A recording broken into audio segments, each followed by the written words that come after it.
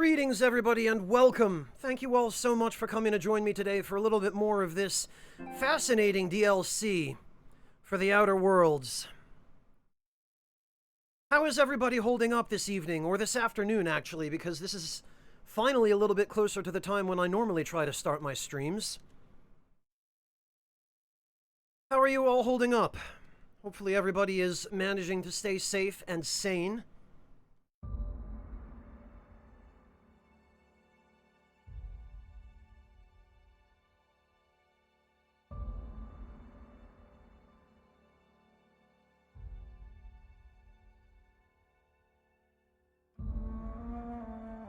Oh, Ratine, that's an interesting emote. Where did you get that? Huh. Very good, Elathon. Very good, Devilish. I'm glad to hear that. Hey, Doug. Welcome. I think we can just hit continue. Yeah, I realized that when I saw its name, Ratine.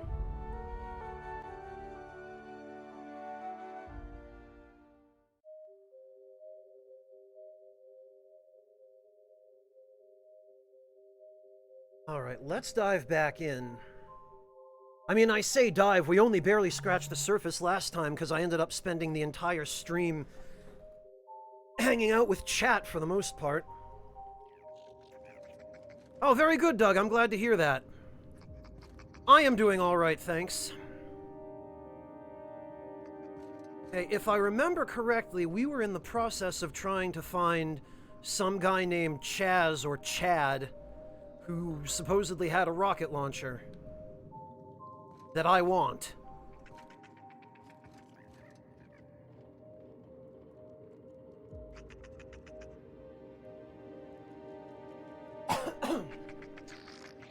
But first I'm going to have some water, because actually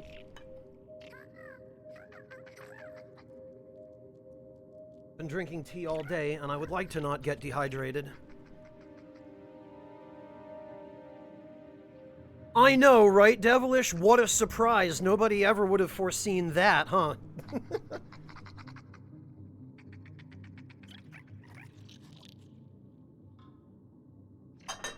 Alright, so for those of you who are wondering, this is the new DLC for the Outer Worlds. This is called Peril on Gorgon. And I suppose I'm obligated to mention at the beginning that I was actually sent a code for this by Obsidian's private division. And although I'm not obligated to, add this last bit, I would like to say they've been an absolute pleasure to deal with, which is not something I get to say about too many of these developers. Usually it takes forever to get responses, or I just never get a response at all. Obsidian has been actually really good with communicating promptly and just being generally a pleasure to deal with, which I really appreciate. And they sent me the code for the base game as well as the code for the DLC, which I appreciate even more.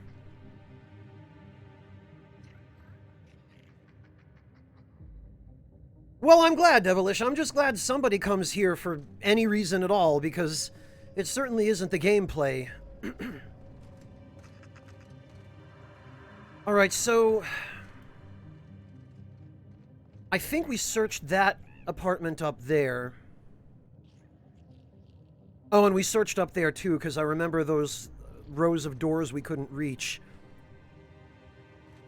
And I think we were supposed to be heading east.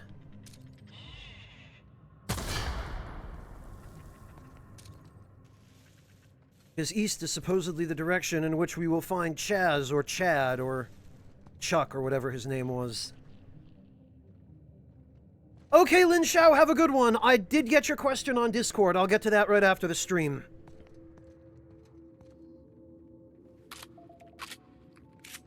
Yeah, Mythical Monkey. In games like this, it's always a little difficult for the developers to balance how much ammo to give you and when to give it to you.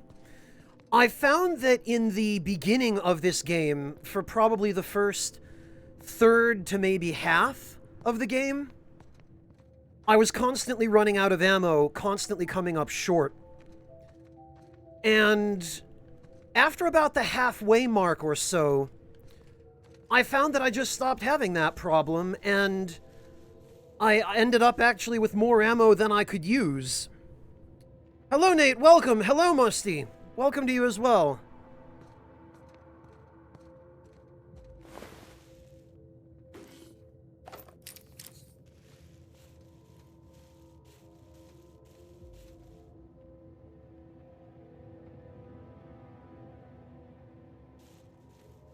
Oh, hello, more Brimbor. I am not too far in. I only got about, well, I streamed it for about 4 hours a few days ago, but I always end up making very slow progress through these kinds of games because I'm a very chat-focused broadcaster. I make it a priority to interact and engage with chat, and because I'm so bad at multitasking, that invariably comes at the expense of my ability to focus on playing the game. So I think most other people, especially those who aren't streaming, and who are just playing this game by themselves in their own homes, would probably have made much faster progress than I have.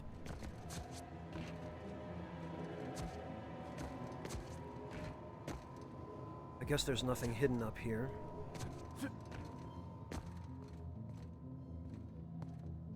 Hey, Penliska, welcome!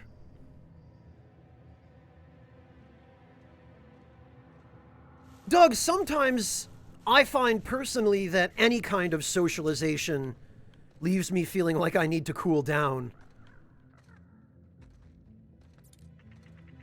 Then again, I just have limited energy for that. I am not an extrovert by any means. And I find that the older I get, the closer I come to being at least a little bit more of an ambivert than just an introvert, but I don't think that's something I'm ever going to really change to any significant degree. Oh, there's an elevator. That's interesting. And this one, it looks like we might actually be able to use. This appears to be a bandit camp. Panliska, an ambivert is somewhere in between an introvert and an extrovert. An ambivert is somebody who doesn't particularly care whether they are by themselves or with a group of people.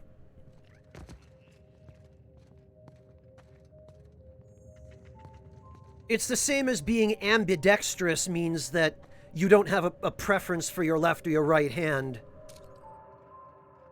Oh, how about that? Okay, we found him. Plunderer, crack shot. I don't see Chuck anywhere, though.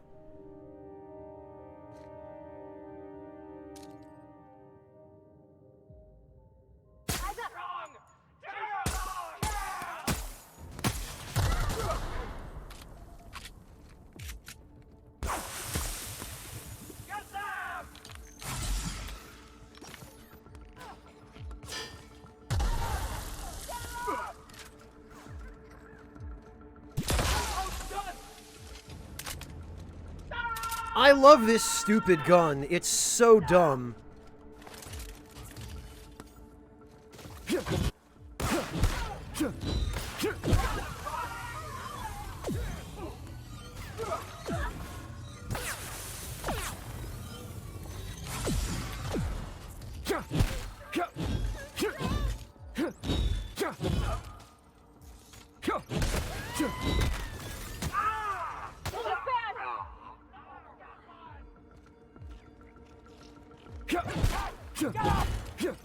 Is this Marauder wearing the stupid Moon Man hat?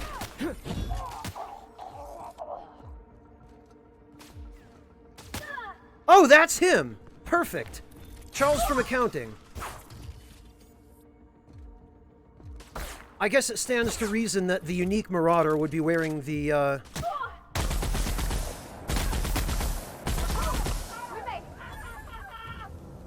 the doofy moon helmet. What do we got? Defaced moon helmet, special delivery, manufacturer unknown, heavy weapon, science weapon. That means I might actually be able to use it. Charles from accounting was his name. Okay. Alright, let's see what we got here.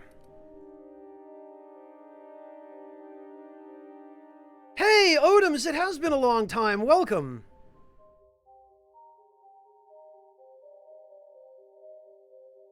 Yeah, something like that, Panliska. Mythical Monkey, it's because I have them set to not engage until I do, but I really ought to change that because...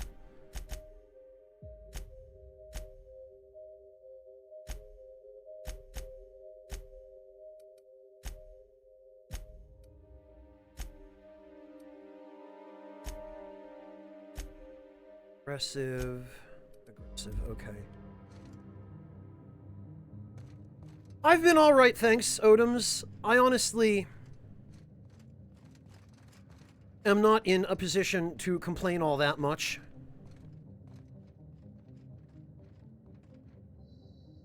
Huh. Well, it's difficult to tell. Looks like they took Spacer's Choice banners and drew ghosts and creepy faces on them.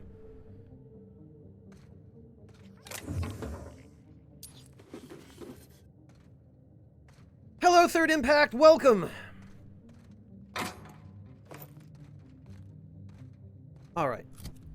So what is this? On Earth?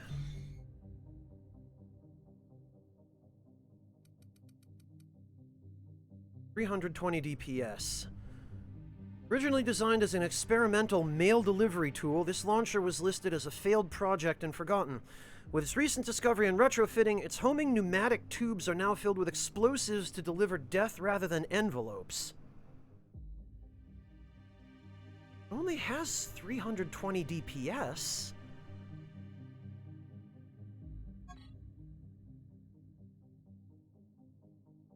Oh, but it has a 72.7% crit chance, 184% crit damage, 2.5 shots per second. Ford, thank you so much for the resub, and at tier 3, no less. Welcome back, Ford. Really appreciate that. How are you doing? Great to see you. 25 meters effective range. Huh.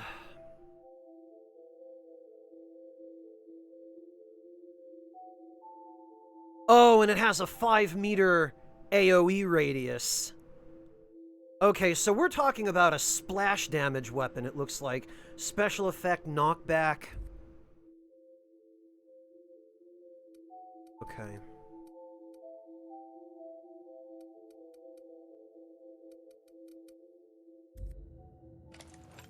Let's see.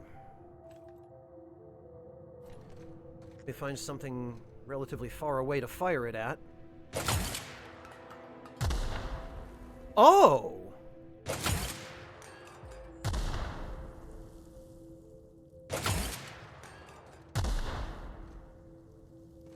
Huh.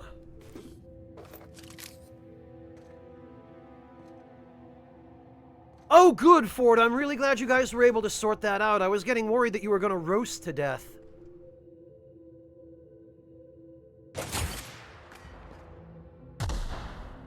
Wow. Not bad at all. And it said the maximum range was 200 meters? Let's see how precise it is at greater distances, if it can even reach.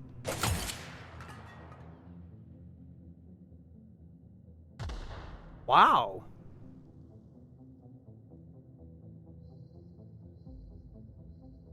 Not bad. What if we were to aim it further away?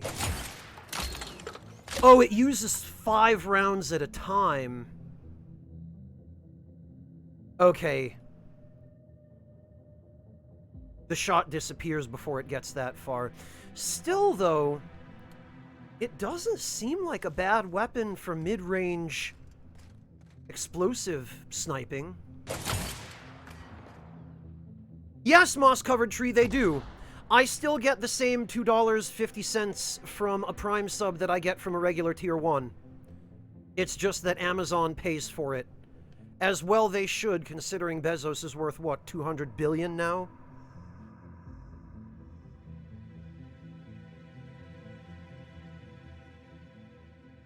Mythical Monkey, that remains to be seen. I have a feeling I might need to upgrade it.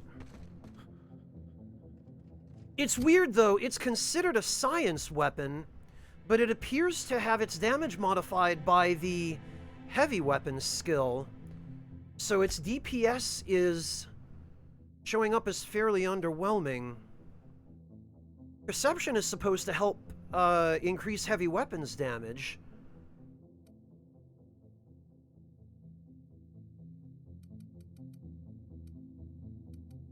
But 320 DPS is far less than what I'm getting out of all my other weapons. I wonder if that's just the DPS numbers lying to us. I wonder if it's just an inconsistency of how it's shown in the UI or how it's calculated.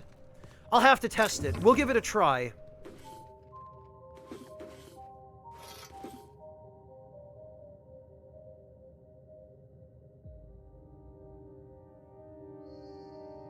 Panliska, I wouldn't hold your breath. It's gonna be a while.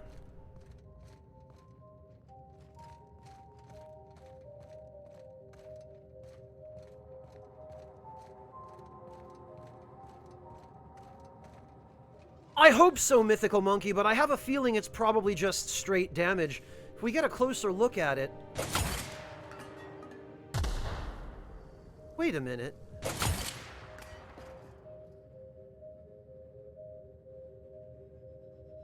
That just...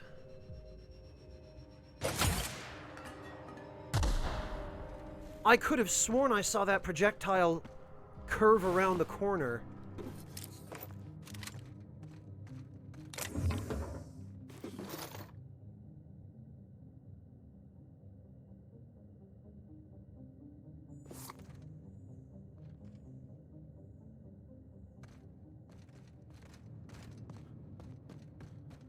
Hang on.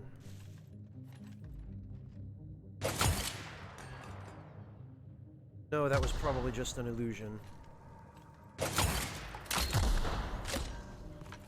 I mean, the damage radius doesn't seem to be all that big.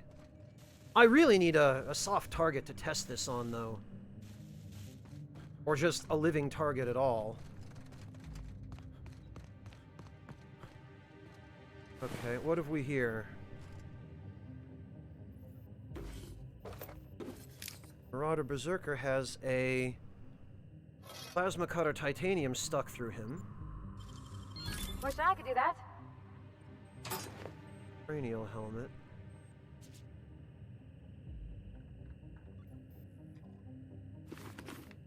Ronnie construction.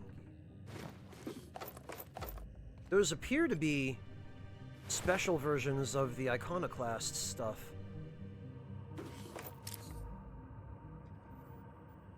But it looks like that's all that's in here. I guess it was just the safe. And I guess whatever stuff Chad was carrying. Wait a minute, maybe not. Got it. All right, here we go. Don't mess with us. Okay, well, that answers that. Lord Wind, Darius! blessing upon thee. Daria, thank you so much for the 5 gift subs. You didn't need to do that. I really appreciate it, but you absolutely didn't have to. Thank you so much for the gift subs to Berkut123, Optimal Hexagon, Stack Canary, Mapago, and Asha Richard. Much appreciated, Darius. I seriously appreciate that. Lord Wind's blessing upon thee. Yeah, Shinichizo, it's a slow rocket, and it appears to actually be heat-seeking. It does appear to track the target. Blessing upon thee. Doug, it's pre-upgraded. It's already level 27.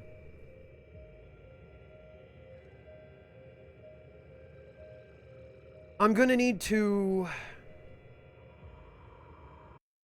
Oops, I'm gonna need to obviously do some tinkering with it. I don't think I can...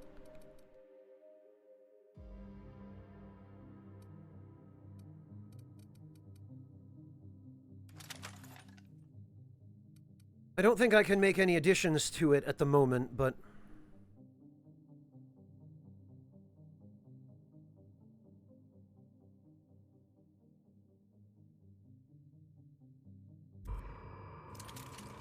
I would definitely like to keep using it. This whole time I've been hoping he was still alive. Okay, so I guess this is what we're actually here for. Oh, there he is! It's Lucky Montoya in the flesh. Well, what's left of it, anyway.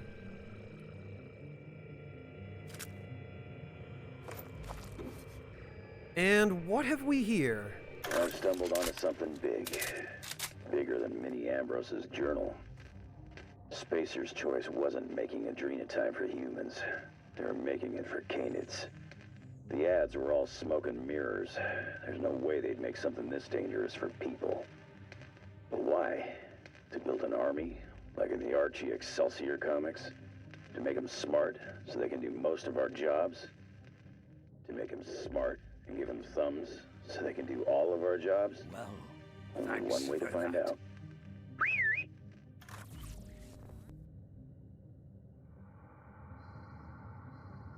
Okay, well, that explains how he died. Oh, man. What an idiot. What a way to go. Isami Loki, thank you so much for the resub. Welcome back. Yeah, the DLC is great so far. The writing is definitely every bit as good as in the base game. Wow, well, easy come, easy go, I guess.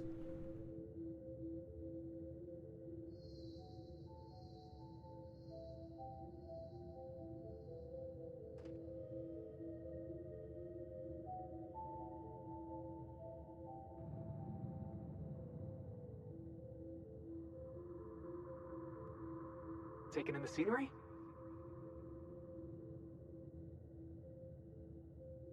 No, actually, Felix, I'm just having some water.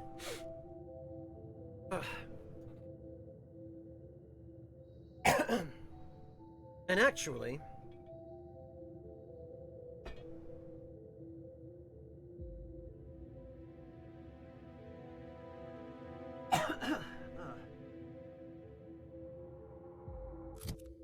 Actually, I am curious about the...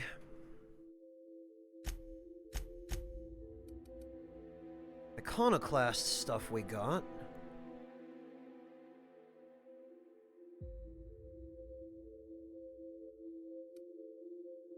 Ordnance control armor, gold. Okay. Hulking cranial helmet. Value 45, armor 98, level 31. What do I have on now? A full cranial helmet, level 20. Oh, wow. This is actually stronger than what I'm wearing. And it looks identical. 67 armor, melee plus 5.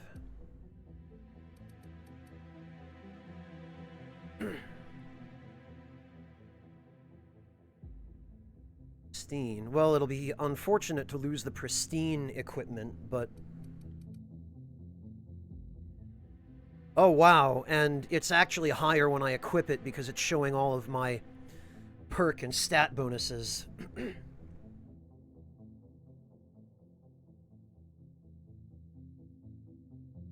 Alright, and this, what did I put on this? Augmented toughening, reactive kinematic shield projector. I don't know why I even bother with dialogue and leadership skills on my armor, because I end up having to switch armor anyway. One-handed melee.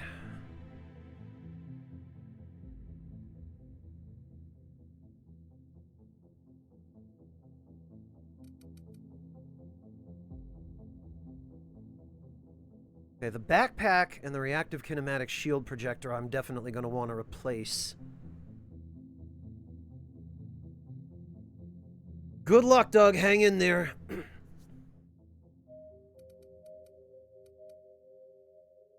Okay, so we go from 67 armor with this stuff to 98 armor, and I suspect... No, we didn't actually get any additional bonuses, but... That's fine. Hey, Tramer, welcome!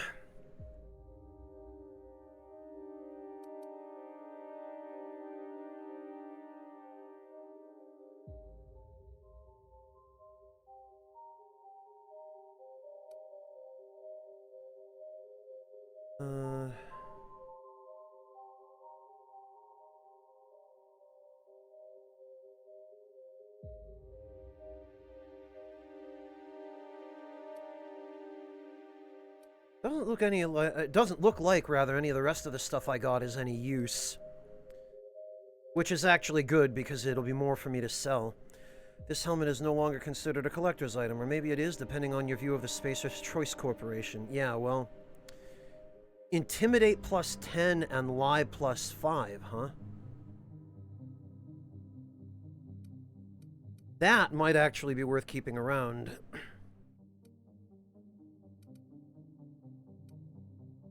Ended melee, hex skills.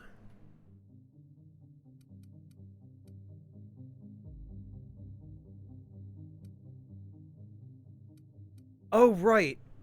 For some reason, this has a lockpick bonus, which means...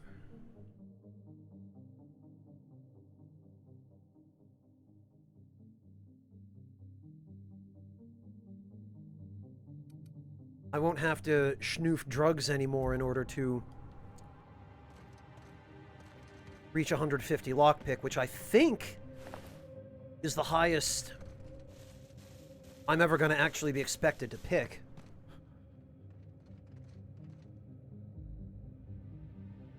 Hey, Vinicius, welcome! Oh, he's not wearing a fedora.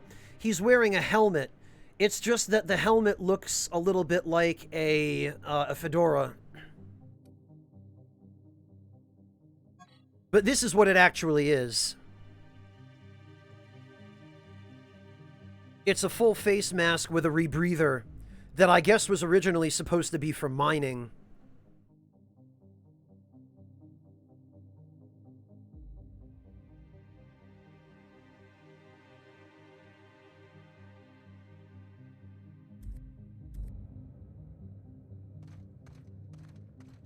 Alright, well, this appears to be a dead end. It looks like we've reached the end of the path.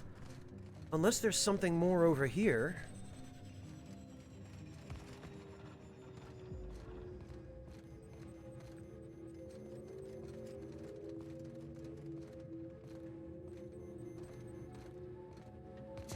Wait a minute.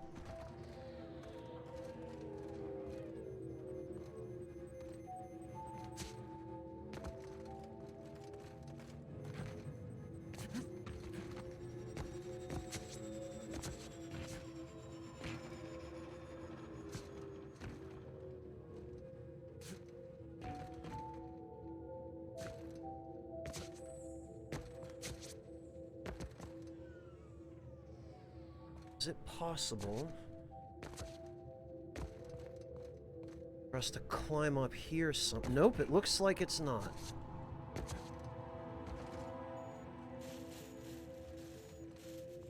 I thought perhaps there might be a path up there, but if there is, it looks like we can't reach it from here. There was the elevator. Oh, that's nothing, I guess.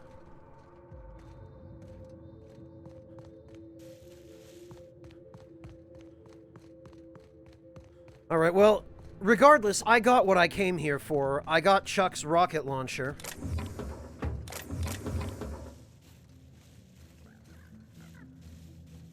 Oh, it looks like we could have snuck in through here. Oh, well.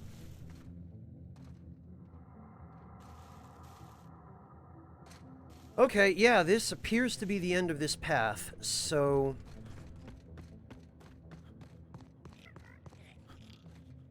I think we can safely head back.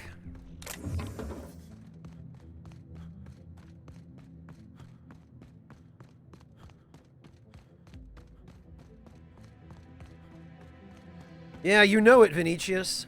What the? Okay. I was not expecting those guys to respawn. Don't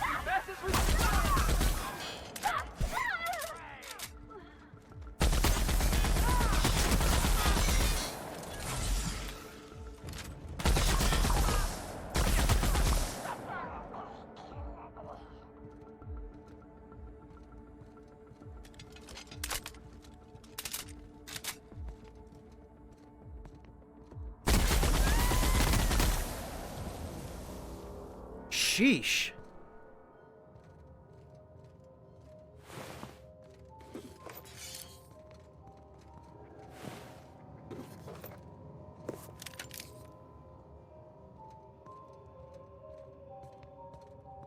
Hello, Vinyana.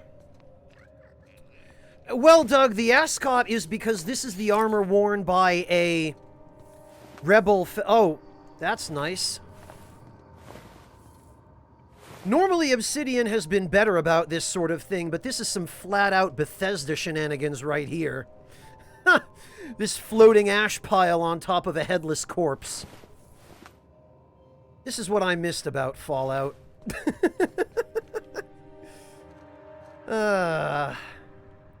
Okay, so I guess the enemies on the way back have respawned. I guess I'm not going to be able to just sprint back.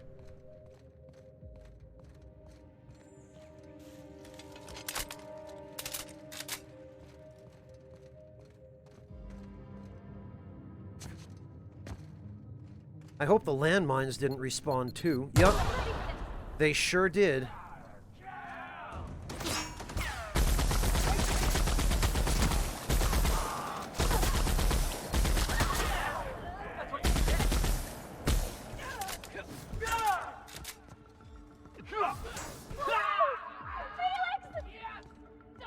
Felix, are you quite all right?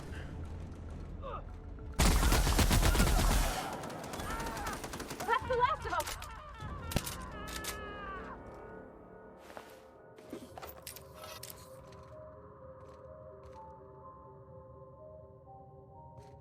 Yeah, Vinyana, and maybe now that Bethesda is owned by Microsoft, somebody will actually let their QA team do their job.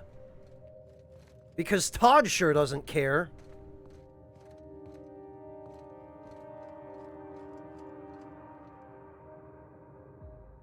Where are the rest of those idiots we just killed? I want their stuff.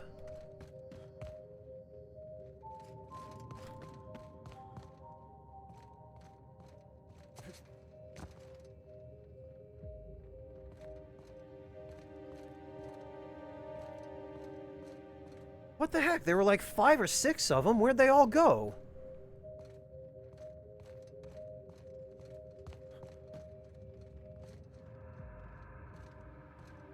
Oh wait, there's one.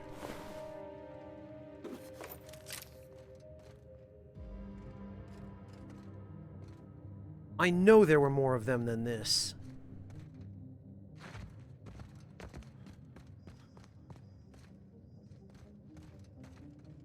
I don't know what happened to him, though.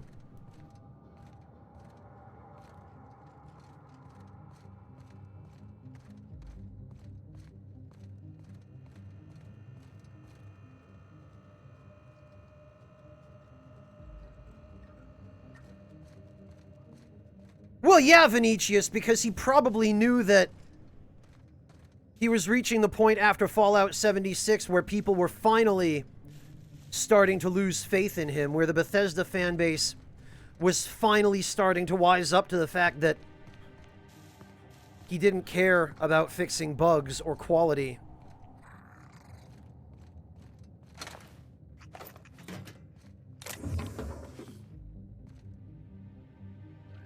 Oddly enough, it appears as though some of the stuff in these containers has respawned as well. Unless it's just stuff I missed.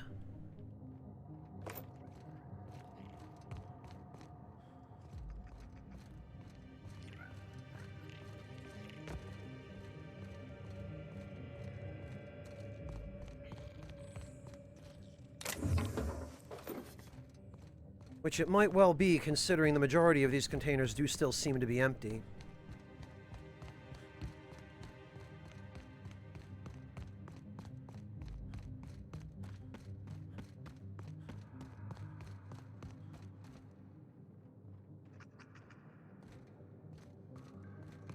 Doug, this is a perfect opportunity for you to take a nap.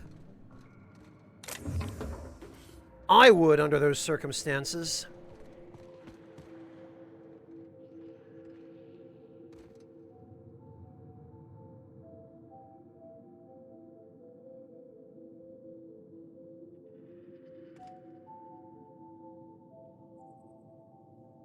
Devilish, what are you talking about? What?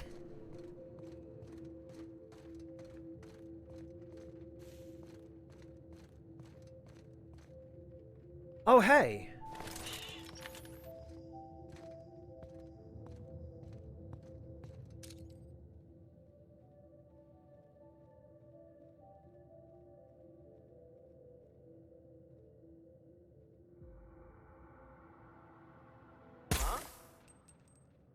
Here we go!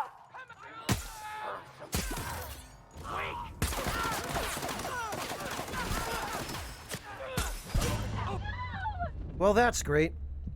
That's the problem with trying to snipe in this game, is you fire one shot and immediately somebody teleports 900 meters to your face and is hitting you with a melee weapon. Devilish, don't believe everything you hear. That sounds unfounded and completely made up.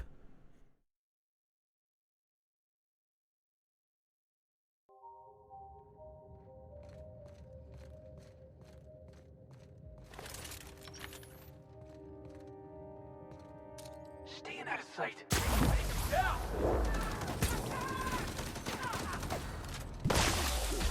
Damn it, Felix.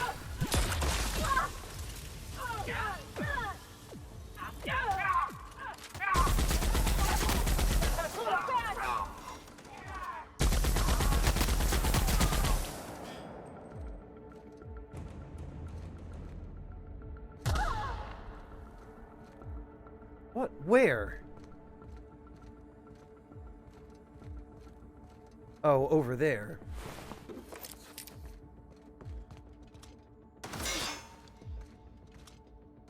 What? Oh, there you are.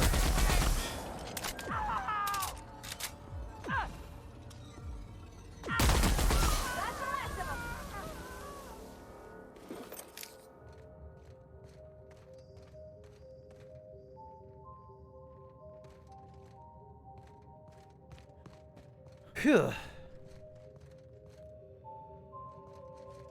Okay.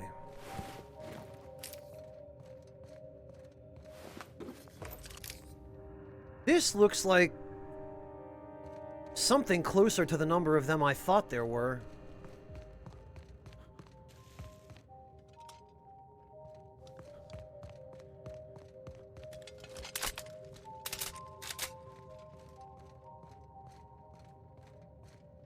All right.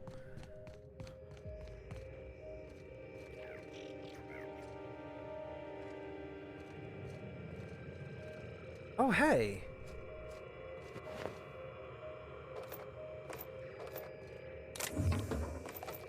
What's this? Close call. I thought I knew the OCI backwards and forwards. The Marauders got a way of finding every nook and cranny on this rock. OCI. Fancy joint. Smells like Wentworth's and leather. A real slice of Byzantium. You don't set that up unless you're planning something big. Adrena time? Sure. But something tells me there's more to the story. Got a hunch to follow up on near the old mines. I'm leaving this here, in case I gotta come back. Well, I guess now we know how that turned out. Hey, Miscreant, welcome! Hello, Sugar Crow, welcome to you as well! Good to see you! And hello, Marasat!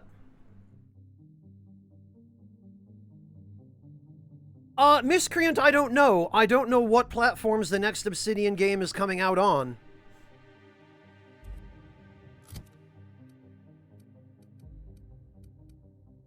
And actually, I think what I want to do...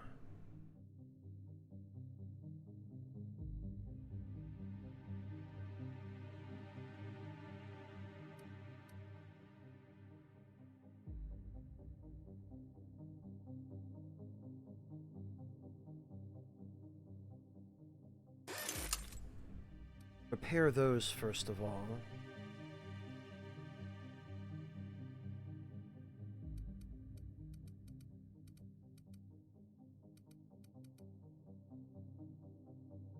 Thank you, Sugar Crow. Well enough, thanks.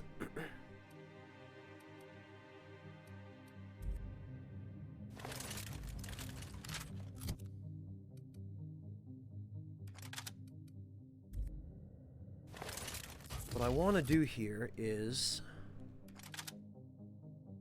I want to change the order of my weapons so that I can switch from the gloop gun immediately to the heavy machine gun. Because it seems possible to entrap enemies with the gloop gun, lift them up off the ground, and then mow them down with the machine gun while they're incapacitated.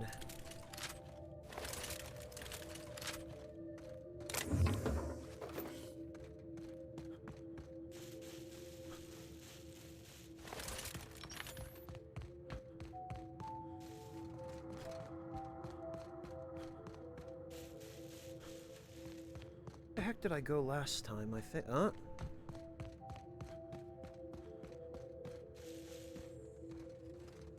No, I think I was headed back this way.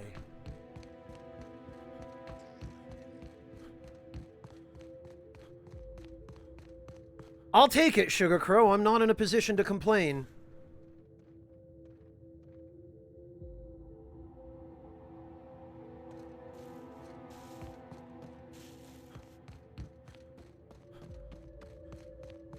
Hey, Chopin, welcome. Oh, it was here.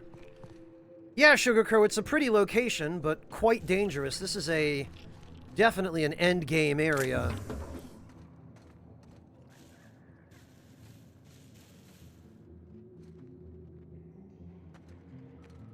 Right, and... actually...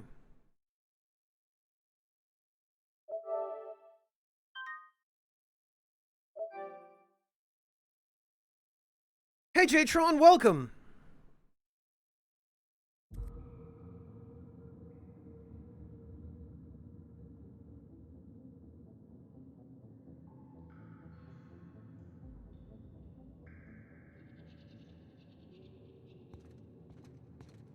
All right.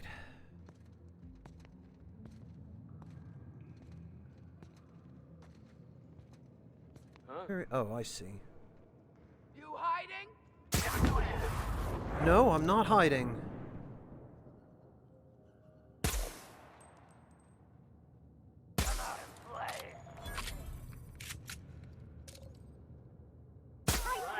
Let's dance!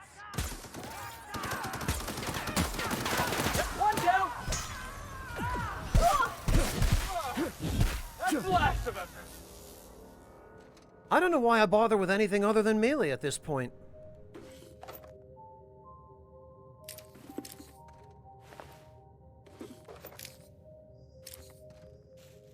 I'll have an opportunity to get in 1 or 2 shots with my rifle. Then I have to immediately switch to the hammer.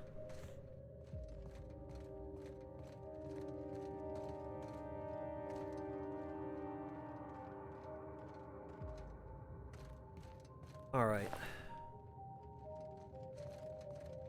Was there even anything over here? Corporate commander. Nothing on him.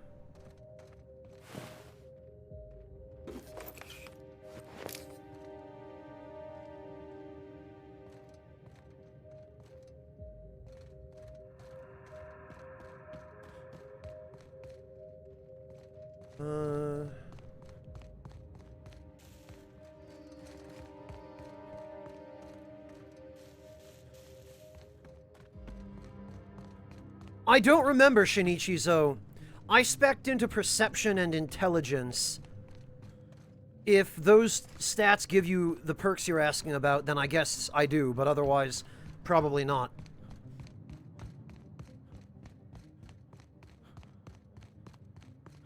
I thought so, Odoms.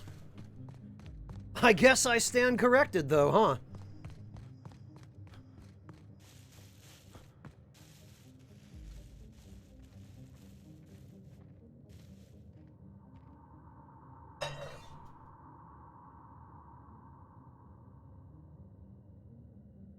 I do, Miscreant, but I like the ranged weapons, too. And personally, I would much rather stay as far away from these enemies as possible. They seem to move much faster than enemies elsewhere in the game.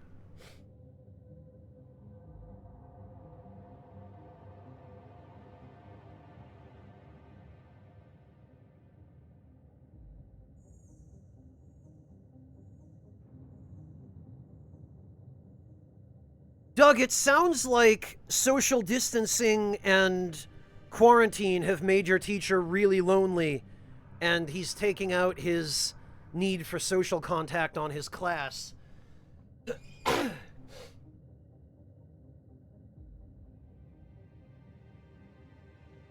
Jtron, this game isn't trying to be New Vegas. The people who are comparing it to that are... I mean, it's understandable that you would try to make that comparison, because this game is made by Obsidian, and it has that kind of writing. But in terms of scale, those people are missing the point. This game was never intended to be New Vegas. It was intended to be something much more limited in scope. Incoming!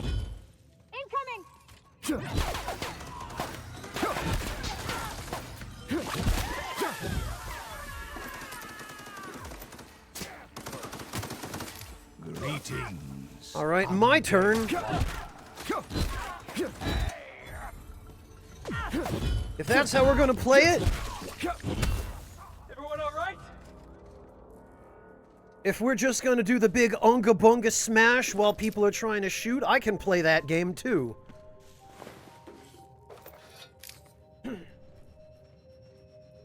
Vinyana, thank you so much for the resub. Welcome back. Really appreciate that. Oh, he was the same before the pandemic, Doug? Oh, okay. Well, that's unfortunate. No, Odoms, not at all. There's nothing it would break. It would be a positive change. All it would do would be to improve quality of life.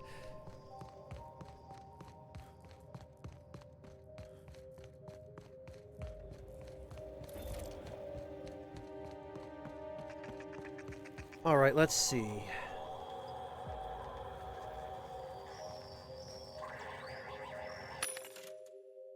Sell.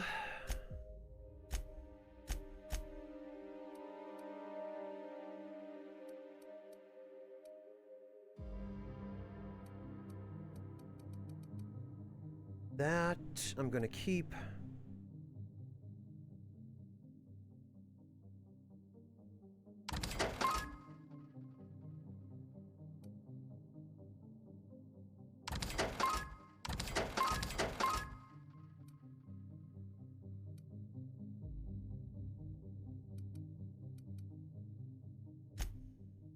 Actually,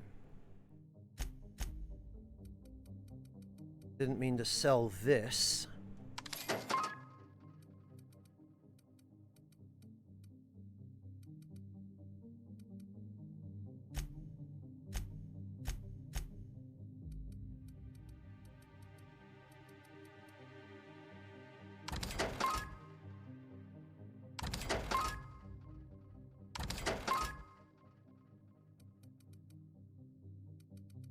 Yeah, I guess those all have lockpick.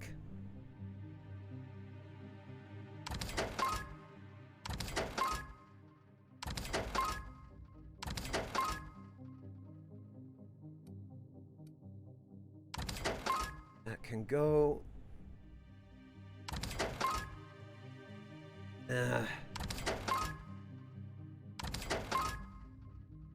Pressurized injection suit? The pressurized injection suit uses a series of pressurized mechanical syringes to feed precise dosages of liquid compounds directly into the test subject's bloodstream at multiple points throughout the body. It's all very scientific. This looks like a special set of armor. Standard bodysuit for humans when status effect duration and movement speed and attack speed plus 10%, all attributes -1. Huh.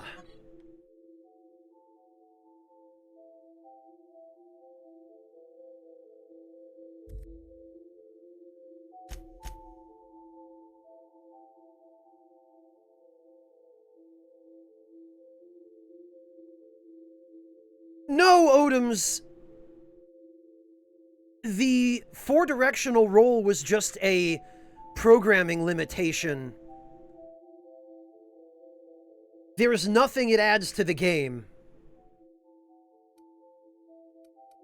compared to the omnidirectional roll. And in fact, the 4-directional roll, if anything, has only ever gotten me killed when I didn't... Oh! Thanks, Yami, for gifting the sub to Wooly.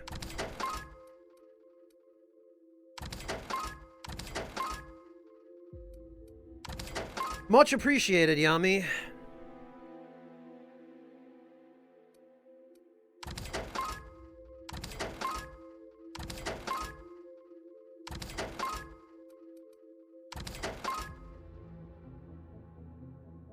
God, this bolter pistol.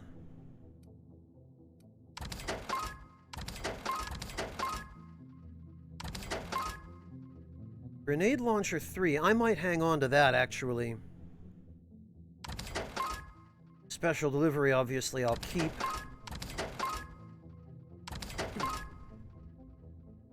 Plasma cutter titanium I might give to an NPC.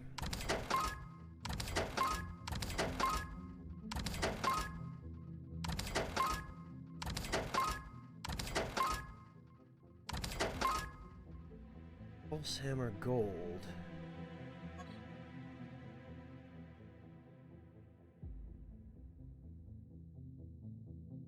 Huh. I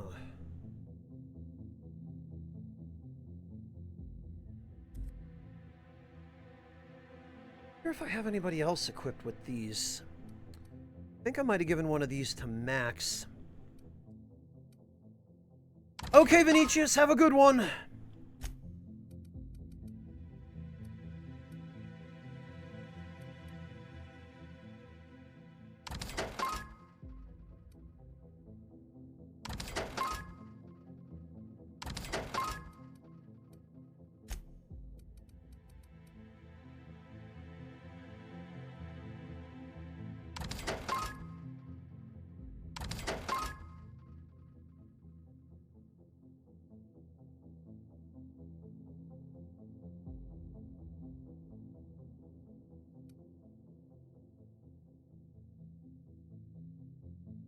Adrena time, huh? I don't think we want to use that.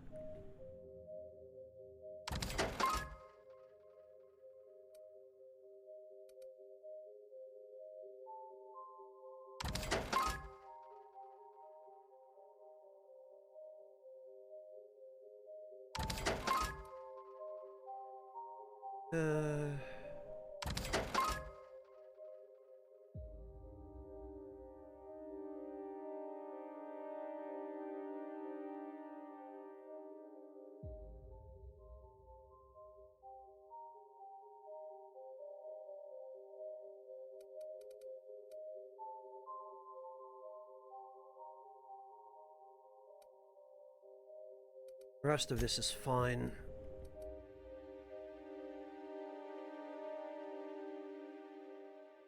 Tech skills plus 10. Stealth skills plus 10. Now that... that could be a little bit more on the useful side.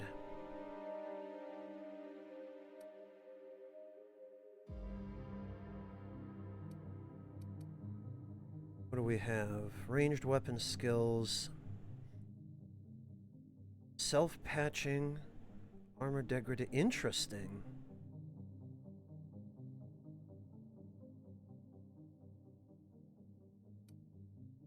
Melee weapon skills. Speed grip. Okay, augmented toughening. Excellent.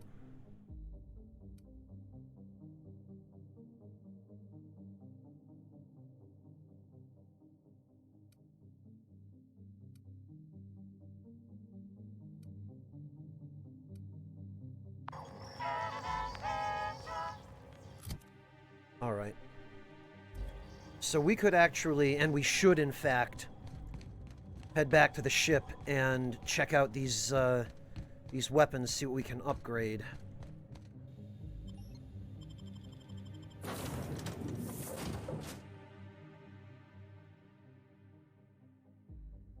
Odoms, the problem is you can't change the enemy balance in a game like Demon's Souls without throwing off the entire combat system.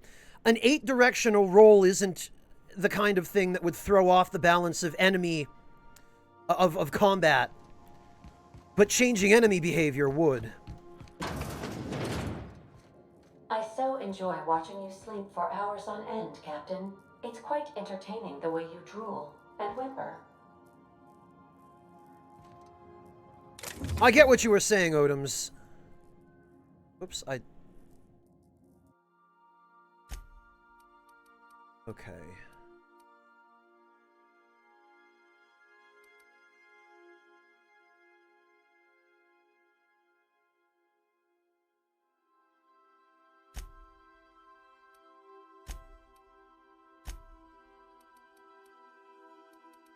That I didn't mean to take out. That we'll have to check.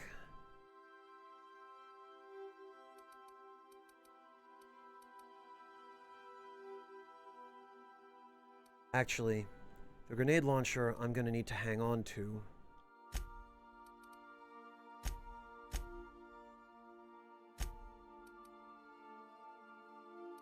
Alright, that can go in, that can go in.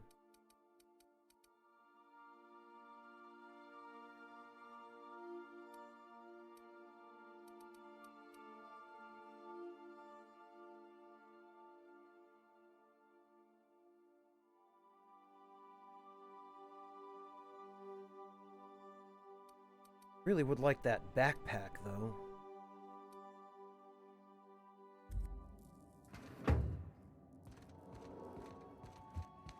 Alright.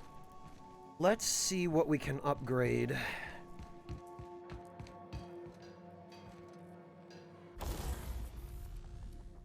Modify. Okay, so...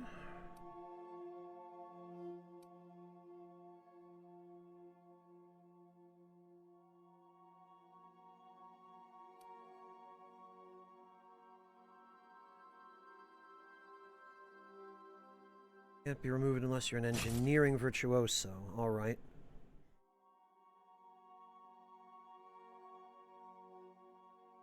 I wonder if I can achieve that through...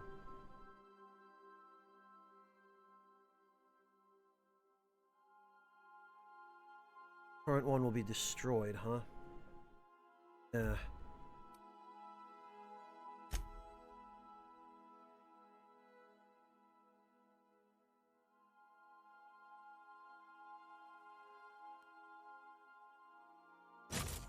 That's fine.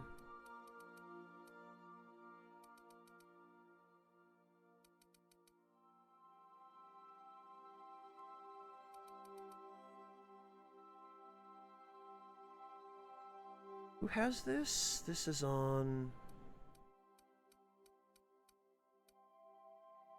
I don't know who that's on, but...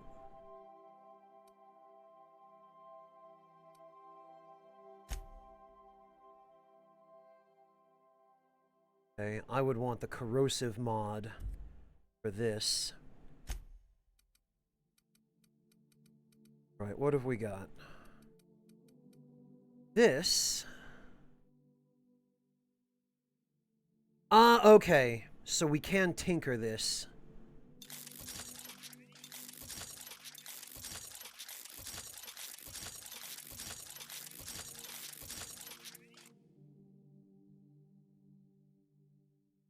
Oh, it's already level 35 and it only gets 488 DPS? What the heck?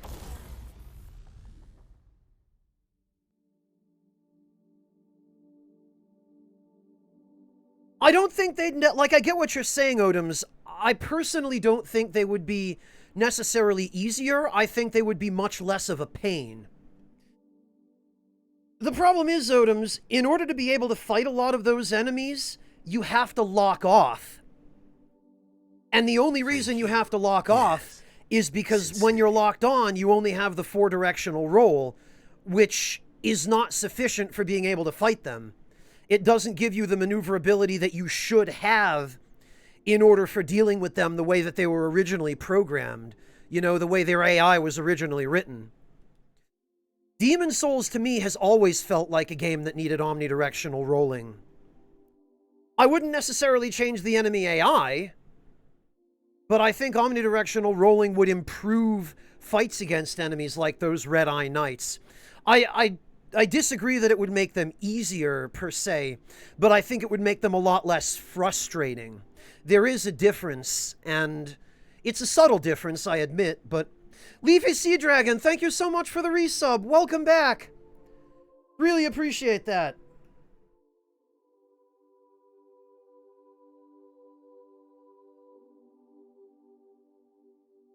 "52 months, my gosh."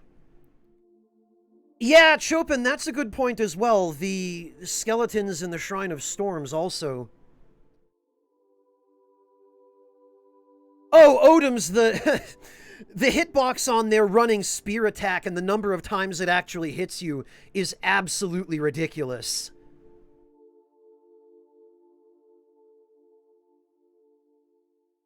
It's absolutely insane. Like, and that's kind of the reason you need omnidirectional rolling to be able to deal with that, Odoms. Because the only way to avoid that stupid spear attack is to lock off of them and roll at a 45-degree angle past them. Because the frontal hitbox of that move is just stupid.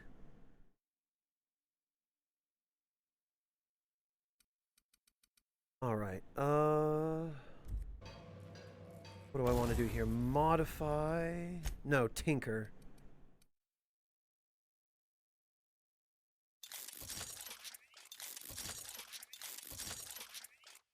Okay.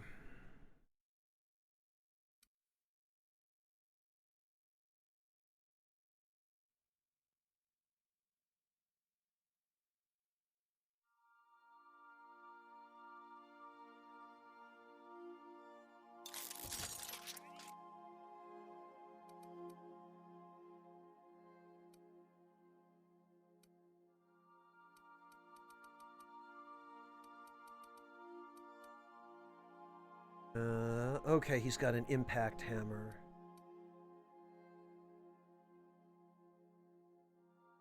That's max, I think.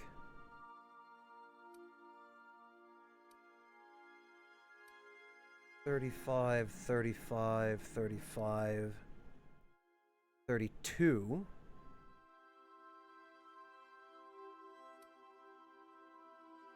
This is max, I think.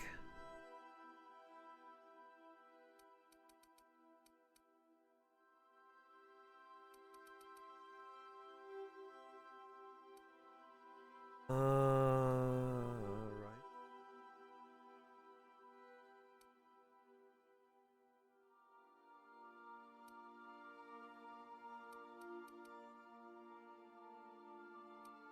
That's disappointing. I really would have thought this thing would do more damage.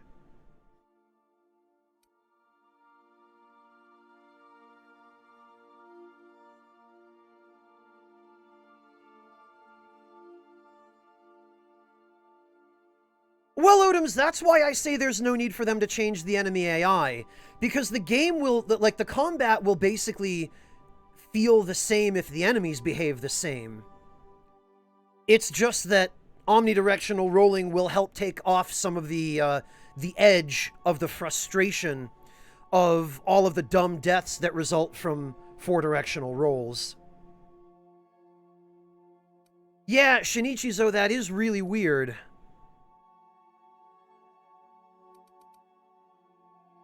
I'm gonna have to go check the vending machines, I think, for some corrosive mods. I don't remember what vending machines have them.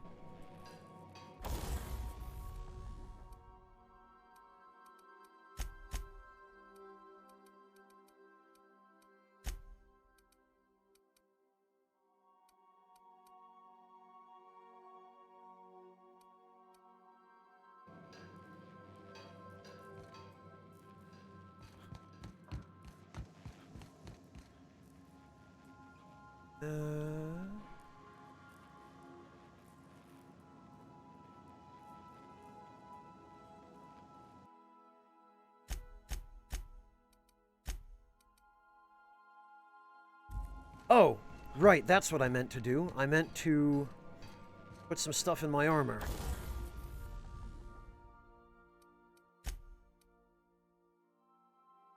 All right.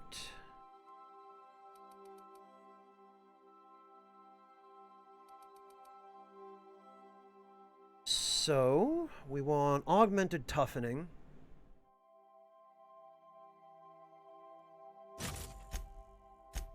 We want...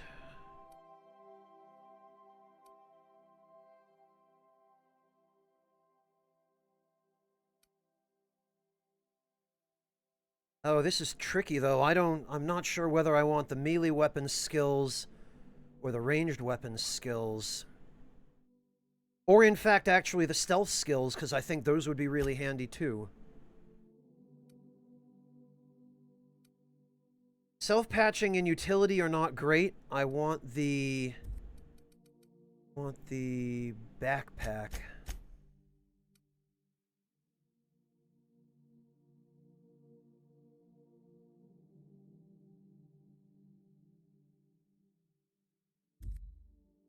Okay, so we clearly have a little bit of...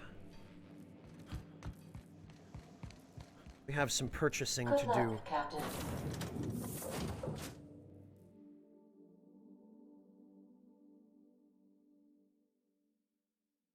Odoms, somebody was telling me recently, I think it was Lance, that... Maybe it wasn't Lance. I'm trying to remember where I heard this now. I'm hesitating to say it because I don't want to spread false information from a source I can't verify.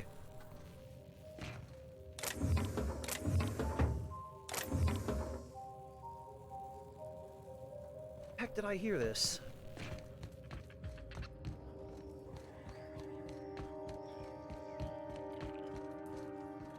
I don't remember. Well, in that case, Odoms, just take it for what it's worth. Take it with a grain of salt.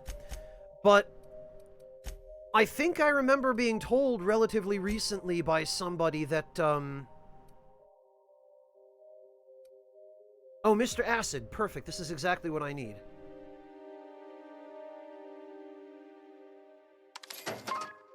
I think I remember being told by someone relatively recently that the Demon Souls remake is supposed to have...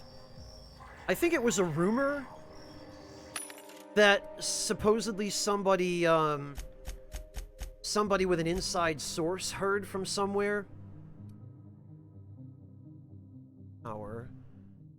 That, it's supposed to have... What do you call it? I'm sorry, I can't get my thoughts straightened out to express this. It's supposed to have a bunch of different options for camera controls, is what I'm trying to say.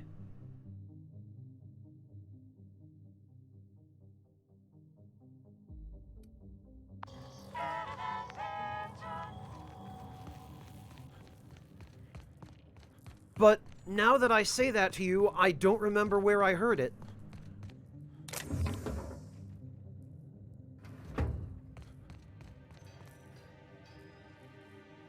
Hey again, stranger. What can I get you? Yeah? Yeah, he's dead. You're kidding. Really? He's dead? As in... dead? Hold on, you're upset by this? No. Yes. A little. He was just a real unusual character, you know? Original. You don't see one like that every day. Gorgon's gonna be a little less interesting without him. That's all. Actually, he was about as generic as they come. The only thing interesting about him was the fact that he was wearing that doofy Moon Man helmet and using a unique weapon.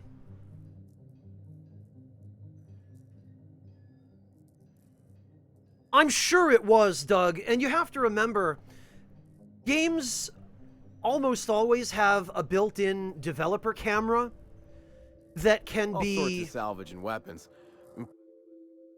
modified by the developers for marketing purposes. In fact, some developers call it a marketing camera. Mag to zap, mag to power, sure grip, speed grip. He unfortunately doesn't have anything I need.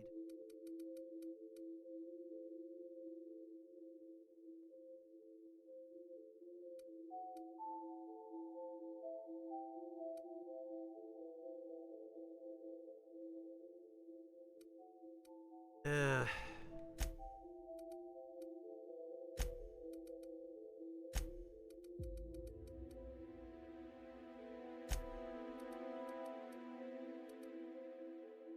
Honestly, I guess I can get rid of these.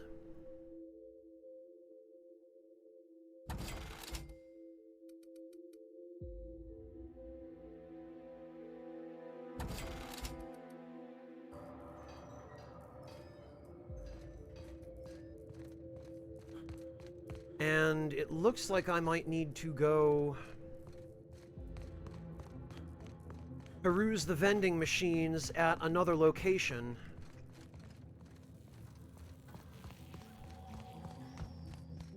For some additional mods, because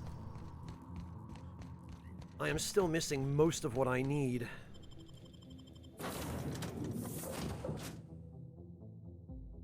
Yeah, who would have guessed it, Doug? A marauder with an accounting degree. I mean, I guess in fairness, he had his accounting degree before he became a marauder and lost his mind because he was schnoofing the drugs, or injecting them, rather. Alright.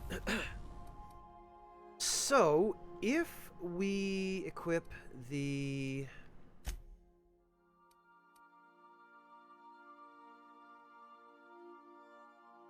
Oh, we would need a mag to melt.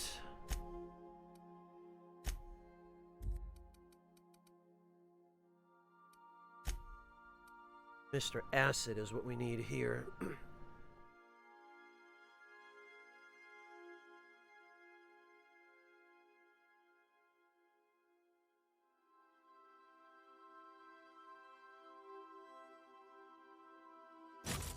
Put that in.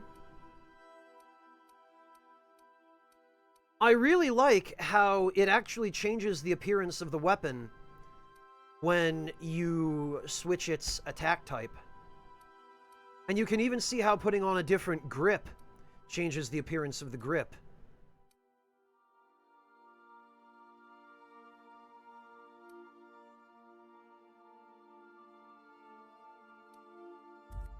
Have on the other ones. Power grip. Yeah, that's probably what I should be looking for, is a power grip.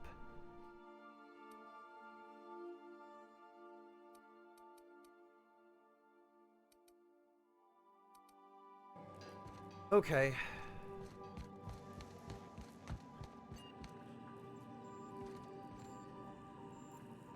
Shinichizo, they vaguely do. They address it in the very early part of the game when you're still on Terra 2.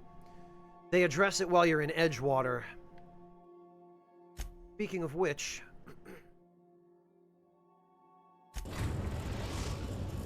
let's go have a look at the vending machines on the landing pads. We're now in orbit above Edgewater, Captain.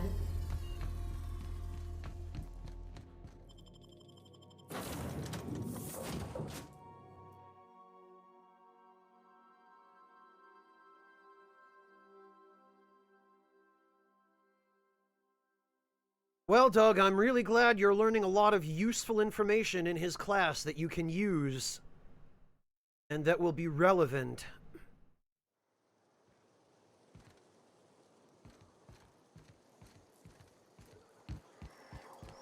Alright, let's see what we got.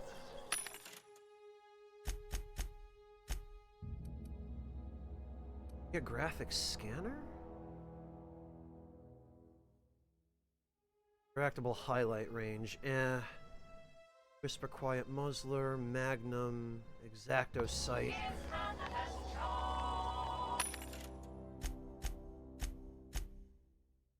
Augmented Toughening, Mag to Zap, Speedy Mate Barrel.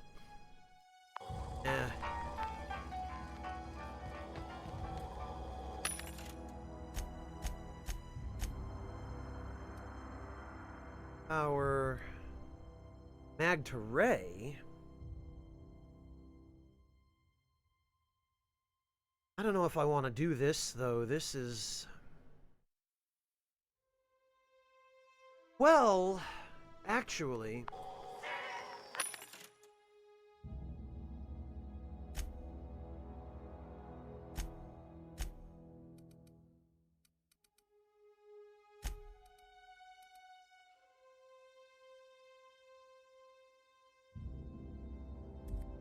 I hate to sell all my light ammo, but it's not like I'm using it.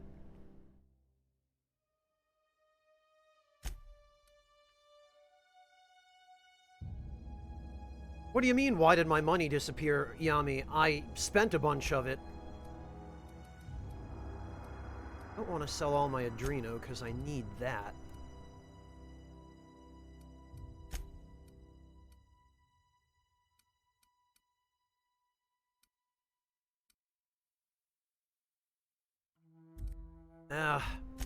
The one problem about this game is it's so difficult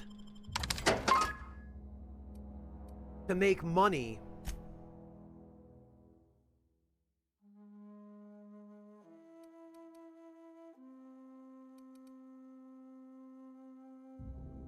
The smart kind, Yami, who's not just a slave to elixir syndrome. Oh, a backpack. Perfect. This I want.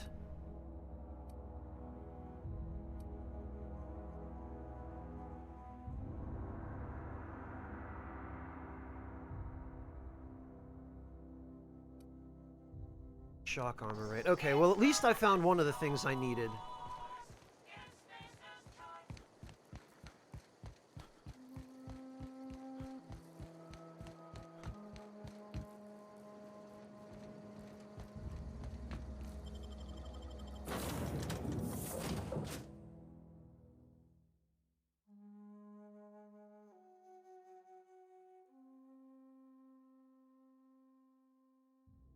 Ouch, Doug.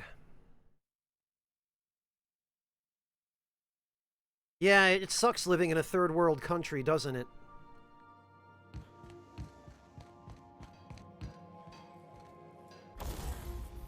Okay.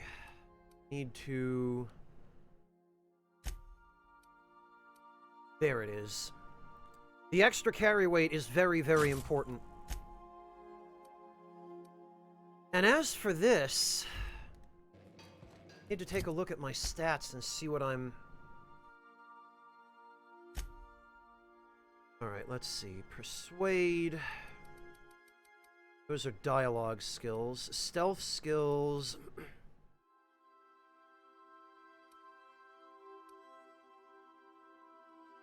Hack.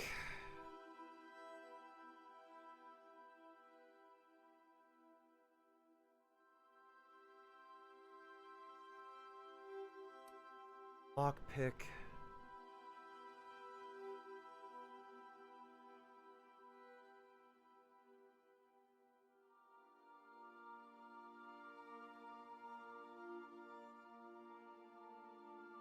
Okay.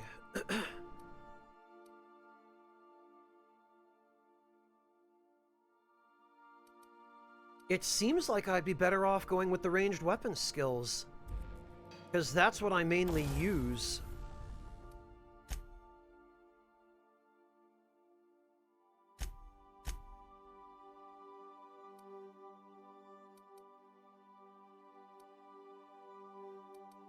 Hunter kit.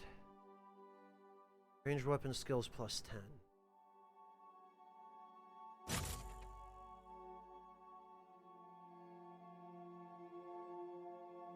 Now I just need a gadget.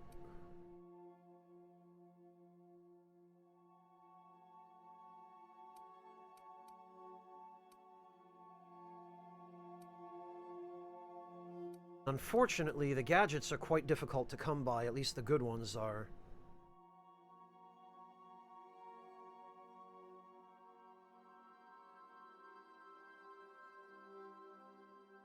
Might have Odom's.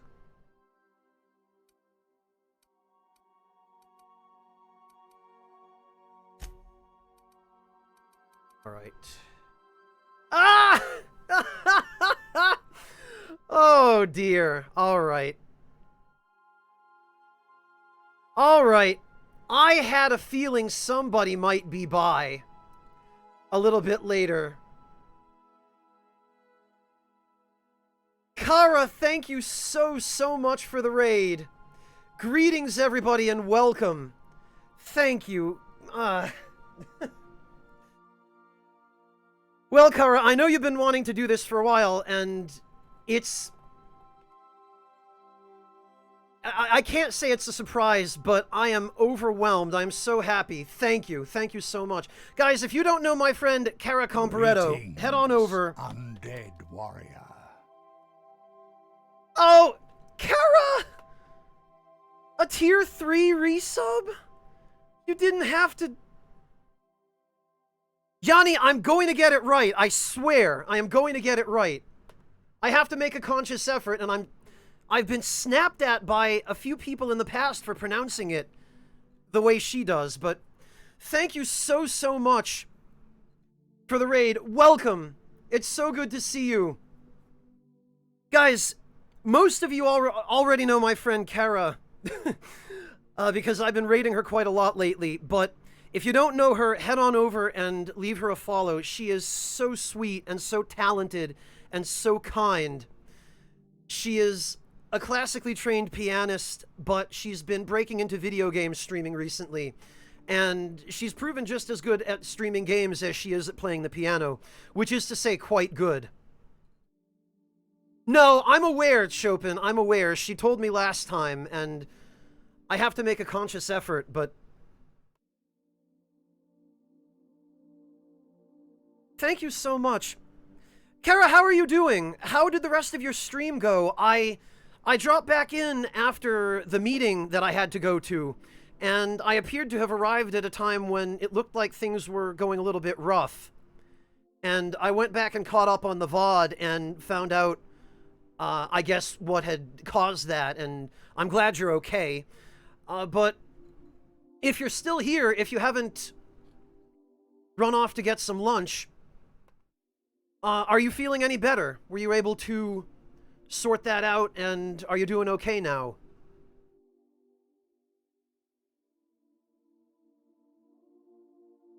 And thank you again for the raid. I seriously appreciate it. So, for those of you coming in from Kara's stream who might not know me, my name is Franz, and I play video games on the internet. I'm not a musician, at least not a professional one. And I can't even pretend to really be all that good at playing video games, but one thing I am somewhat good at is forgetting to play video games and talking to chat. No problem, Kara. That's quite all right.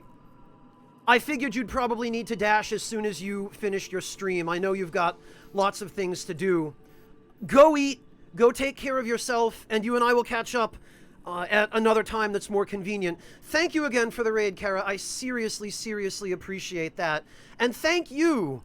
Thank you just for being so wonderful and awesome and being such a good friend and doing such great streams yourself, Kara.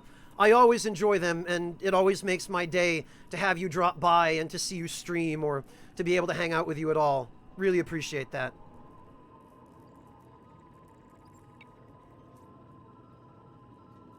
So have a good one, Kara, and we'll catch you next time.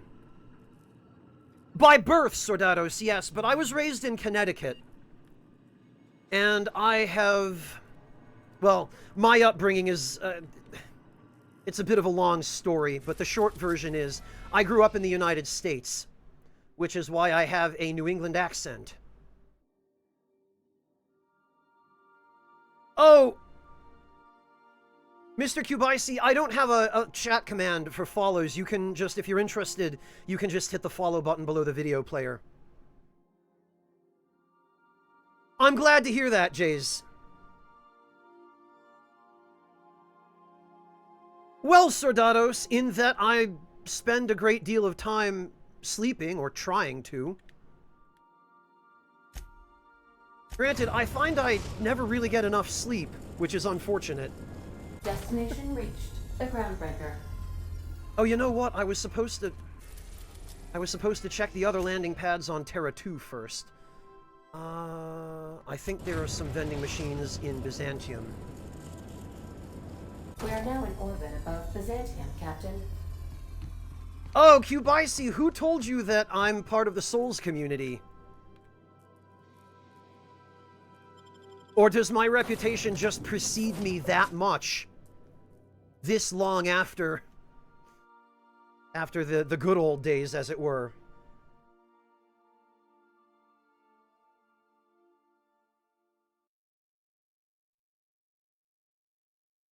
It's always interesting to hear how people find out about you as a Twitch broadcaster, or really as a content creator of any kind. Because it often ends up being through some unexpected channel. And some of the time, it's just... Oh, there are no vending machines here. Okay. Some of the time, it's just people find you through random Twitch searches, or because they're looking for the category that you were streaming under at that particular time.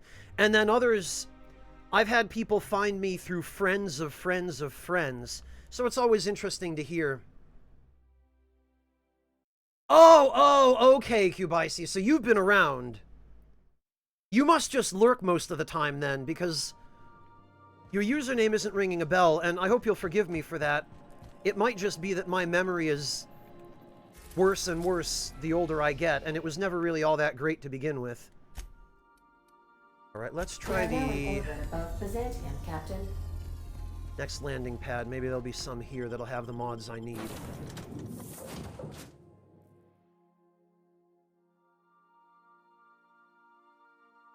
Alright, Cubicy, hit me. I'm always curious to hear these.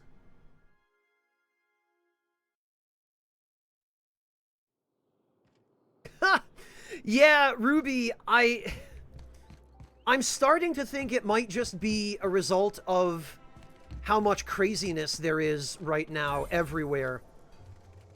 Everybody's so stressed out about stuff.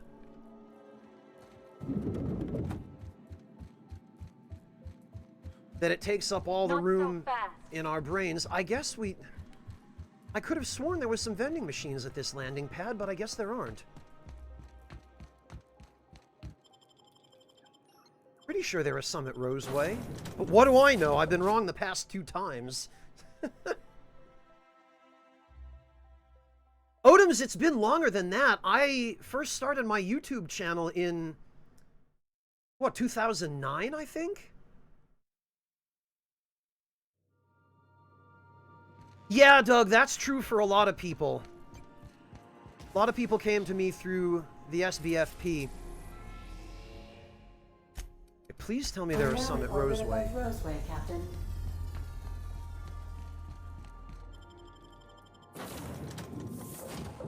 Oh, okay, Cubicy. Very cool. That was nice of him to introduce you to... Oh no. I'm sorry to hear that, Cubicy. That's terrible. My condolences. I'm truly sorry. Well, thank you for letting me know about that. If he was donating to the channel, I probably knew him at least by username. So, thank you for relaying that to me. I'm really sorry to hear that. Well, Cubicy, I appreciate your stopping by. I appreciate everyone who's hung around from Kara's stream. One of these days. Winds, blessing upon thee. There you go.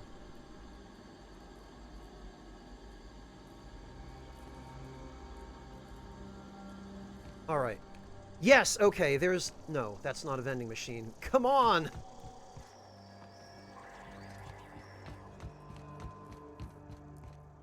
Yeah, rub it in, Ruby. Rub it in. I know. I know. I can't even tell you to stop making fun of me. Alright. Do they have what I need? Sure Grip, Mr. Power... Mag to Melt! They do actually have it. Perfect. And now I can't afford any more. No worries, Cubicy. Honestly, when it comes to gifting subs, I'm probably my own best customer at this point. Although, ironically, it makes sense... Oh! Anonymous, thank you so much for gifting a sub to Ruby Weapon. I'm gonna go ahead and take a wild guess that that's Wendell gifting that sub. I haven't been part of Kara's community for all that long, but I know how Wendell is. Oh, I have to go equip that. Didn't I request no more fertilizer shipments be brought on board? Who keeps ordering these? Hey, Sample Vampires, welcome. Oh, you think so too, Ruby? Okay. I love that we're all of the same mind on this. I have to say, though, that really does speak to what a close-knit community Kara has. I've met very few other people on Twitch or YouTube who have communities like mine, but she does, and I have a lot of admiration for anyone who is willing to put in the time and effort that I know full well firsthand it takes, you know, to build that.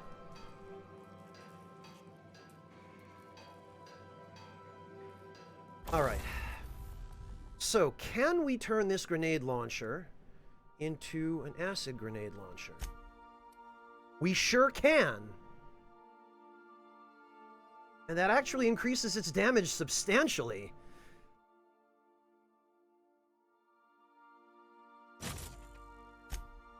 And what do we got in there already? Oh, we've got a Fun Times barrel. Okay, that's good.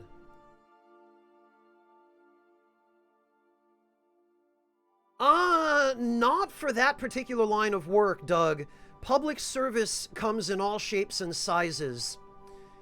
And the types of public service that I've done throughout the various careers I've had are not really comparable.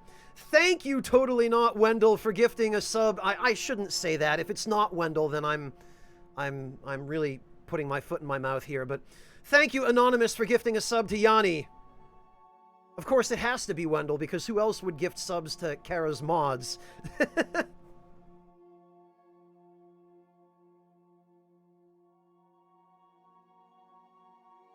Well, Odoms, the simple answer is organically.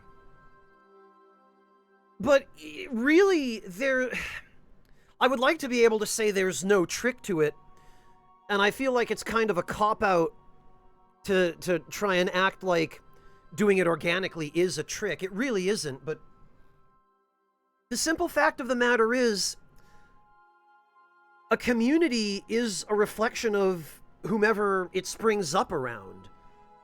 You know, and if a community is toxic, it's because the person around whom it springs up is toxic. Or because they at least don't discourage it. And if a community is kind and supportive and nice, it's because the figurehead or the, you know, whoever happens to be the leader of that community cares about trying to keep that community nice, and generally because they're a nice person themselves. It's just kind of natural. And Black Wolf, thank you for the gift sub to Sample Vampires. It's just kind of natural that good people are drawn to those of like mind. And, you know, toxic people also are drawn to those of like mind. So I just make as much effort as I possibly can to really just to be myself, you know? The person you see and hear on Twitch is me. You know, this is who I am on and off Twitch. I'm this person in person, as well as here when I'm doing broadcasts. And Anon! Oh my gosh. Anon, thank you so much for the 5 gift subs to... Who got these? Frog Catapult, Mooly Moo, Huntsman, Nightshade, and Tremor. My goodness, thank you so much. I truly, truly appreciate this magnanimous display of generosity. It's hardly necessary, but it means an awful lot to me. Thank you. Blessing upon thee. Ha! Yeah, it is, isn't it, Chopin? Lord winds, blessing upon thee. Odoms, I'm not calling out anybody in particular. I'm just comparing and contrasting the kinds of communities that spring up around different people. I was not new to leading communities even when I started as a content creator. I led a link shell for a number of years in Final Fantasy XI and managed all of that, so I had that experience coming into it. And in my somewhat more professional life prior to and parallel with that, I've been responsible in various capacities for coordinating and organizing people and making sure that everybody had their needs met and was happy. So I guess I've just sort of brought that Lord mentality winds and blessing upon thee. that experience to being a broadcaster and a content creator. And it's been a natural fit, I feel like. Black Wolf, thank you so much for another sub to Moss Covered Tree. I really appreciate that.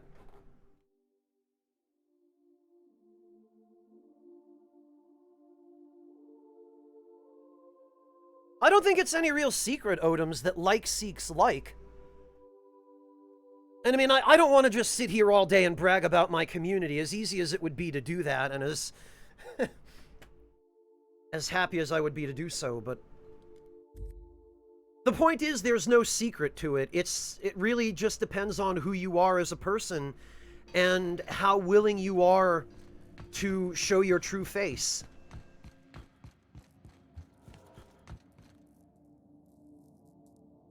All right.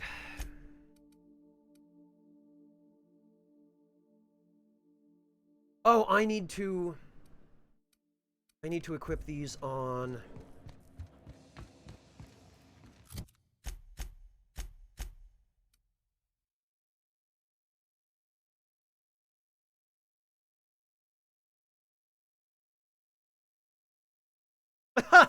Well, thanks, Odoms. You're not making it any easier to restrain myself from bragging about you guys.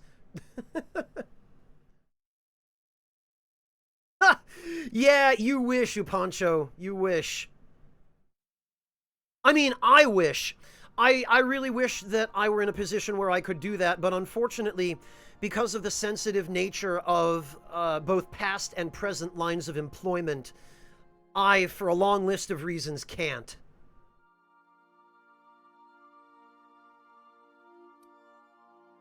Okay, so...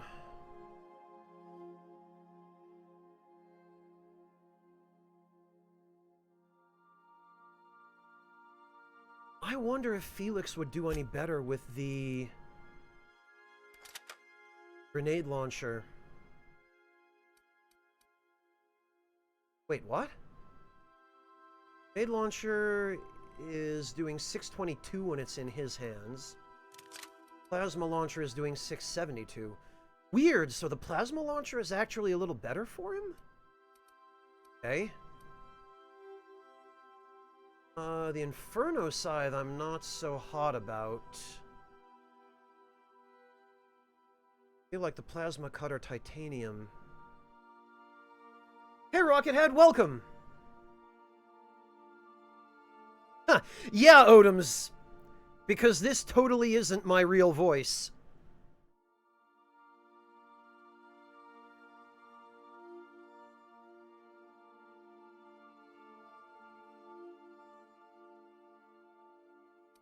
Alright. Well, This thanks for is... Fallout, thank you so much for the resub. Welcome back, and congrats on a year. Congrats on the old 12-month anniversary. Alright. Well, actually, I'm tempted to give that grenade launcher to somebody else, then. And now that I think of it, Ellie could use the...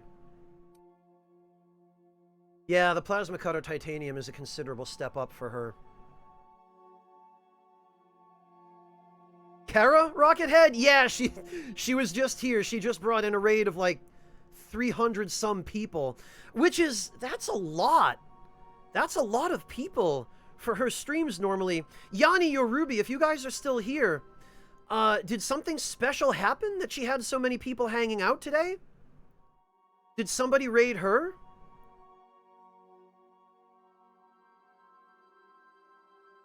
Oh, okay. She got it sounds like a fairly large raid before she came here. I gotcha. Oh, 2 raids. Well, very good. I'm really glad to hear that. Goodness knows she deserves it. Oh, Ong and someone else raided her. Okay. Gotcha. Thanks, guys. Evil Jester, hello and welcome. Thank you for dropping by. Always good to see you.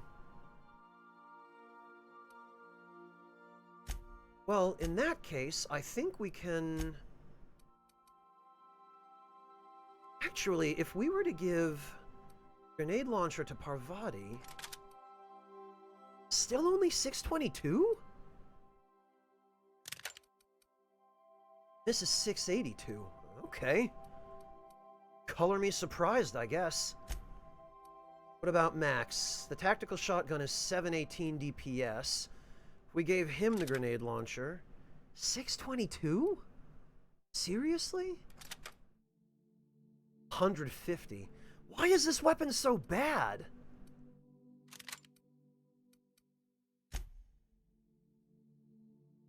All right, Evil Jester, have a good one. Take care.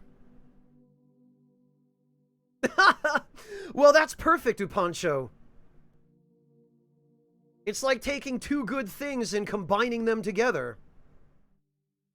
All right, Chopin, have a good one. And hello, Mel. I'm sorry, I don't think I said hi to you before when you came in. Welcome. Fallout, thank you for the 500 bits. I really appreciate that. You went on a quest and found that in a chest. Hopefully it wasn't a locked chest that belonged to somebody.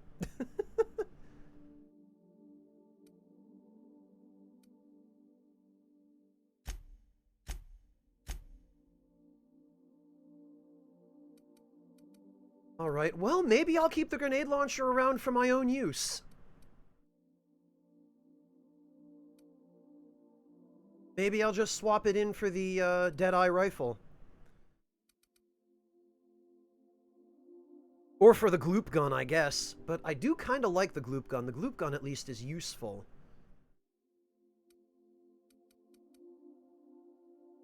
The thing is, I wonder if science skill would help improve the DPS of the special delivery.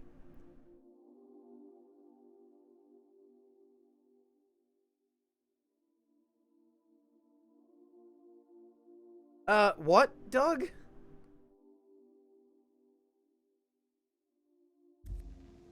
Alright, well... in that case, I guess I'll just... where the heck is my cabin? There we are. I guess I'll just stash this for now, because it's going to be just taking up room otherwise. And I guess I'll stash this, which is really disappointing, but... I think we can stash the Oxonian, because I don't think I'm going to need it. The low-pressure helmet, though, for the lockpick skill, I will keep around. Be nice if there were something a little more fashionable that had some lockpick skill. Because now, if I want to pick locks...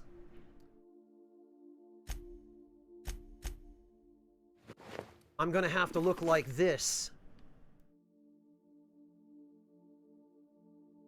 And this would be fine if I were playing Cyberpunk 2077, but it's not quite what I'm going for here.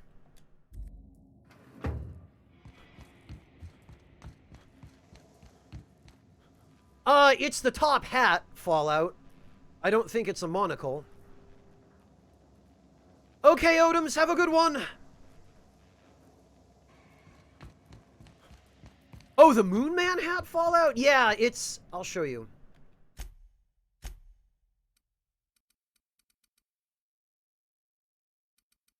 think I have a non-defaced one around here somewhere. Effective Moon Man helmet. That one. And...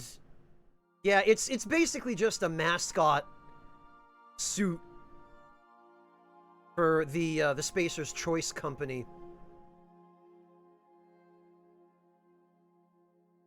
The remake, Cubicy? Yeah, definitely. Of course I will. The only difficult part of that is going to be getting my hands on a PlayStation 5. Because, of course, they all sold out immediately. And I know this is going to sound really trite and superficial, but I kind of want a black one.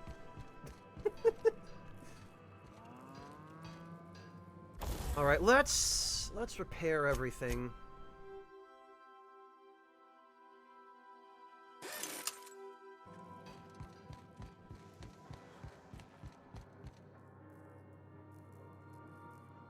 So much the better, moss-covered tree. I'm looking forward to seeing it. Oh, whoops, I don't want to go to Roseway. I want to go back to Gorgon. Okay.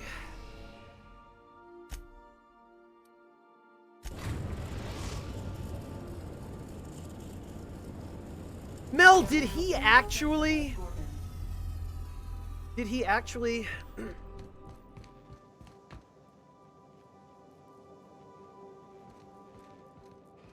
It does fall out, but it's a pain, too, because there's always a shortage. And how many console generations has it been now? 5?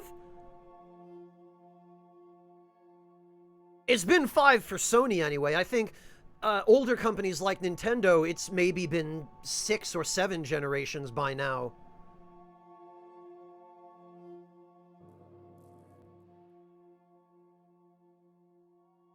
Only 3 and he canceled 1. Okay, well... I don't know what he was planning on doing with the other 2. Unless he wanted to scalp them. Yeah, Ruby, but the pre-orders were sold out. Like, I logged in on the day they were supposed to go on sale. And I camped all day. I did the same blasted thing for a 3080 Ti. And the same thing happened. The scalpers just bought them all. Or most of them, anyway. Like, I'm logging in, waiting for the pages on Amazon and, you know, all of the other retailers to refresh, to update the fact that they had started selling the consoles, and they immediately updated and refreshed to a sold-out notification. So I don't know what anybody is supposed to do. We're supposed to go up here. Literally within seconds, Sample Vampire.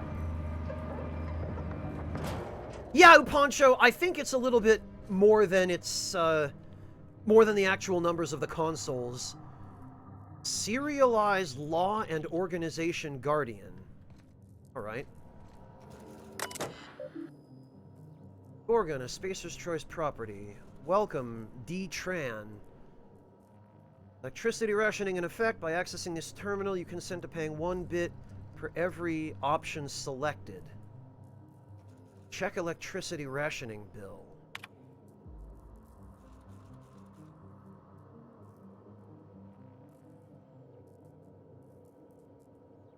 Yeah, Fluffy Mufa, and I figured from the beginning that people would be botting to buy up all the stock before legit buyers could.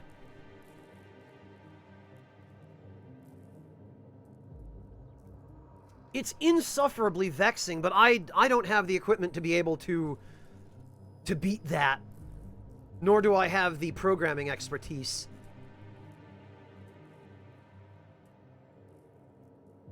Ha! Yeah, Mel. Never, ever, ever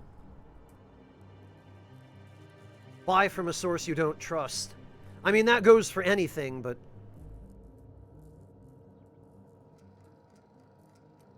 Oh, okay, interesting. If we were to hack this, we could delete his record. Shipment history. Select the following options. Outgoing shipments. Displaying departed freight, please select... What do we got? Shipping manifest. Ship name Perseus. Paratulupi 1. Port of load Gorgon. Port of discharge Edgewater. 2050. Gorgon, Stellar Bay. Huh.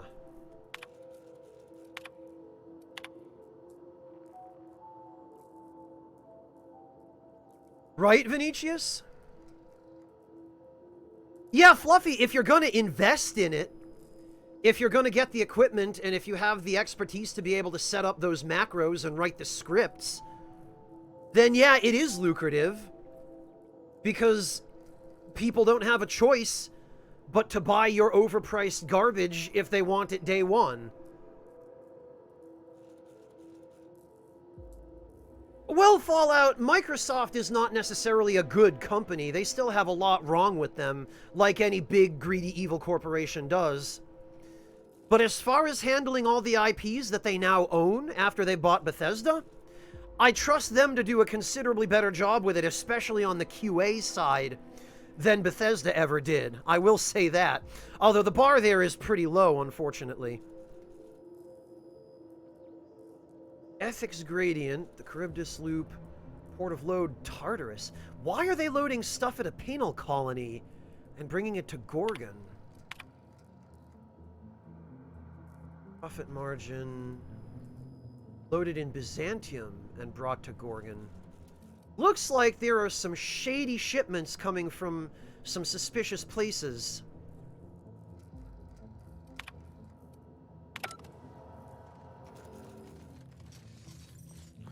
Yeah, it's ironic, isn't it, Rockethead? Theoretically, it's now conceivable that Obsidian could be given the opportunity to do more work on the Fallout series. Now that they're under the same umbrella again. I wonder if that's what Microsoft intends. I wonder if they intend to put Obsidian in charge of Fallout now.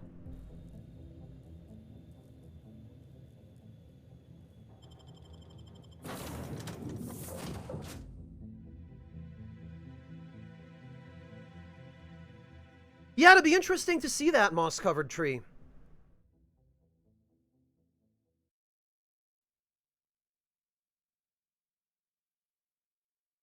Yeah, pretty much, Rockethead. Hey, Shersha! Oh, wow, Shersha, congrats! That's awesome! That's astonishing progress, Shersha. Well, I would like to do something for you to celebrate as well, but you're already subscribed, so I can't gift you a sub. Oh, Mel, is somebody a step ahead of me? Let's see, what's this tweet?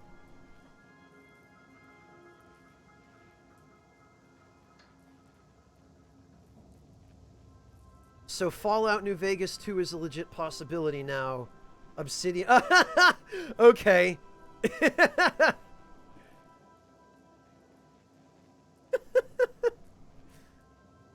Okay, it looks like somebody was a step ahead of me. Quite a few somebodies, in fact.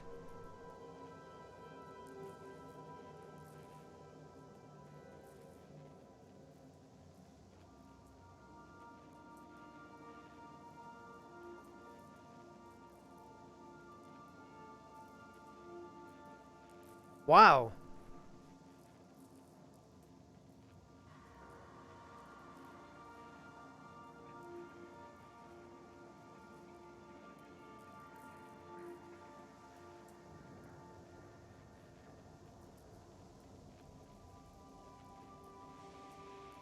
Shersha, I'm not playing a whole Yakuza game.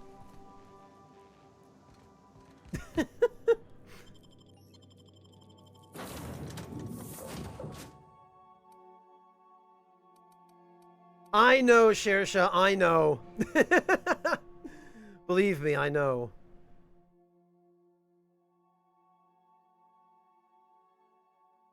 Shersha, I admire your determination, if nothing else.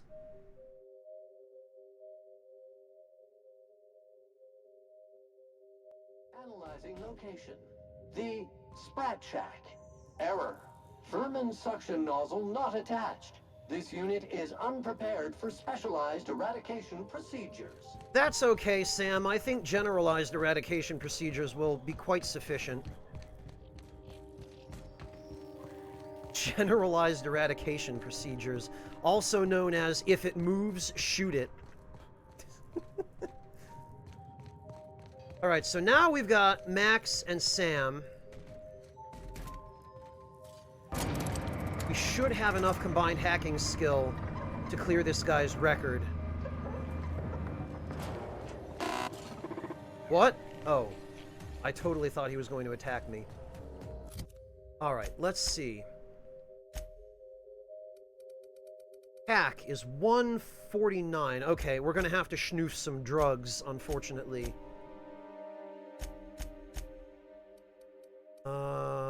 Mind attributes. Okay. So now, we can delete this guy's astronomical charge without having to pay it. I'm sure he will appreciate this. Oh yeah, messages. I didn't check this. From Mostly C. Fran D. Various observations on the Argosy's rate of export with a reprimand? Mr. Tran, are you aware of the concept of relativity? This is a rhetorical question. I am aware that Spacer's Choice training does not include business philosophy in its curriculum. Consider this a remedial education. Broadly, relativity is an economic idea that describes productivity in terms of relationship.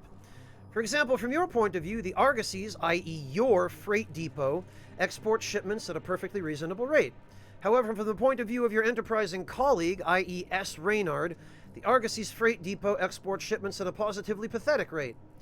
If a single one of your colleagues is capable of 3 times your productivity, then relative to your colleague, the Argosy freight depot is a failure. The rubric of your success is measured relative to your fastest, strongest, and most productive colleagues. Do you understand? Please take a moment to consider the contents of this message and commit them to your heart. Furthermore, please select one of the following reprimands below and append it to your permanent record. The quality of your work is unacceptably low by Spacer's Choice standards. The quality of your work is unacceptably low relative to that of your colleagues. By receiving an official reprimand on your permanent record, you have violated the Spacer's Choice Code of Conduct, which will result in an official reprimand. Work fortifies the spirit.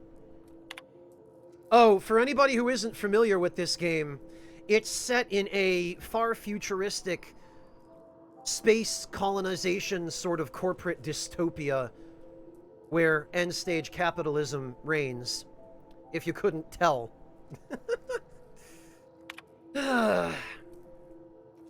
Going messages. Subject, efficiency. Buddy, I don't understand how you managed to tag 3 times the number of shipments I do out of that miserable shack you call an office, but you need to cut it the fuck out. Mostly's been poking at the Argosy ship rate numbers again, and now he's started asking why Lewis and I can't pack as quickly together as you can alone. I'm thinking maybe I should tell him you're dipping into the supply of the prototype Adrena time. I don't think he'd like that, do you? Shit, maybe you are. If that's the case, well, maybe you ought to come lend me and Lewis a hand when we load up the next haul of test subject corpses. Get yourself a real good view of what Chem's Wonder Drug does. Wow. From Velazquez L. Shipment inquiry high priority. Dom, you gotta help me out. The Monarch delivery's gone MIA, and now the big guy at corporate is messaging my personal terminal looking for answers.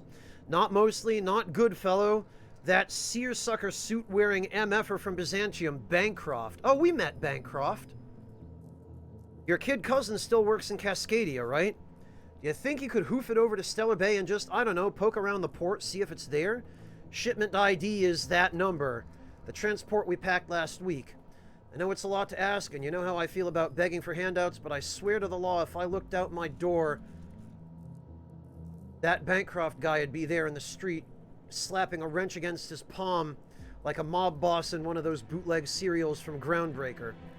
Please, man, you know how fond I am of my kneecaps. Wow.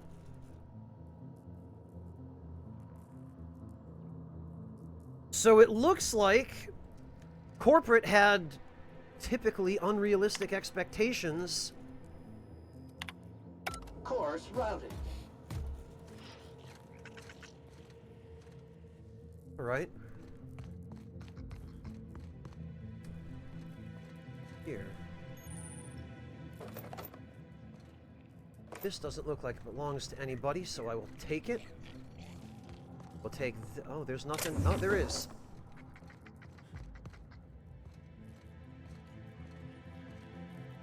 Okay, so this is the Sprat Shack. Got it.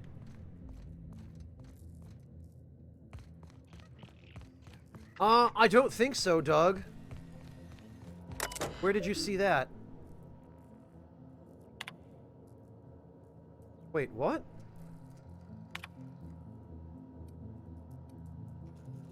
Oh, yeah, Doug, it looks like they didn't take that into account in the interface.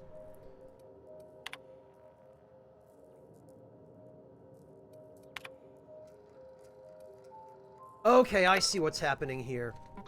We have to pay the bill and then just leave immediately.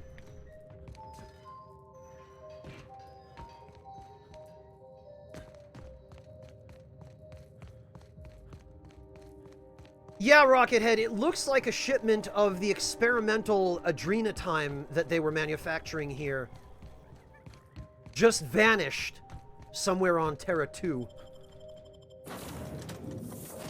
Lord winds Miros! blessing upon thee. Oh boy, here we go.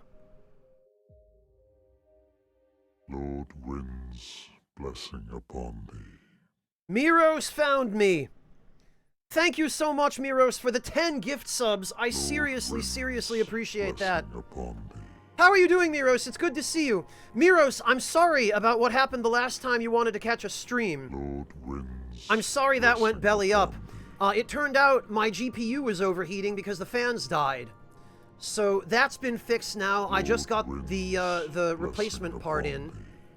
And I've been using my auxiliary GPU in the meantime, so I'm back in business. But thank you, Miros. Thank you so much for the... Lord winds blessing upon thee.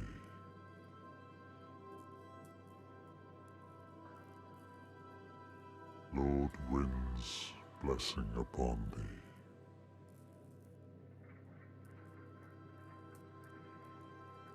Lord winds blessing upon thee.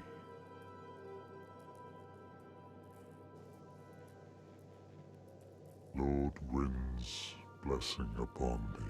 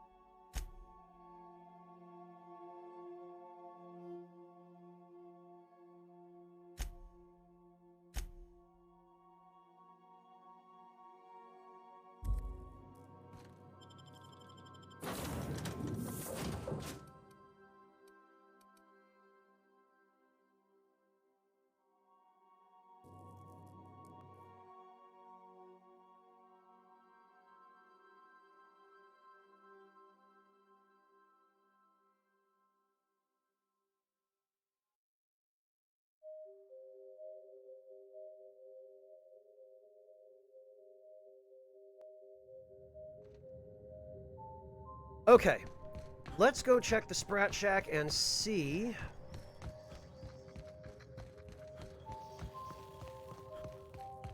what's going on this crazy asteroid.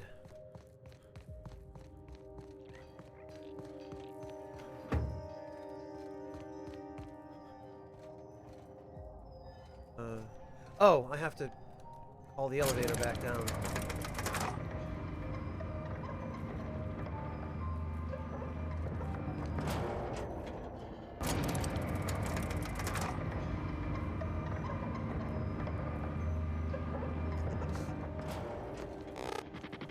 Okay. Can we get in here? No, we can't. And actually, I should have known that, because the doors that you can actually interact with in this game are very nicely, clearly marked. by these environmental light sources.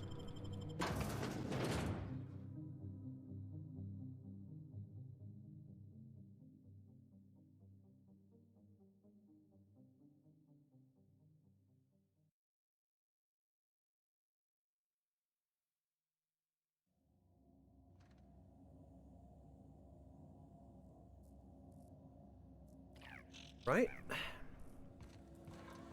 Come here. Let's have a chat. Well, that doesn't sound very friendly. Don't want to chat? Fine. You're on my list now, bub. Jeez, easy. I never said I All wouldn't right, chat. inspection time. Look at my eyes for as long as you can without blinking. Starting now. Okay. Good. Look up. Now look down.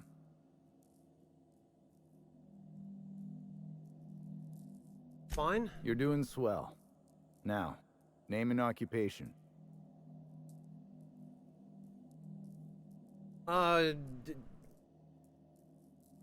You first.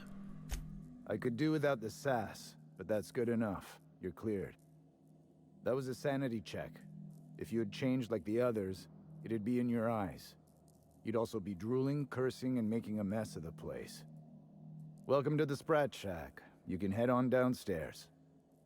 Oh, he's a bouncer. Okay. I guess he's just here to keep marauders out.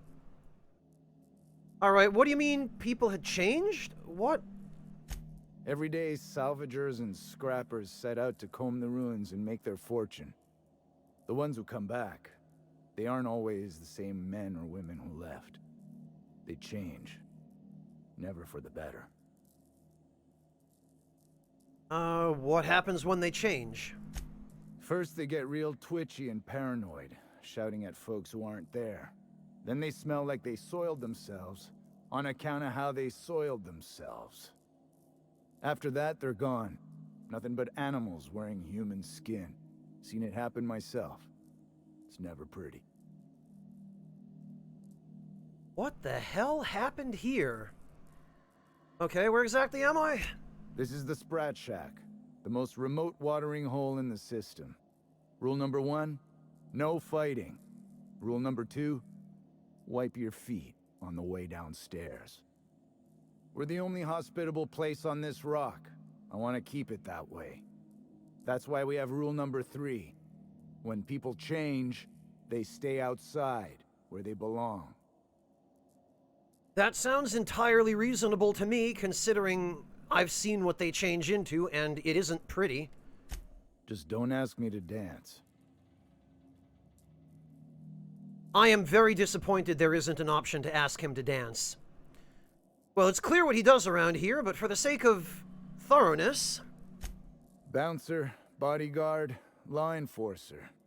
I make sure the Sprat Shack gets only the highest caliber of clientele. That's us. Yes, your presence screams high class. We get a lot of brand-loyal corporate types, and a lot of cutthroat freelancer types. Both sides have their share of dirty scoundrels. And I hate dirt. Sure is a good thing I didn't tell him I'm a dirty scoundrel. What kinds of people come to the Sprat Shack? This is a sublight bar, so most of our regulars come to plunder the old labs. The facility's locked up behind miles of red tape, so progress is slow. A lot of time to drink and reevaluate, then venture out and try again. Okay, tell me more about Gorgon. Something bad happened here. Spacer's Choice was developing chemicals. The kind with nasty side effects. I've noticed. Marauders outnumber the rest of us 10 to 1. Either they came from Gorgon, or something draws them here. I don't know which is worse.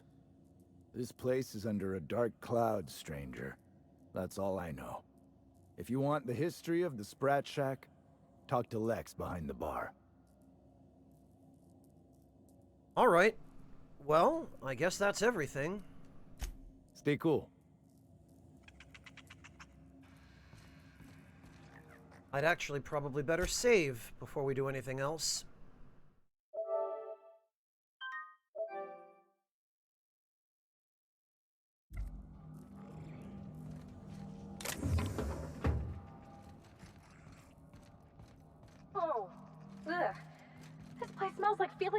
preserve.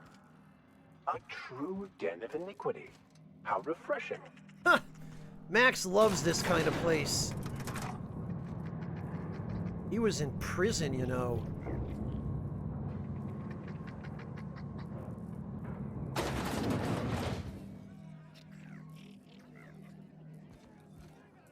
Okay. Lex behind the bar, huh? Drinks, victuals, lost and found. Welcome to the Sprat Shack.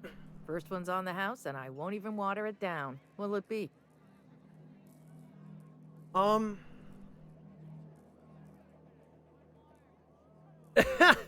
These responses. Wine, make it purple berry, I'm in a chipper mood. Spectrum vodka, I want to see the colors and... Like, what? I don't know why I'm surprised. I guess I'm just repeating corporate taglines at the moment. But I don't drink, so I will pass, unless you have tea. So, you just wandered in for the genteel conversation. Suit yourself. I assume you're here for salvage.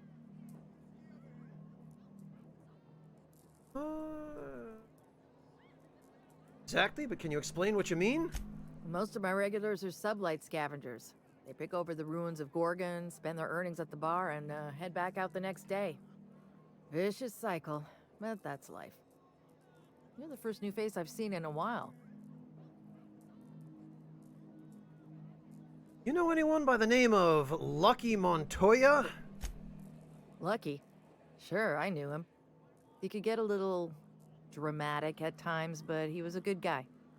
Heard he took on a dangerous job. Spent a lot of time coming and going from the Office of Creative Incubation, just down the road.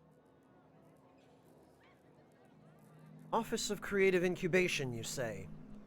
I believe that's that building we found, which was super locked. That's where the top rungers at Spacer's Choice came up with slogans and marketing. Lucky never told me why it was so important. Awful shame about what happened to him.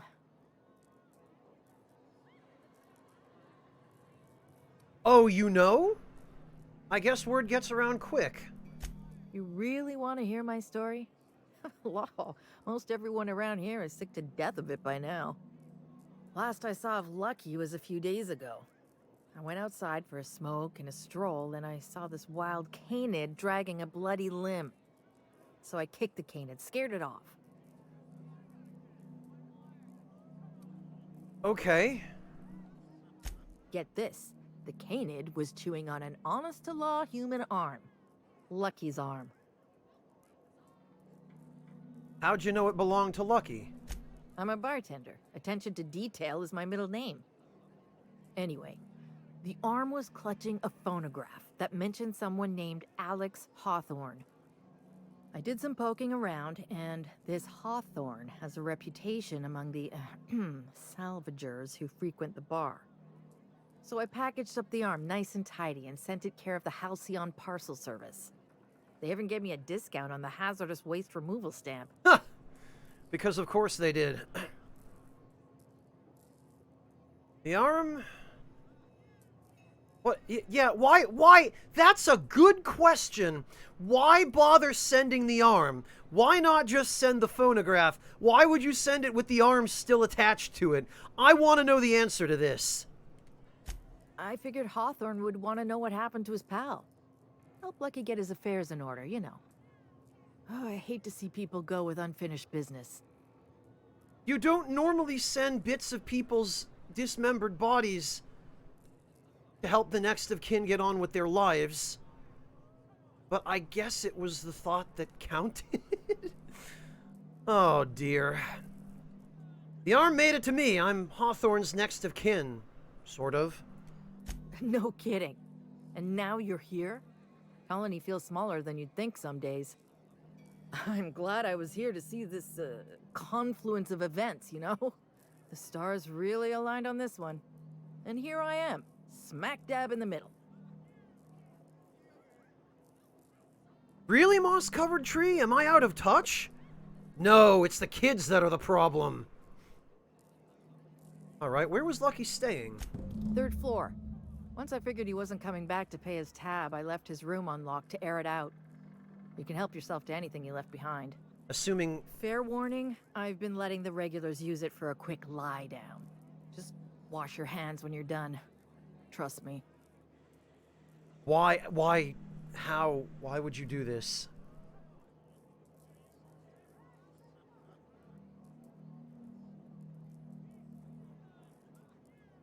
Well, Doug, all the people running the corporations do, because they're the big corporate overlords who have access to all the top-tier education and money and all that stuff. Alright, what do you know about Gorgon, Lex? Spacer's Choice used to brew pharmaceuticals in these parts. That's why the asteroid smells like an old gym sock. They say Adrenatime came from here, just down the road at the old R&D lab. Very hush-hush back in the day. Would any of your regulars have more info? Roscoe might tell you more. He spent some time around here before the bar opened up, and I trust him well enough. There's always Leonora, my favorite customer over in the storage room on the second floor. Keeps to herself and always closes out her tab. What's Roscoe's story? He's been here since opening day. I think he told me he was some kind of journalist. He got left behind when Spacer's Choice pulled out. And I guess no one's coming to get him. Frankly, considering what happened to everybody else who got left behind when Spacer's Choice pieced out, I'm amazed this guy's still alive. Poor bastard, you're looking out for him? Roscoe's drinks are on the house. We all know how it feels to get left behind. He'll be all right. He's with the family now, and we take care of our own. Yeah, Rockethead, it seems like since we have a functioning ship, we ought to be offering people rides off this rock. Why'd he get left behind? He didn't tell me, and I didn't ask. I'm his bartender, not his human resources rep. If you believe the chatter, a lot of good folks got left behind, and a lot of bad folks made it out. Sometimes that's all there is to it. Sounds about right. What about Leonora? Nice lady. Been coming around a lot these past few months. She isn't with Sublight, but seems to know the lay of the land better than anyone. She spends most of her days drinking alone. I think she's looking to hire someone. If you're open to a side gig. All right. Fair enough. Do you know if she spoke with Lucky Montoya at all? Now that you mention it, I thought I saw those two sharing stories over a pint. Didn't think twice about it. I don't speak ill of the dead, but Leonora deserves better company. That Lucky was no good for her. Doesn't sound like he was much good for himself. I'm amazed he lived as long as he did.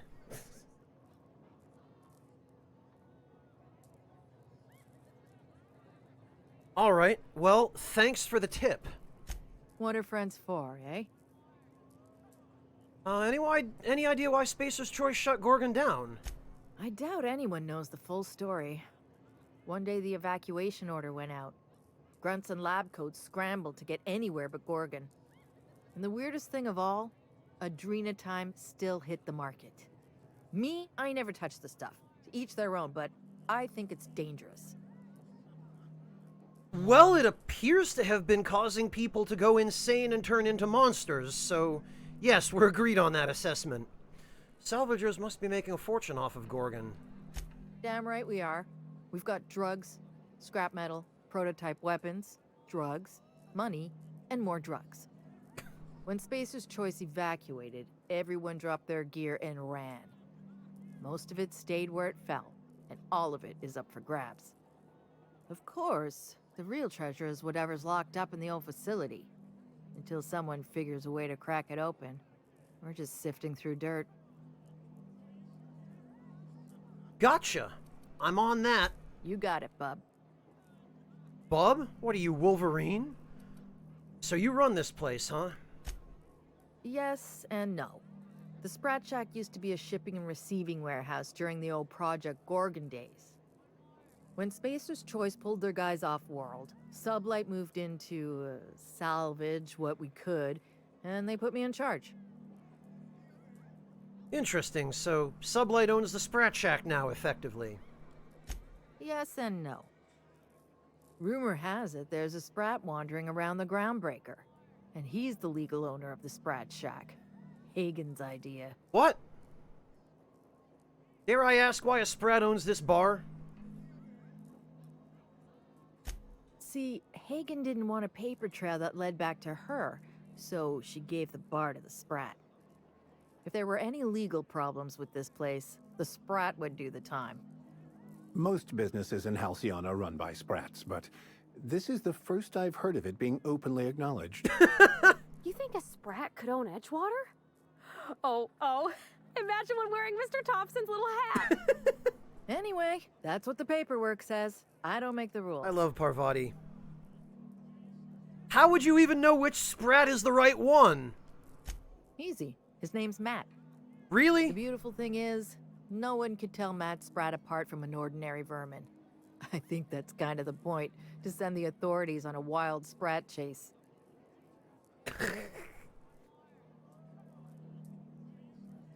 I guess I'll try not to step on him if I happen by the Groundbreaker. I wouldn't lose any sleep over it. The Sprat Shack's gone through a lot of title holders over the years. As far as business arrangements go, this one's a head-scratcher, but they say it's all above board, so that's what matters. Hey, as long as you've dotted your T's and crossed your I's.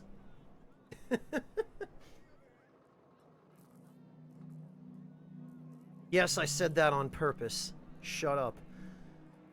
Spacer's Choice mind that you're squatting in their warehouse. Yes and no. We're doing a lot more than squatting. We're classing up the joint, keeping the riffraff outside where it belongs. They didn't even serve drinks until I arrived. Talk about wasted potential. Can you answer any question without starting with yes and no? Yes. And no. Again, that one was Hagen's idea. She told me that speaking in vague terms keeps you out of trouble. And I don't want any trouble in my place. Alright, so how do you get supplies in and out of here if the place was abandoned and there are no ships? Thirsty people come and go from all over the colony, mostly on the way to somewhere better. Some are well connected, and not everyone pays with bits. That's how we get the unconventional goods anyhow. Sublight keeps us well stocked with the essentials, by which I mean booze. Okay, well... I'll set him up. You knock him back. I don't suppose you have any modifications. Tech kit. Another backpack. Chrono field aggregator. I need one of these. Reflexophobia amplifier. Looks terrified to human and creature melee attackers. Augmented padding. Oh, interesting. It looks like they've added a new damage type.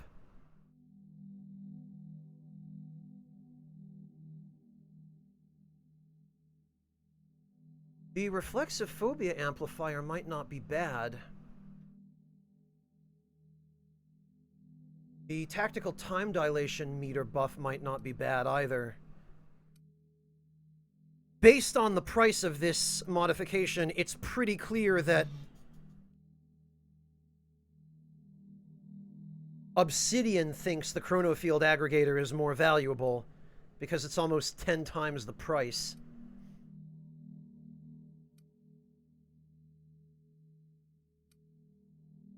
Huh.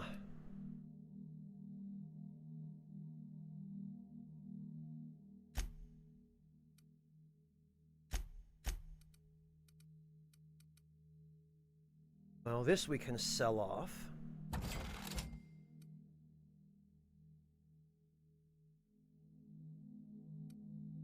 Really... Yeah, I do like the tech kit and the stealth kit, but I don't think I can put them in any of the armor that I would actually want to put them in.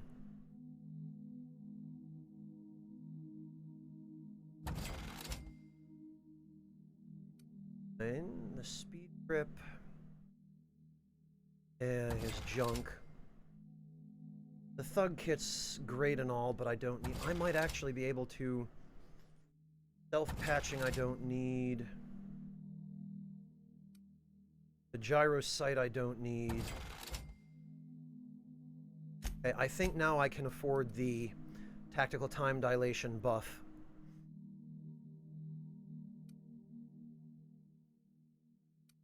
This seems like it would be really good for sniping.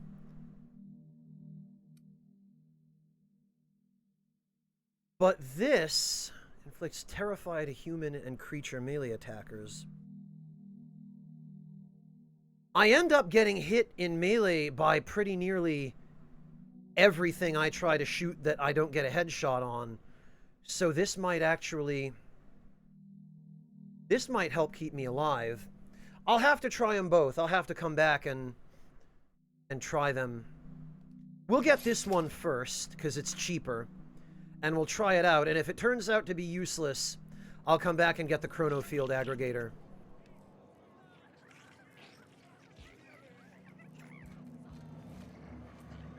As soon as I sober up, I'm headed back to the ruins.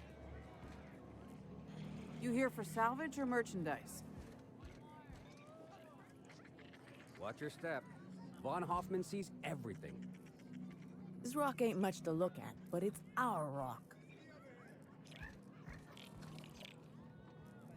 Where am I anyway? This doesn't look like Byzantium. Alright, well, nothing to see here, I guess.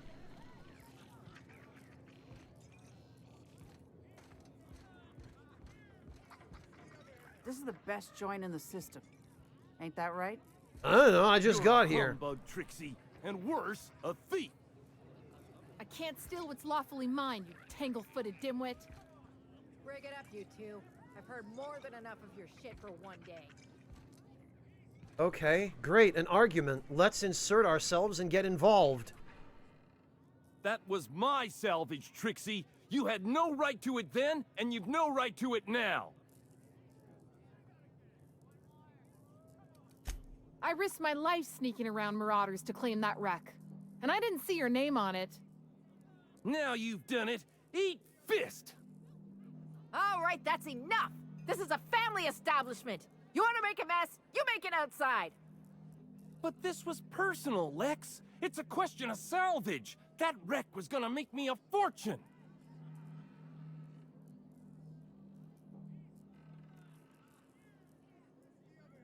You get a lot of tavern squabbles around here, Lex? It's the same fight every day. 5 years we've been at this, and we still can't agree on how to properly tag salvage. Now you two listen, this is my place. While you're in the Sprat Shack, you'll sit quietly, or I'll forbid you to come here at all. Is that understood? Fair's fair. I'll have a stout, and we'll settle this later on our own terms. It's no good to leave a fight unresolved. If I don't do something, these two are gonna be at each other's throats. What do you propose? Would you do me a favor and weigh in as a third party? I can use an unbiased set of eyes on the problem, and an outsider like you fits the bill. Yeah, that's fine. I can contribute an unbiased set of eyes. Sure. Freddy, Trixie, go on and make your case to the generous stranger. I'll start, seeing as I'm the one who's been most wronged in this equation. State your names for the tavern. Oh, very formal. Freddy the Scab, freelancer for sublight salvage and shipping, same as my father before me. Junkyard Trixie, also a salvage freelancer, though I've been at it longer than Freddy. So, just up the road and due east of here, there's a shipwreck lodged in the mountainside, right? I've seen it, yes. I staked my claim on that wreck. Then I wandered in for a drink. An hour later, Trixie swaggers in bragging about her salvage. Ugh, the nerve of some people.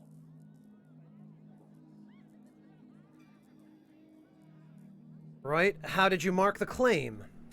I climbed on top of it and called out in my loudest voice, "Finders keepers!" You idiot. Okay, Trixie, what about you? When I found the shipwreck, there were no salvage mark. See, the whole area was teeming with bloodthirsty marauders.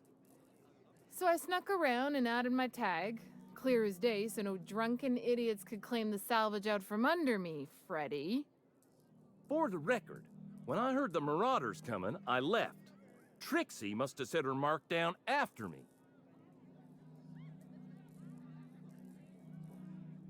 No speaking out of turn, but I'll allow it this once. I kept my mouth shut during his story. He should have the courtesy to return the favor. Anyway, that's my story, sir.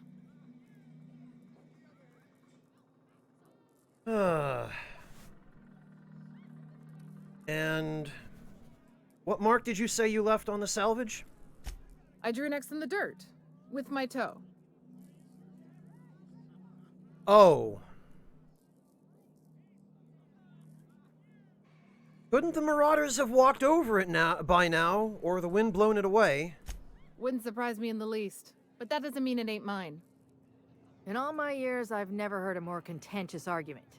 I don't envy your shoulders for bearing the weight of responsibility. You've heard it from them both. So, who gets the salvage? Me.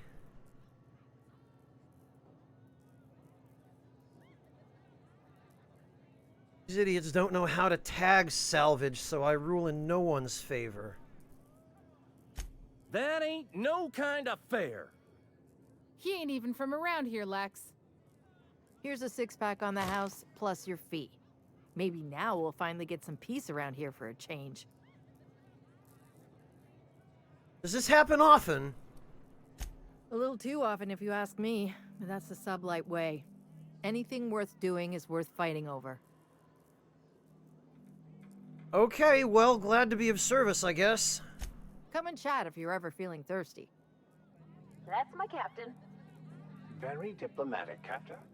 Though fighting would be preferable to another conversation such as that. I don't entirely disagree with Max.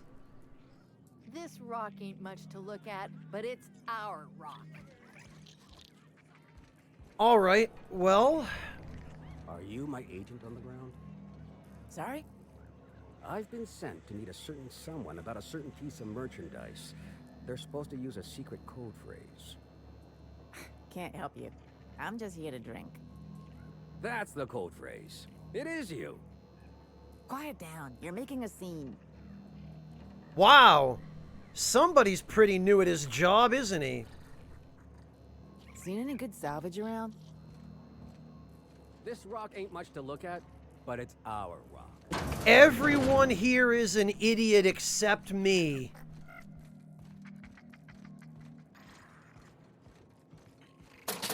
Huh?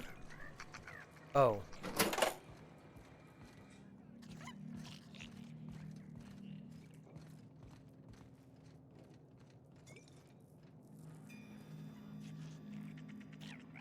Yeah, I'm not gonna steal any of that stuff.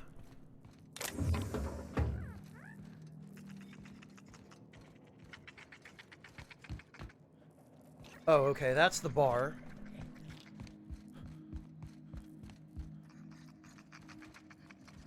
No one can hear you facepalm. Yeah, Ultima. Hello, Happy Carl. Welcome. It's certainly a chaotic faction, Rockethead, yes. Did you bring the goods? No payment, no goods. Give me a taste of the goods, just so I know I can trust you. You can't trust me. Now, did you bring the payment? I don't know. Did you bring the goods?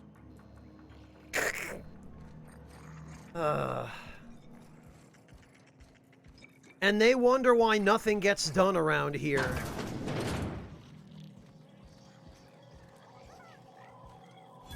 Oh, what have we here?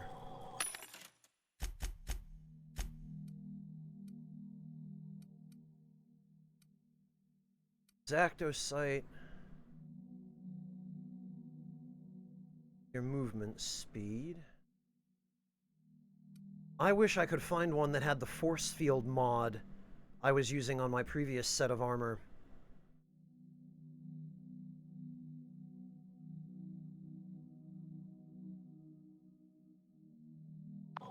Show your boss that you are prime.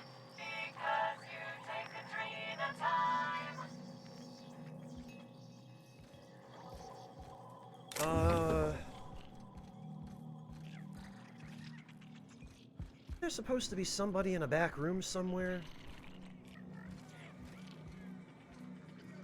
Oh, the objective is above me? Alright. Do you think the folks here like strangers? Because some of them are looking at us like maybe not. Surprisingly, this place exhibits an aesthetically pleasing use of space. Quit staring. I ain't here for your entertainment. As soon as I sober up, I'm heading back to the ruins. Huh, who's this now? Wonder if they could... Nah, who am I kidding? That sounds like a challenge to me. Holy shit, a fresh face. Haven't seen your like in years. Don't know what brought you to the most dangerous corner of this solar system, pal, but you're welcome here. Oh, you talked to Lex yet? She tell you to keep it civil? You wouldn't guess to talk to her, but that lady's got a mean left hook. I talked to her. She mentioned you were some kind of journalist. Some kind. Yeah, that's a good way to put it. Got into reporting thinking I was gonna be some sort of public intellectual. What a joke. Spent 95% of my time playing stenographer to the board, and the rest writing puff pieces on the chairman's latest beard trim.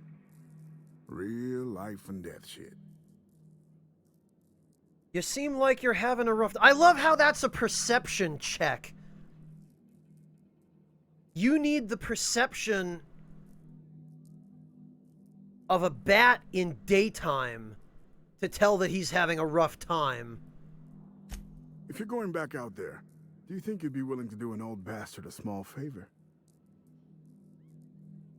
Helping out old bastards is 80% of my job. What do you need, buddy? Chairman Rockwell ain't that old, Captain. Well, I've been trying to get away from this rock for 5 lobby-fucked Wow, years. Parvati. But I can't stay gone. Why is that? Told you I was a journalist, right? I was here on a story back when Project Gorgon was active. I was doing an interview series for Spacer's Choice. Recorded them all on these little portable phonographs. But when everything fell to shit, Spacer's Choice wouldn't let me leave. Terms of my reporting contract unmet, they said. Okay, you hid them and now you need me to get them for you. That about cover it? Right on the money. Look at me, I'm no fighter. I've never even touched a gun. But you're just the right amount of rough around the edges. Help me get my recordings back so I can finally get the hell out of here.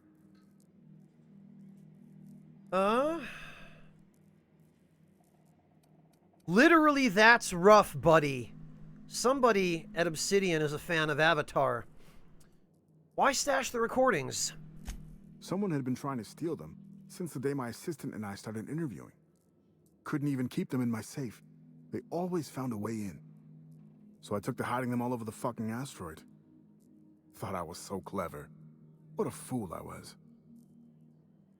I mean, it appears to have kept them safe. You mentioned an assistant. Did they get super killed? Oh, Georgie? Yeah, she helped me with interviews. A real whiz with the portable recorder tech, too. When things got crazy, I shoved her onto the last ship off Gorgon. With any luck, she's safe and comfortable in Byzantium. She tried every which way to stay, but it was my contract keeping us here, not hers. Didn't seem fair she'd have to suffer just because I made a bad deal. That's a good question, Happy Carl. But actually, there is an answer, and the answer is because the corporations, I think it's 6 or 7 big corporations that essentially run this star system, do their very best to keep the people ignorant and complacent, which, let's be honest, isn't that different from corporations in real life. It's your lucky day, Roscoe. I'll get those recordings for you. No shit? That's downright civilized of you. All right. One of them I stashed in the Office of Creative Incubation, in the projector room on the 3rd floor. I gave another to my friend Birdie to keep in her apartment, just outside OCI's upper entrance. All right. Why there?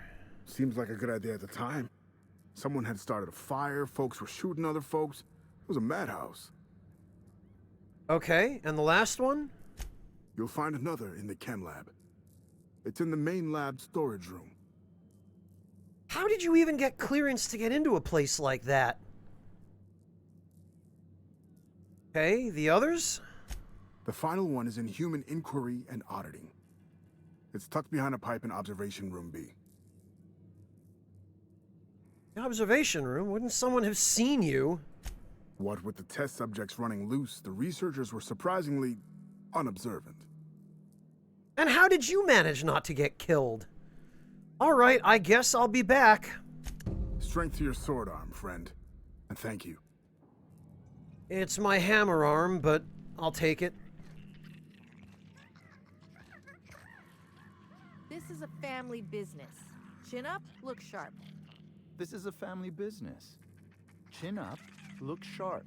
Hey, chat, did you know this was a family business? What's the story with this place anyhow? Used to be a shipping warehouse. Supplies came in, deadly chemicals went out. Who told you that? I worked here back in the day. You're pulling my leg. Nope, it's true. This is a family business. Chin up. You here for salvage or merchandise? I'm here because this is a family business. I'm just trying really hard to keep my chin up and look sharp. We're all friends here, even when we ain't. We're all friends here. In the old Even days, when we I ain't. felt like I was part of something important.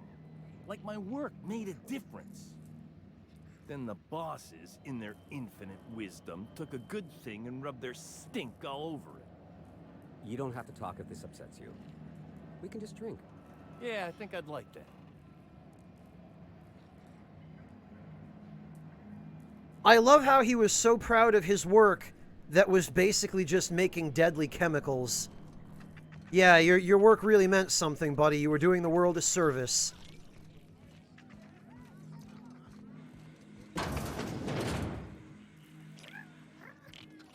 Jerome would have loved this place.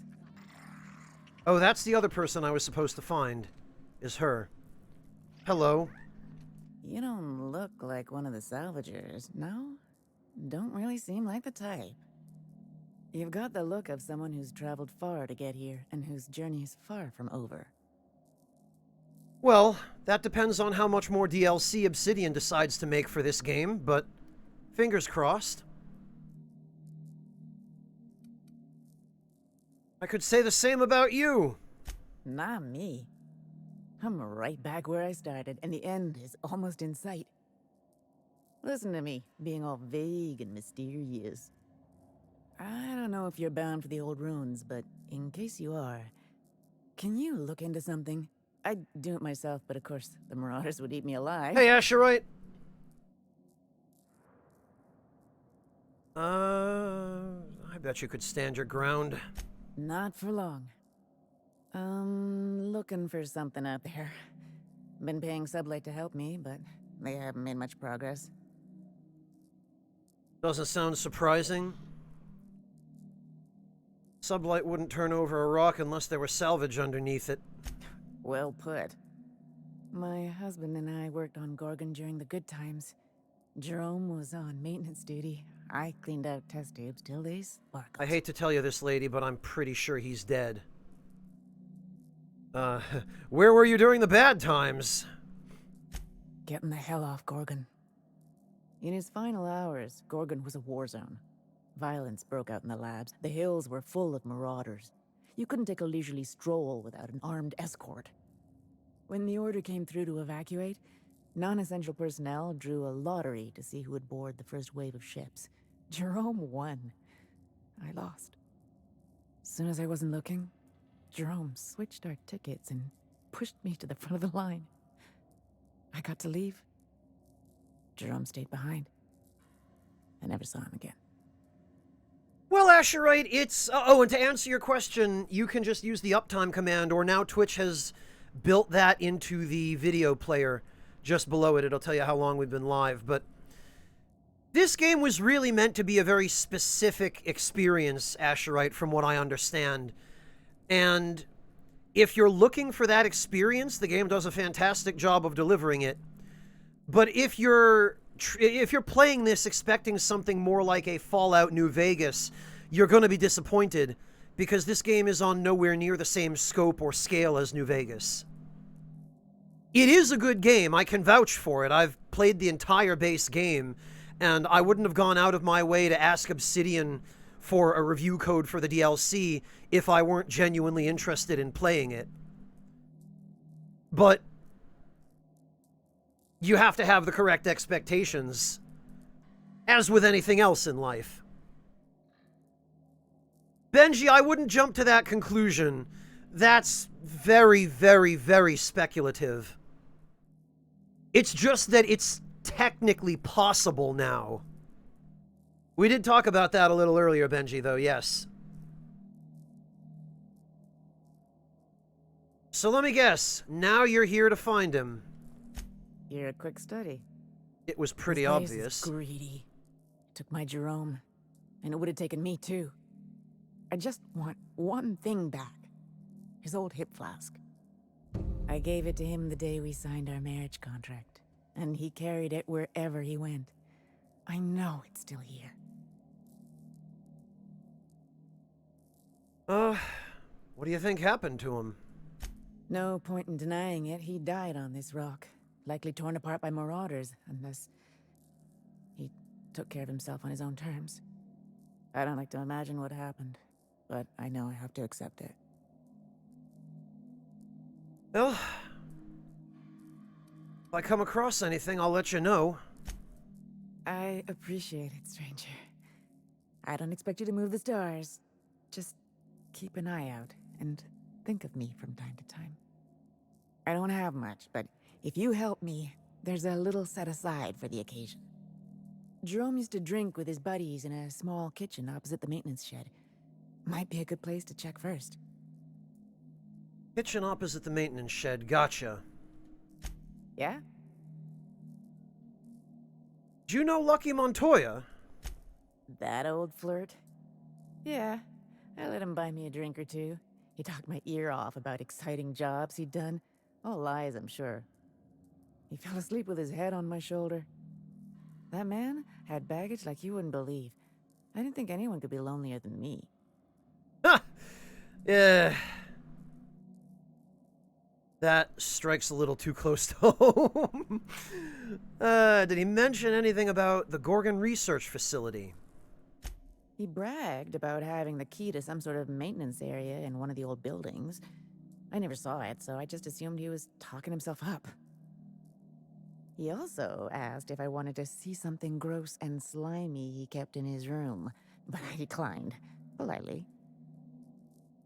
Well, I didn't find a key on his corpse, so if he really did have one, it's gotta be in his room, somewhere in his belongings. Was he depressed? He put on quite a front, but I think he was weary. Like he'd seen too much and had too little to show for it. Guess we were kindred spirits in a way. I see, Asherite. Well, it might be that the second half of the game didn't have enough time in the oven. Although I think this game's been in development for at least a few years. Alright, well, that's all. Thanks for your time. Sure thing. My condolences if you two are close. What about your time on Gorgon? Tell me more about this crazy place. The lab coats kept quiet about the project, but the air was charged with excitement. You could feel it wherever you went. They wanted to change the world. A tenfold boost to worker productivity with no side effects? Who wouldn't salivate at the thought? I don't know what went wrong, but when the shit hit the fan, it sprayed everyone in its path, including me.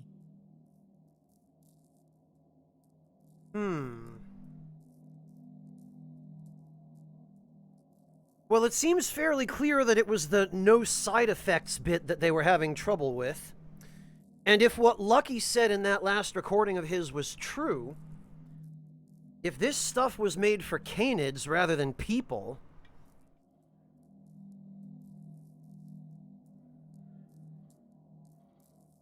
or if at any rate it was being tested on canids, And I suppose that would explain why the whole project went belly up. Alright.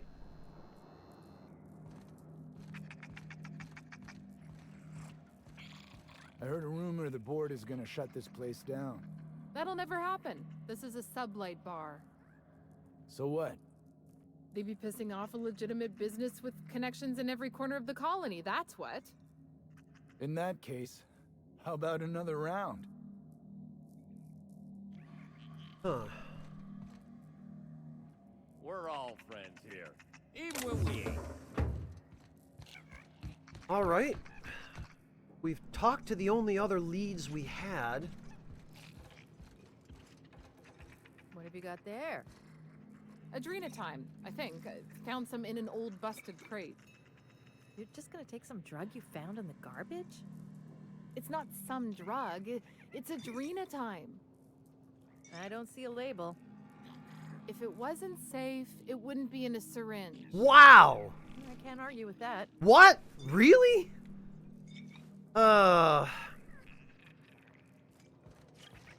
Charles Darwin is rolling in his grave right now. I guess this was Lucky's room.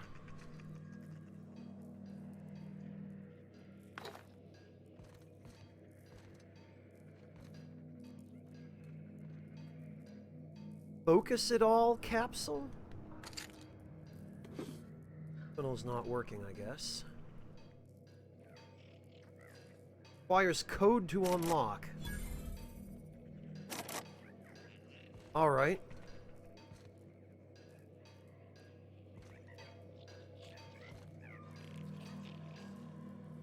Oh, this is 150, huh? Does it require such miserably high lockpicking skill? Lucky's case notes. Actually, I might still be able...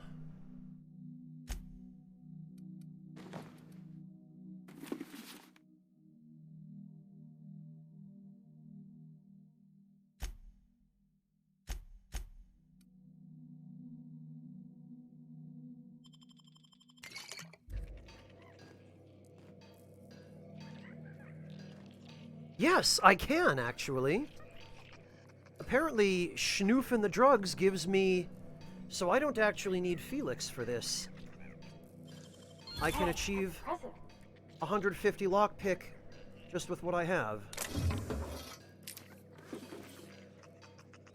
Of course, I don't have the code for the safe, but that might be in his notes.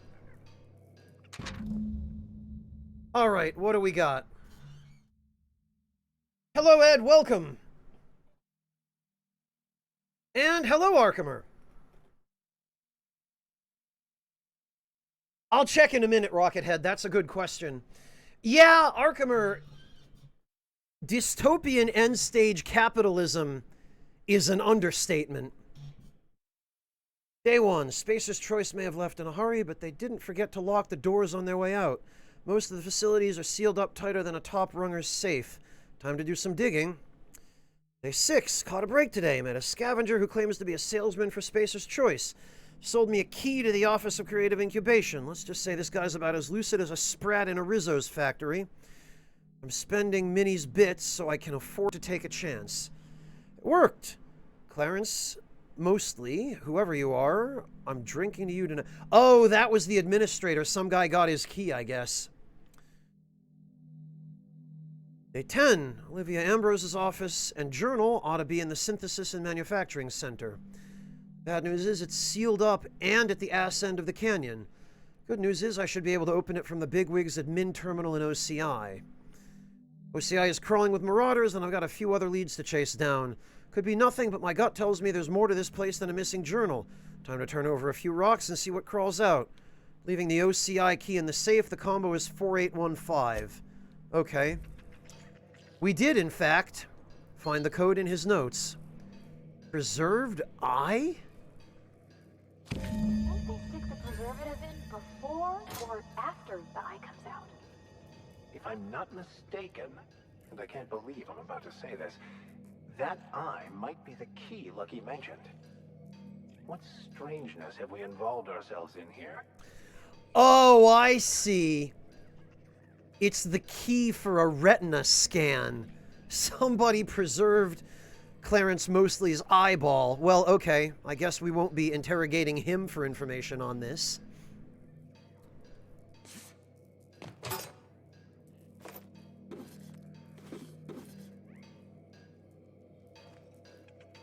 Very well, then.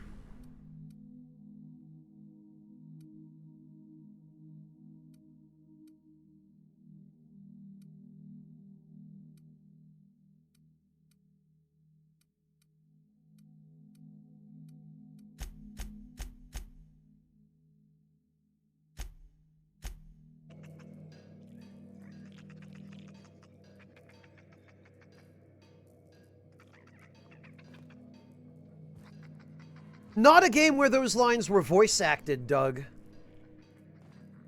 Ah, what have we here?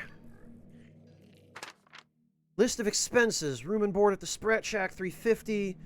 Borstwurst, $25. OCI key, $100. How the heck did he only spend 50 bits on ammunition?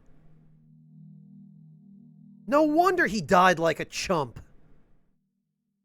He spent 10 times more money on whiskey than he did on ammo. That's a real recipe for success right there. Theories and leads. Something strange in mines, check it out. Note, stay out of mines. Murderous moon man in the canyon, probably local legend. Well, we've dealt with that. Canids, yellow Spacer's Choice logo. Yellow coincidence? No such thing. Oh, Spacer's Choice was trying to breed brand name canids? Persons of interest. Lots of bodies buried on Gorgon, but not many hatchets. Everyone had a grudge to bear and a finger to point. Lawrence Goodfellow oversaw the OCI. Genuinely oblivious or playing dumb? I think Lawrence is the guy that Olivia distrusted. She mentioned him in her journal. Welcome back, Odoms.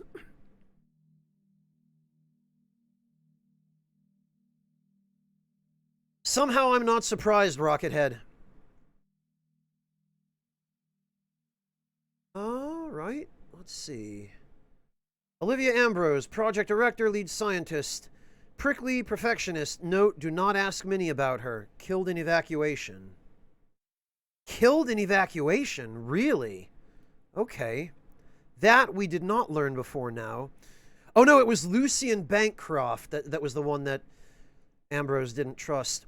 Spacer's Choice man, real top runger. Few logged visits to Gorgon. Tensions with Ambrose. Marion Blakesley, supervisor of human inquiry and auditing. Nerves of steel, heart of ice, etc. Disappeared when things fell apart. Jasper Lowe, head of Chem Lab, exhibited increasingly erratic behavior in later years of the project. Herbert St. Germain, he's a ghost. Worked at one of the facilities, vanished suddenly. Records scrubbed. Interesting.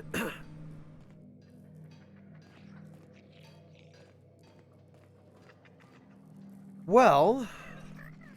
So, how you feeling? Good. Real good, like someone's shining a light behind my eyes.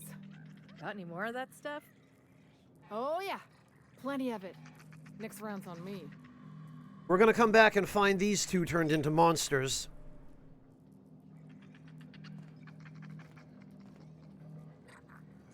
Huh. As well they should, Rockethead. Someone in here. Oh, lol. It's coming back up again. You look like you're having a good time, sir. I'm all right. That last one really emptied my guts. No, wait. Here comes more. All right, buddy, you have fun. I guess everyone's been schnoofing the drugs.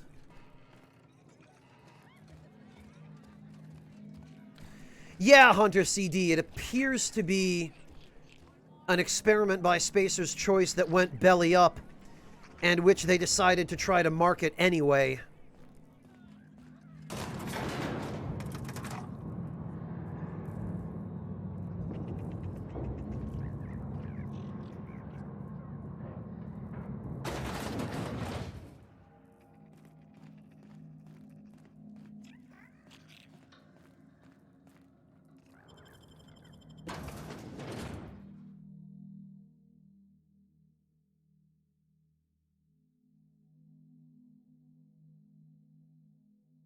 Or it was 10 corporations, according to the tooltip, that run the system.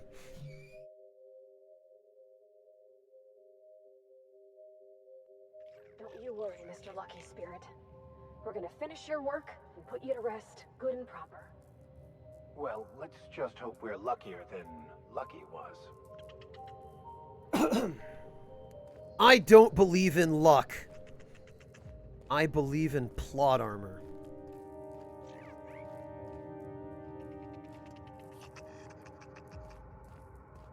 Yeah, there are definitely shenanigans afoot, Doug.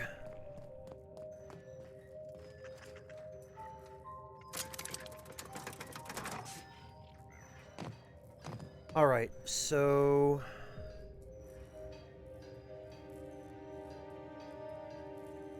Actually...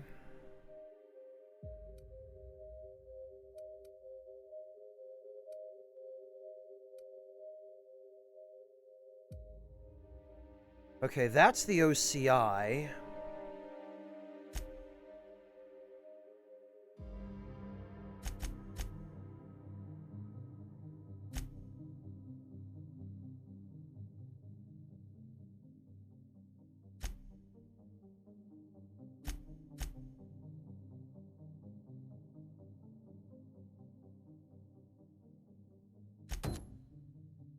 All right.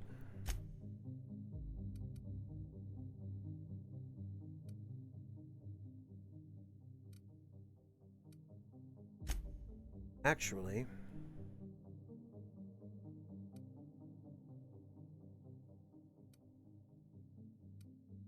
Oh, we never went to see what's up that elevator, did we?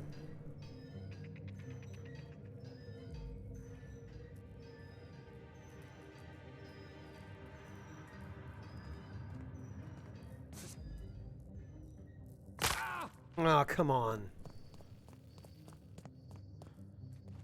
Alright, where did she say... I think she said that they... Jerome and his friends used to go drinking... somewhere near here.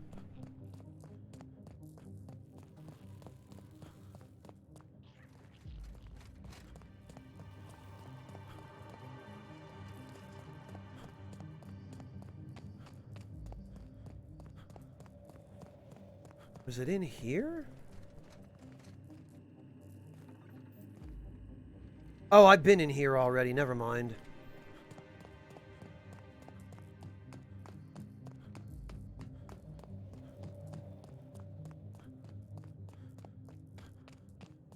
Oh.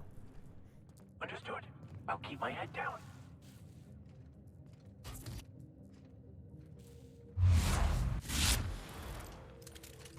And that's another thing. I keep forgetting to use tactical time dilation.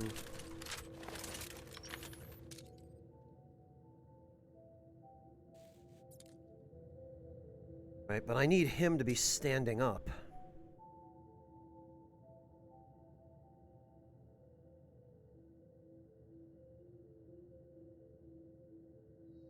Well, good, Doug. I'm glad to hear that, at least. Just these two? It looks like it is.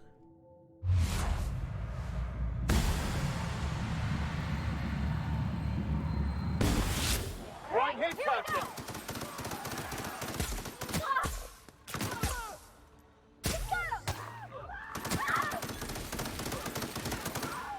Oh no, poor body's been hurt!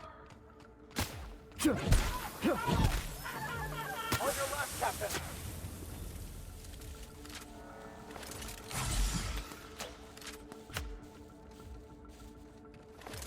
Oh, I see you.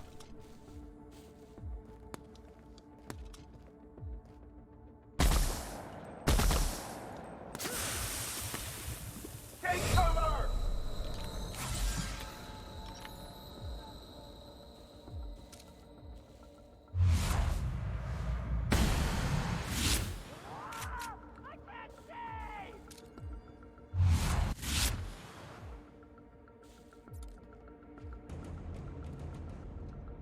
Oh. Oh, come on. The blasted terrain.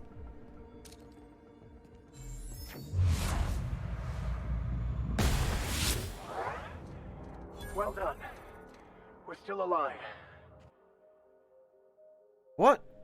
Physical damage weakness? Taking too much physical damage has made you soft and vulnerable to more physical damage received plus 25%? No thank you. Absolutely not.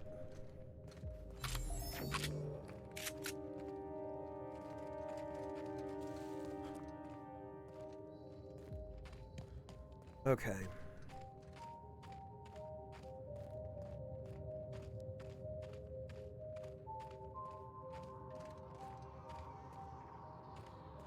Rockethead, are you unfamiliar with that system? It's an interesting system.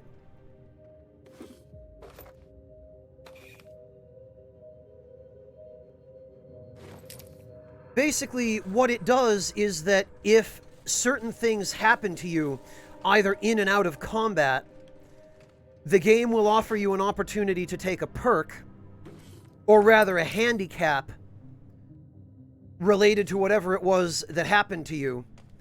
And in exchange for the handicap, you get a perk point, which lets you choose a perk.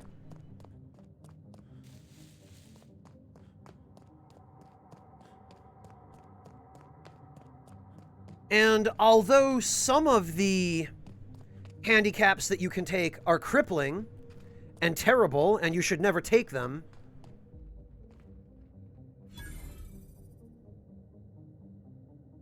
okay, interesting that this is here. Other perks, or other handicaps, rather, are actually not that bad and really don't do much, if anything, to impede you. So the idea is you take handicaps related to, like, weapon types you don't plan on using, or play styles that you don't plan on incorporating, or just things that you don't care about, that don't matter to you.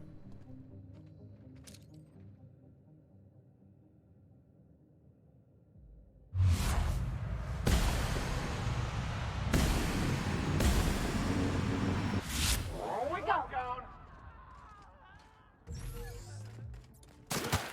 Oh, that's nice.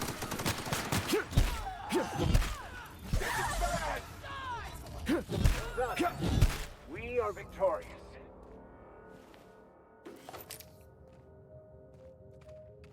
Huh. Yeah, I really ought to just be...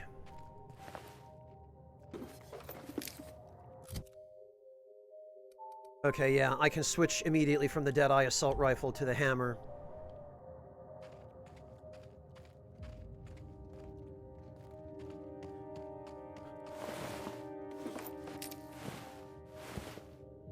At the very least, I appreciate that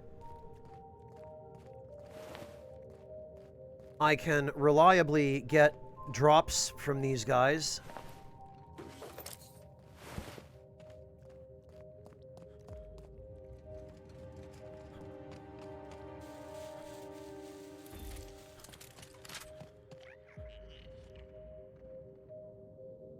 Yeah, Asherite, those aren't as serious, and there are other ones where... Matter of fact, I think we can check.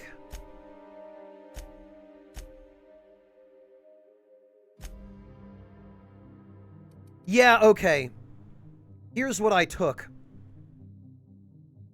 N-ray weakness, acrophobia, and plasma weakness. Almost no enemies use N-ray attacks, so this is pretty irrelevant. I don't remember ever running into enemies that use this damage type. I'm pretty sure it's only a few enemies at the very end of the game that do.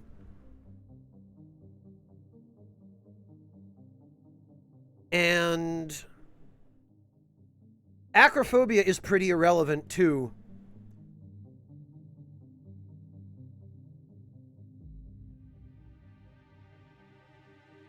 Let's see. And then plasma damage, not all that many enemies use it.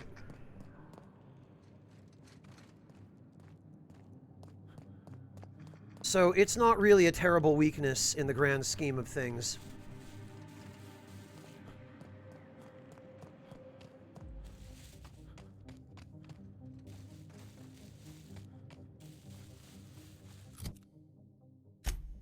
Very, very rarely Asherite. Is that a fossilized giant pterosaur? Magnificent. What? Where? Oh! That thing. I guess it is.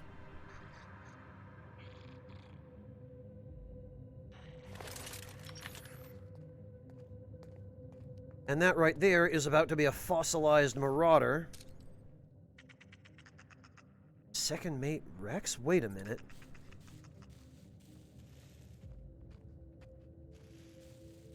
And I say you're wrong. I sure am glad I didn't try to snipe these guys because they are real people and I would have killed them. What are you idiots doing out here? I almost shot you. I thought you were marauders. Llama!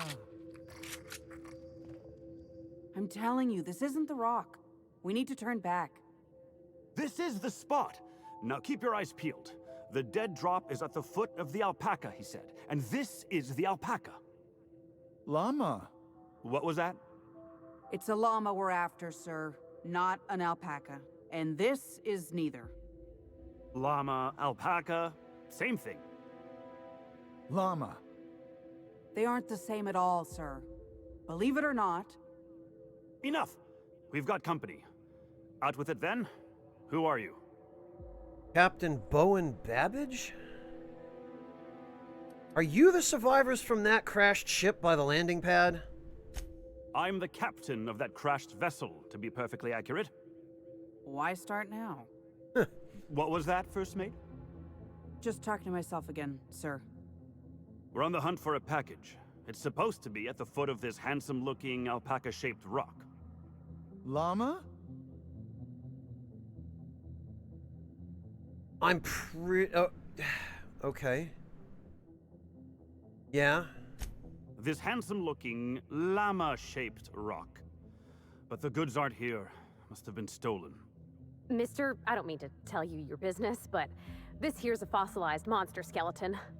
Just about the coolest one I ever seen, too.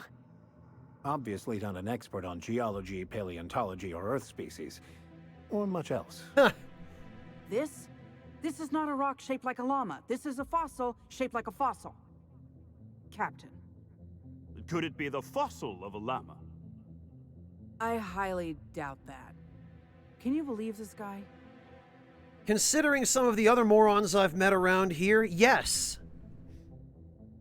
So, for context for anybody who's wondering why these people don't know what a llama is, this game is set in a star system at the very, very outer fringe of the Milky Way galaxy, such that the colony ships require 10 years at super light speed in order to get here.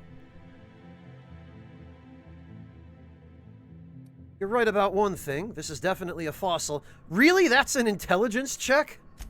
Thank you. Hey, I do the talking around here. This is the right spot. I know it in my gut. But there's no package, and now my crew is insubordinate. Or you're just an idiot. I'm pretty sure you're searching in the wrong place. Well, this is the only alpaca-shaped rock I've seen for miles, so let's agree to disagree. Llama. Llama. Sorry about my second mate. Ever since the crash, I can't squeeze a word of sense out of him. Funny, I'm pretty sure your crew is saying the same thing about you. What's the story with this package?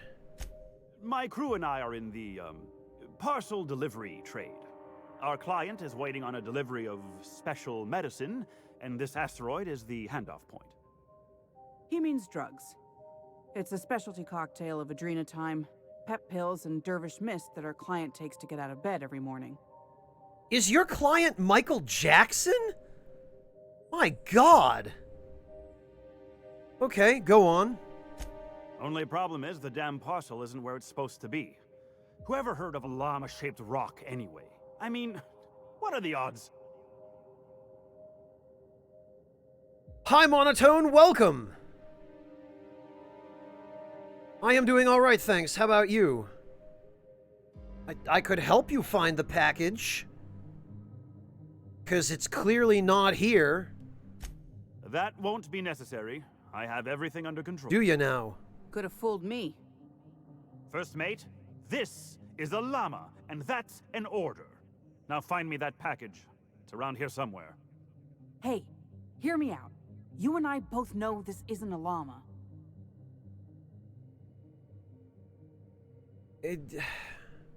How do you know what a llama looks like? What's not to know? It's got 4 legs and a silly-looking neck. I read all about llamas in a book about Earth animals. I guess our client must have read the same book. If you backtrack and take the right-hand fork, I could have sworn I saw the rock there already. Captain wouldn't let us stop because the beak wasn't sharp enough to be a llama. Wow. Asherite, a corporate cop wouldn't be here on this asteroid. The corporations abandoned this place. This is just a lawless no man's land now. Oh, he really doesn't know what a llama looks like, does he? Bingo. He won't even let us turn around because he's dug his heels into this fossil story. His pride is all tangled up in it. We're not getting off Gorgon without that package. If you can find the llama and the goods, you can have my cut of the take. I don't care. I just want out of here. Frankly, I just want out of here too. Your captain's a... Pixel, hello and welcome! Ha! No, Pixel, it's because I grew up in the United States. I was born in Dresden, but I lived in Connecticut since about the age of 4, all the way up through graduating high school. So the language I learned was New England English.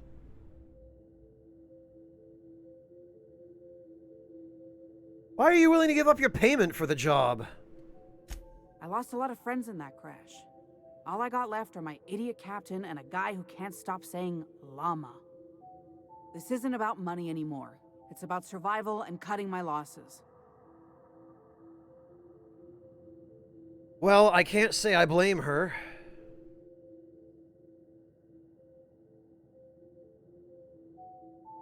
Apple pie ice cream, Doug? What are you, Wilfred Brimley now? You better be careful, Doug, or you're gonna get diabetes.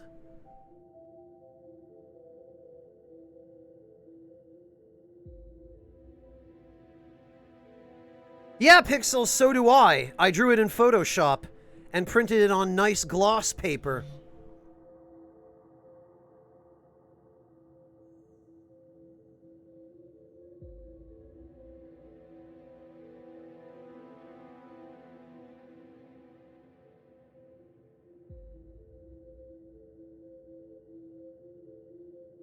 Apple dumplings. I don't think I've ever actually had apple dumplings, Asherite. I've had dumplings and I've had apples, but I never would have thought to put apples in dumplings.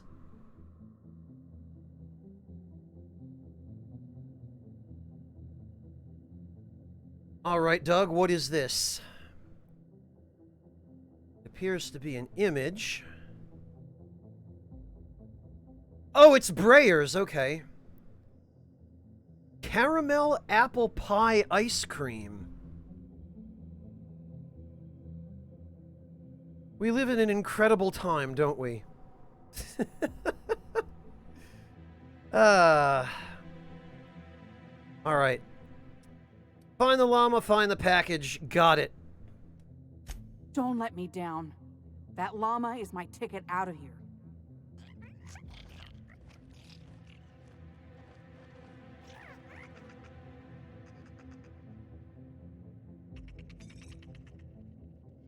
I mean, it's fairly self-explanatory, Rockethead. It's apple pie ice cream.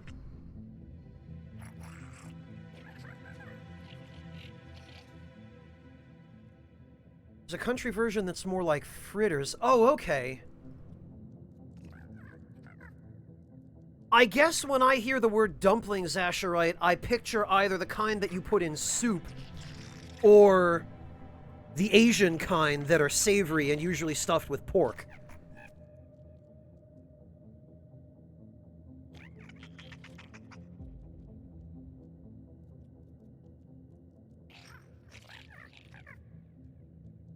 Yeah, Pixel, but cold apple pie is better than no apple pie at all.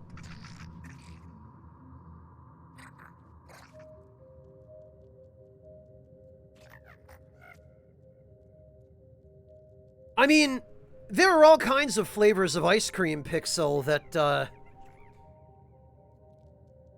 Oh god, no wonder I'm dying so fast. I'm still... Whoops. I'm still wearing my, my bad armor.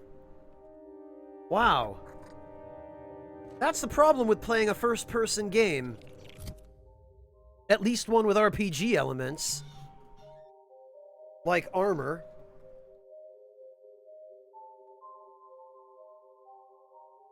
Actually, Doug, that doesn't sound half bad. I've seen some pretty hideous flavors of ice cream in my time, but what you're describing I think I could live with.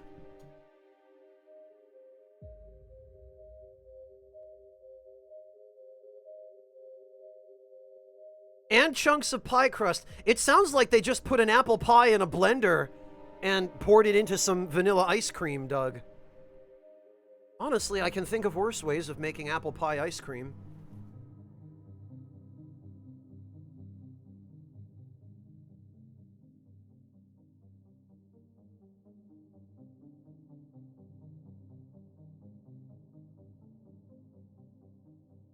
Yeah, Monotone. The problem is, even being able to look at my feet, I don't think that alone would enable me to differentiate one set of armor in a game like this from another.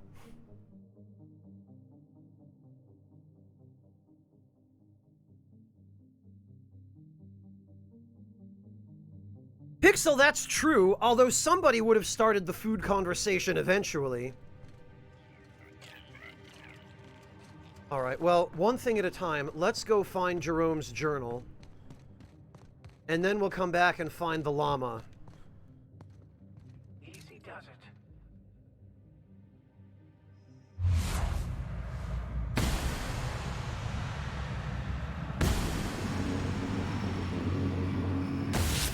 Won't be over quickly.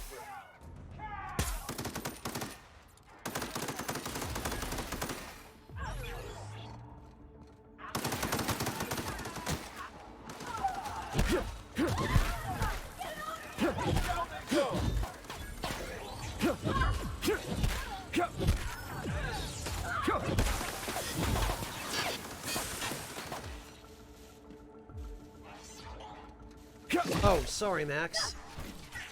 Mistook you for a marauder.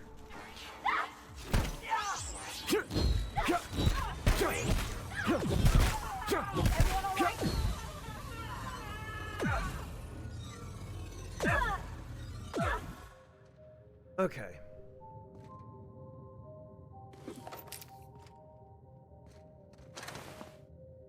Marauder drug drone? Huh. First time I've seen one of those.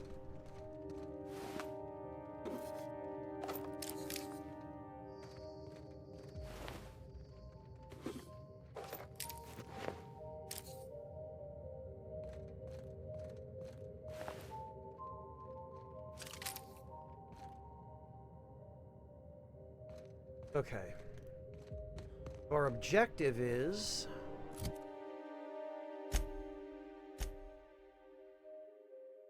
over there.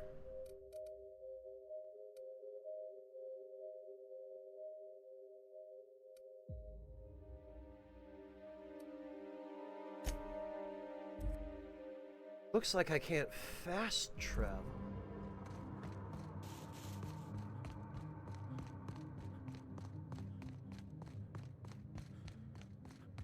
I take a wrong turn somewhere?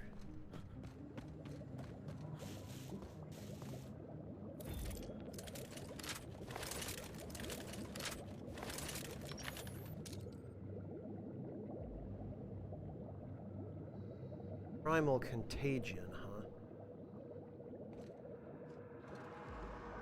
All together. Oh, that's a lot of enemies.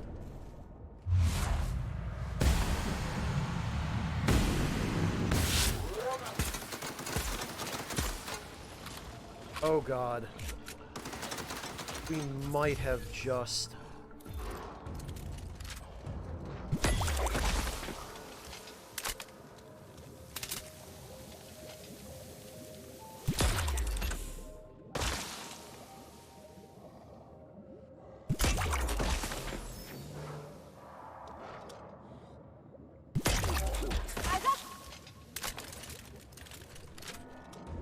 On the bright side...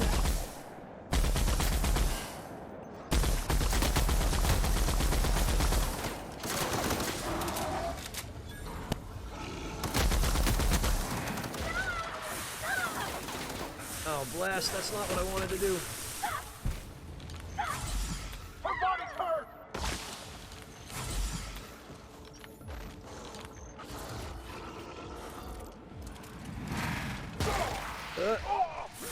Oh, that's acid.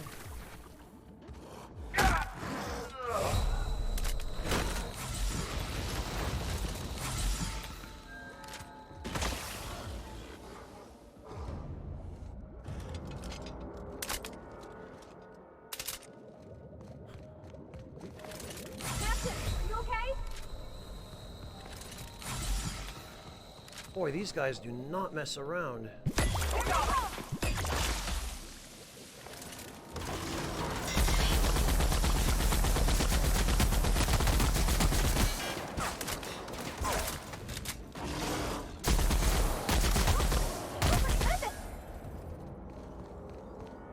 I sure am glad friendly fire is off. Toxic primal hide.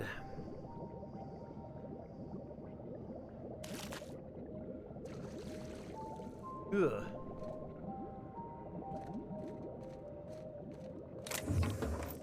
Somehow I don't think I'm going the right way. Yeah, Max has a weapon, Happy Carl. He just doesn't have an enormous weapon. He has a shotgun. Also, where did that last primal go? Wandered over here. Sort of, Pixel, yeah. What the... Okay. Oh, that guy just disappeared.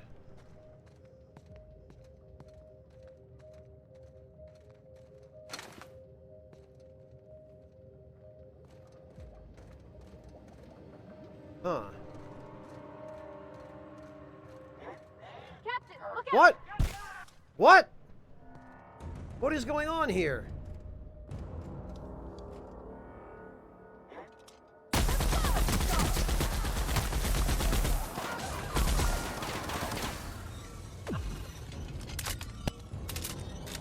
Why are these enemies teleporting everywhere? That is not helpful.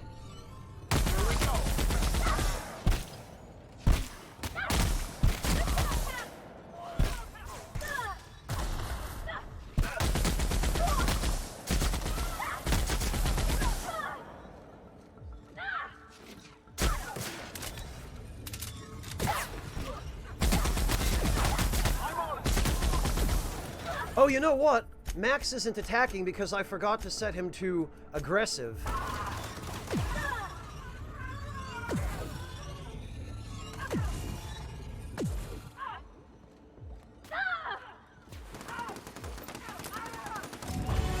Oh, how about that?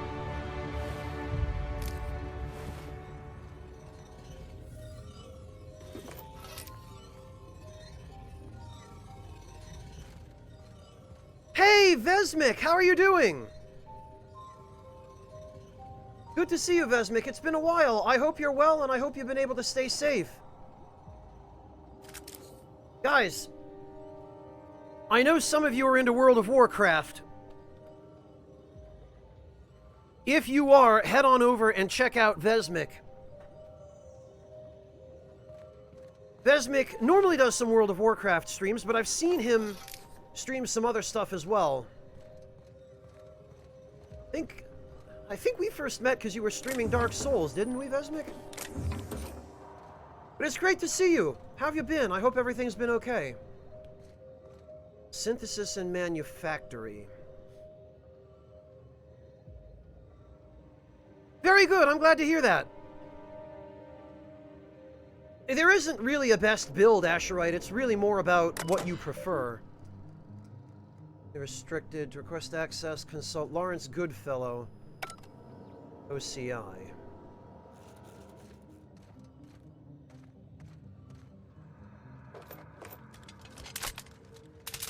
Well,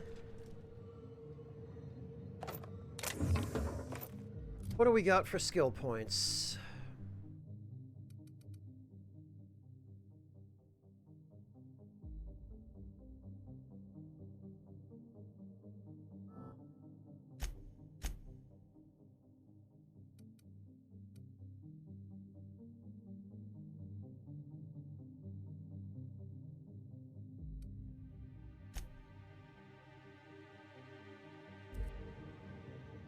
Okay, what I want to do, I think,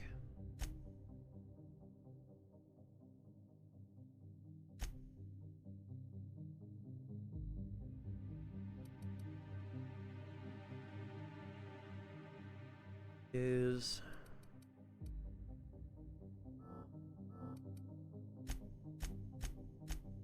I need to improve my melee skill just a little.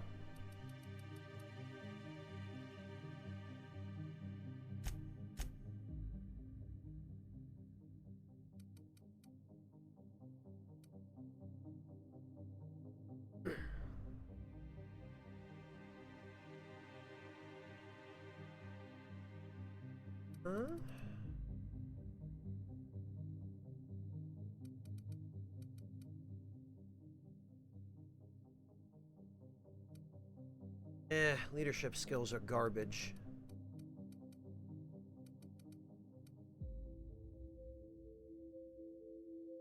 Okay, Yami, let's see. What did I miss? Oh, it was during FF6. Thank you, Vesmik. My memory just gets worse and worse the older I get.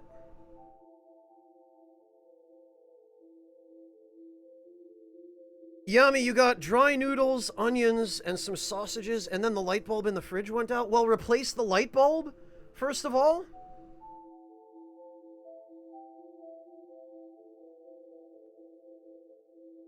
Dry noodles, onions, and sausage. I mean, there's only so much you can do with that, Yami. You're gonna have to make some noodles with onion and sausage.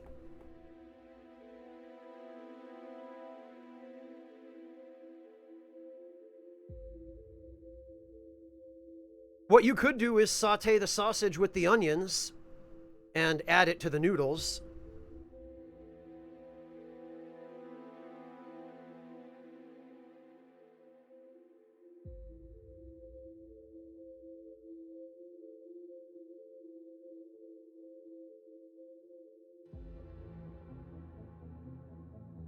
Or, I mean, you could have the noodles separately and just saute the sausage with onions and have that separately, too. Hello, Trepus, welcome. I have really enjoyed this game. The thing is, and I've told other people this as well, if you go into it expecting Fallout New Vegas, you're going to be disappointed because it's on a much smaller scale and of a much more limited scope than New Vegas was. However, the quality of the writing is every bit as good as New Vegas, and the gameplay is pretty good overall. It's reasonably well balanced. There are a couple of issues with the balancing, but it's fun to play.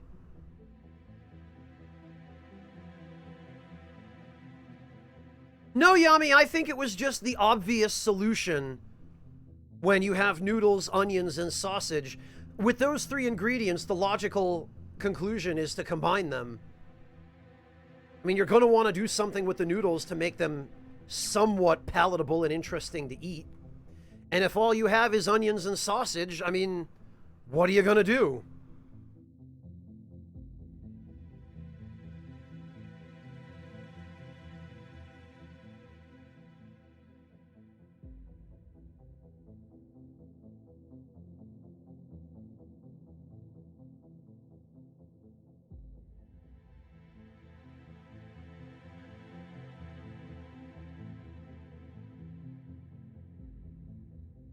Oh, Pixel, he's not talking about Western-style noodles of the sort that you would add cream to. He means Asian noodles. Could the light bulb factor in somehow? Well, Yami, if you replace it so that you can see what else is in your fridge, you might gain a few ingredients to work with. And you could do something a little more interesting than sausage with noodles and onions. Or noodles with sausage and onions.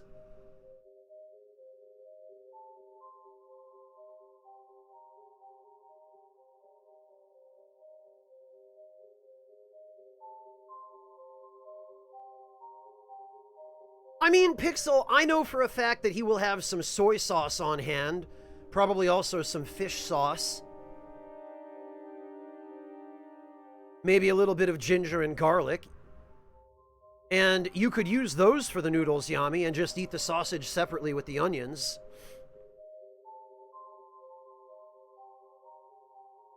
If you have any furikake, you could throw that on too.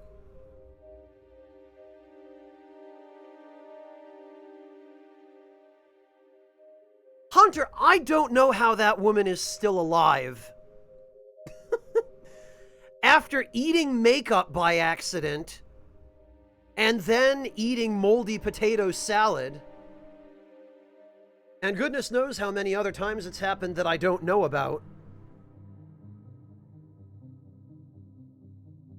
All I can say is she's lucky Canada has free health care. And that Pat is as good and kind and patient an individual with her as he is. Don't forget the garlic, Trepus.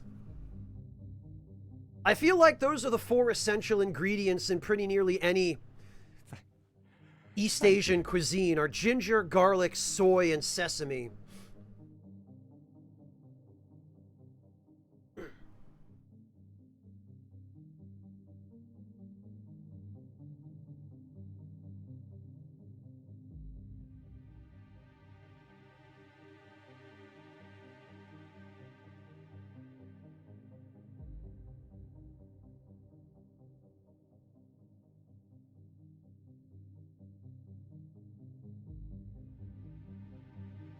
Well, Yami, I don't know which of those you actually have.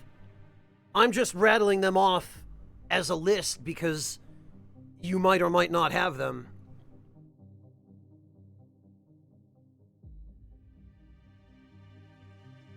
You're installing mods for what game, Doug? That kind of figures in. Oh, Skyrim.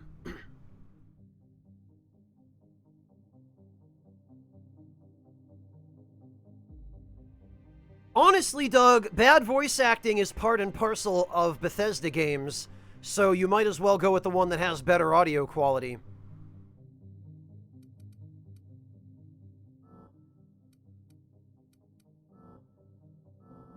Huh? Why can I not put points into my dialogue skills? Oh, there we go. Because I have to do it separately.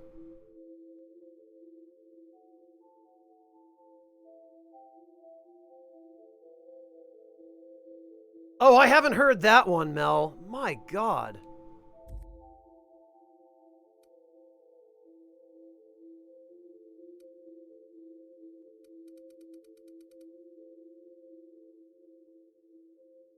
Hi, the Doctor. Welcome.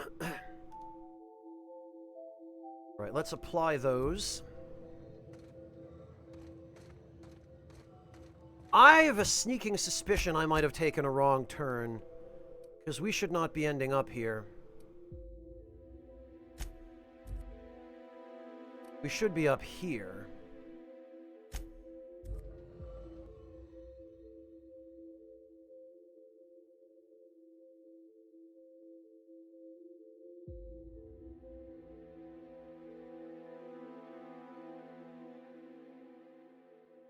Hopefully, following in Lucky's footsteps doesn't result in us sharing his fate.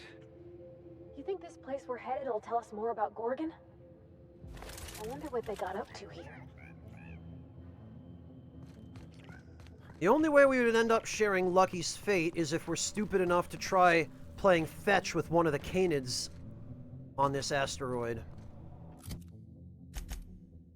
Right, so we need to... Guess we need to go to this elevator.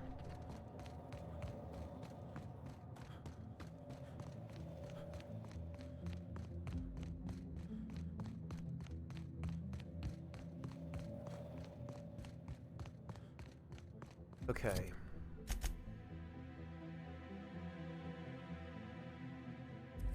So it looks like we do, in fact, need to go this way.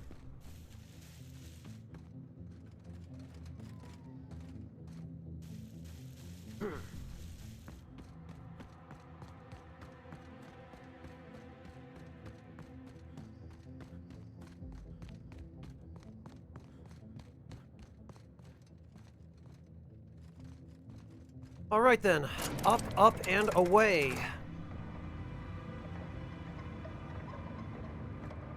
Man, I really get a bad feeling about elevators like this. I've played too much Resident Evil, and I'm just expecting William Birkin to come crashing down onto this and have to run him over with a locomotive.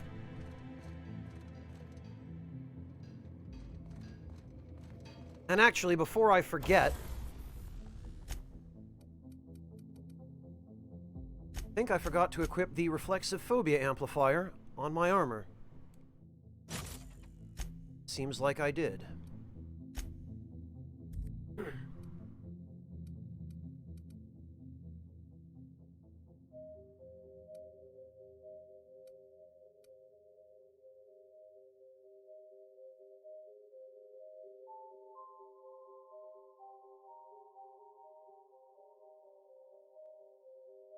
Wow, 114 defense on that heavy power armor?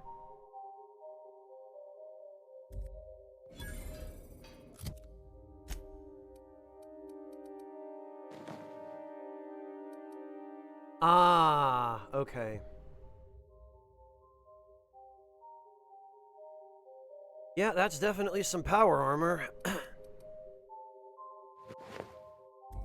But mine has almost as much defense, and it's far more fashionable.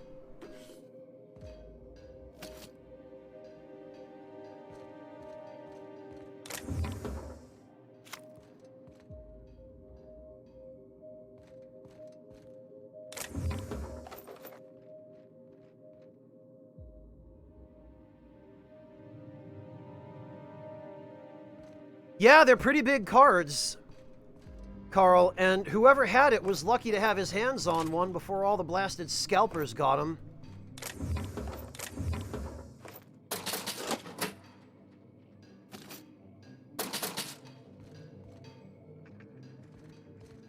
Here.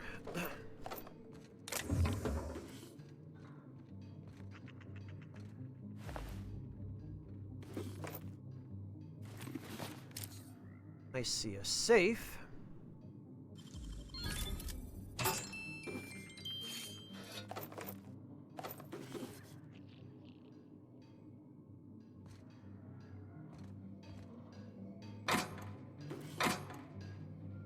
Doesn't look like there's anything else. Yeah, Carl, I figured as much. I'm sure it was a reviewer.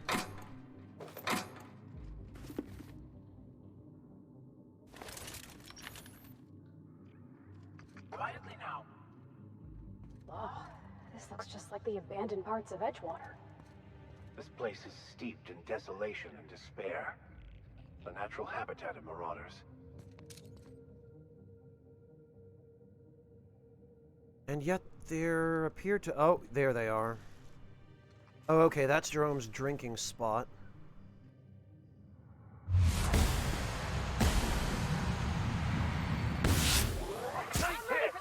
Don't mess with us.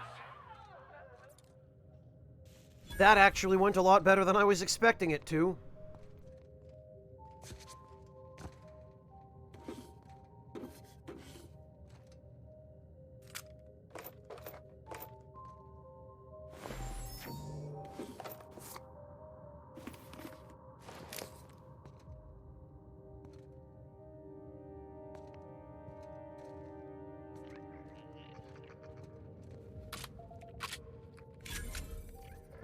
Incoming!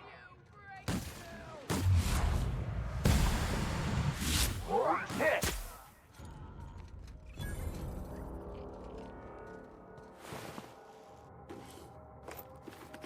I was just about to say, was it just those three?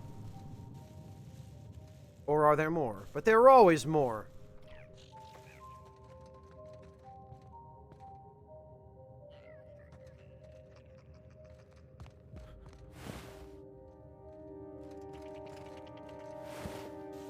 Okay, and then the last one was over in the doorway of... yeah, there.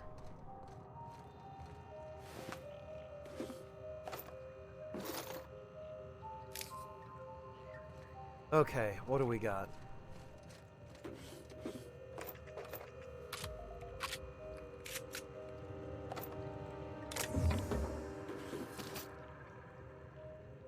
Tartarus sauce?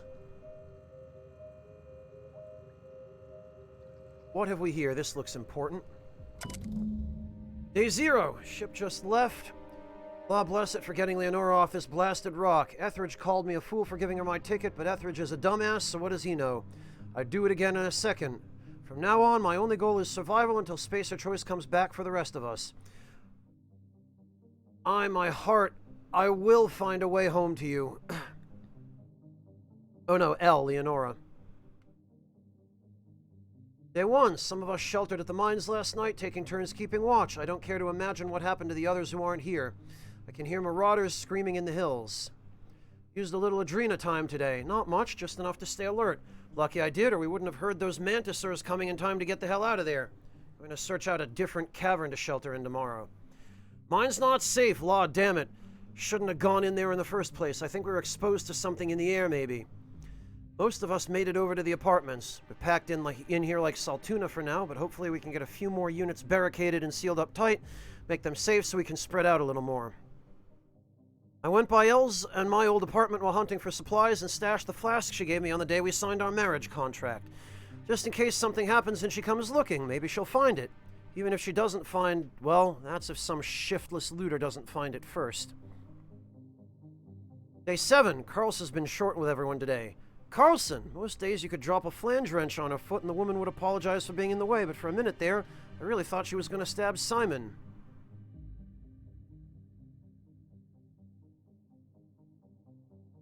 Holy hell, Carl! Wonder if he got to keep that TV or if he had to send it back.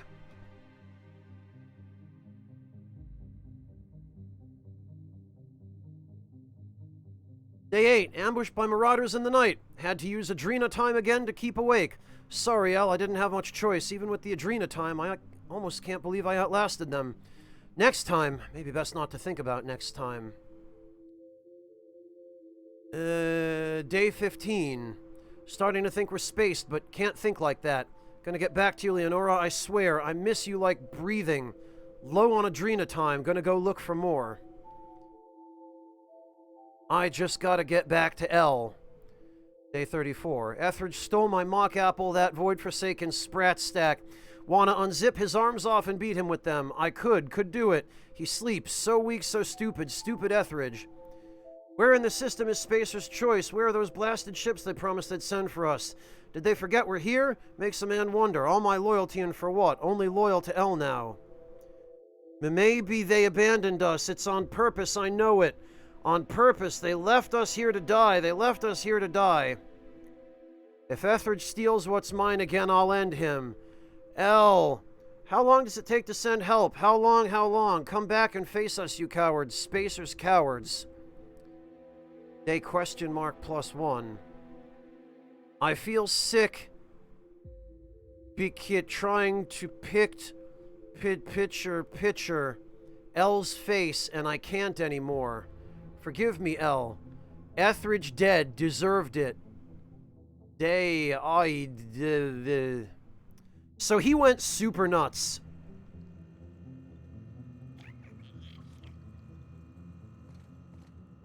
I don't think she's going to be happy to learn about this.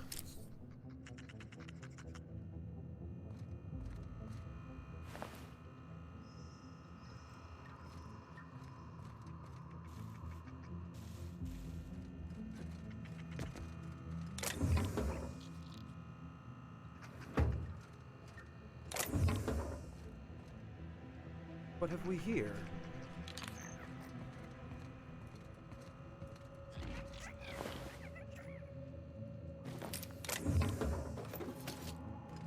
Clues to his whereabouts, I wonder? Oh no, that just leads back down.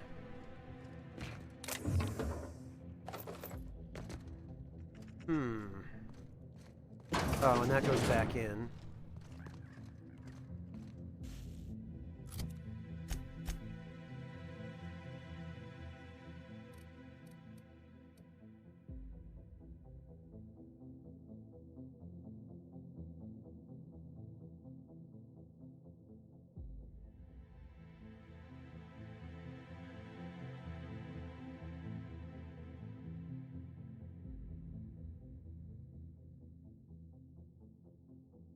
I wonder if any of these other buildings would be worth looting. I might give it a try anyway. I'll have to check them out. There's terribly likely to be something useful there, but... Hideout. Got a lower exterior, worker domiciles. We probably have to get into the OCI up there via that elevator, it looks like. There are 1, 2, 3 buildings we haven't checked. I guess we have we have no reason not to check out what's here. Yeah, Debler, I was thinking the same thing, that there's very, very strong itchy, tasty vibes from that journal.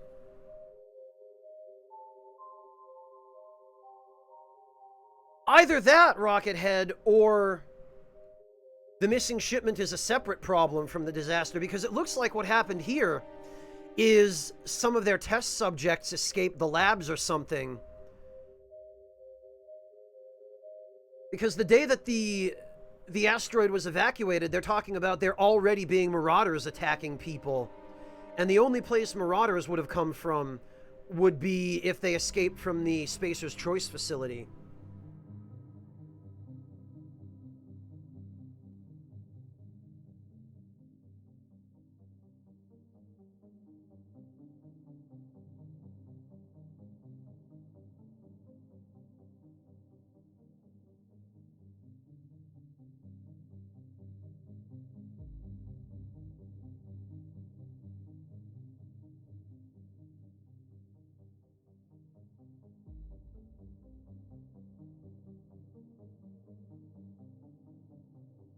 Yeah, Rockethead, we're definitely gonna have to do some more digging. But the little bits and pieces that we've been finding out so far are definitely painting a picture of somebody probably cut corners on security, and they were doing dangerous research to begin with, and it probably ended up being a chain reaction of incompetence and negligence that led to things just snowballing out of hand.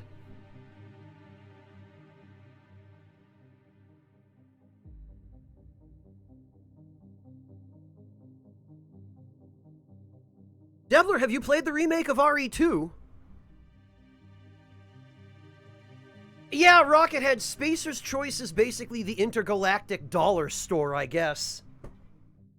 They're the company that cuts every possible corner in order to be able to offer their products at the lowest possible price. But you'll be lucky if any of their products even have a 30-day warranty. Debler, play RE2 Remake. It's fantastic.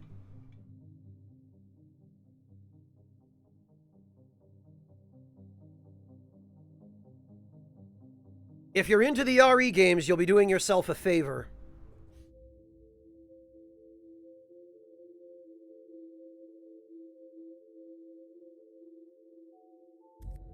Alright, well, let's take a look around. Preferably from a sheltered vantage point, because I don't know how many more marauders might be hanging around.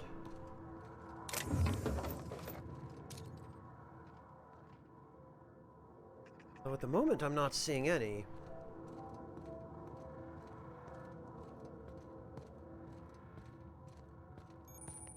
Gorgon ruins.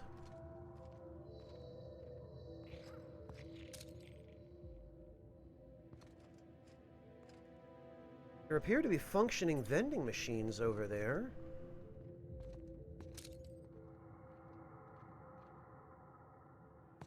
Ah.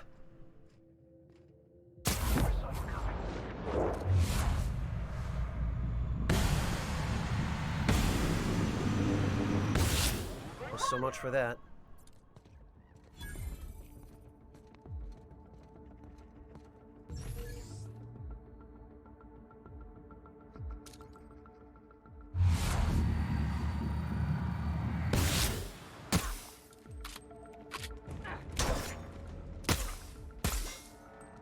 Yeah, look at these guys.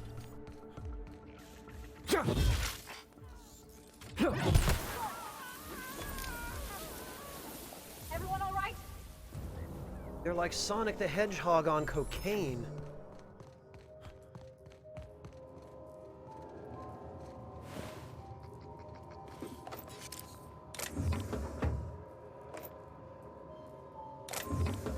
A machine gun 2.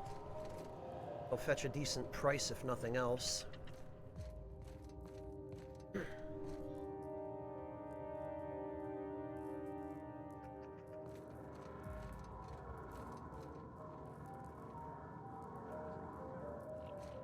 Right, well, hopefully that's all of them. We'll check down there in a moment. But let me just finish searching up top first.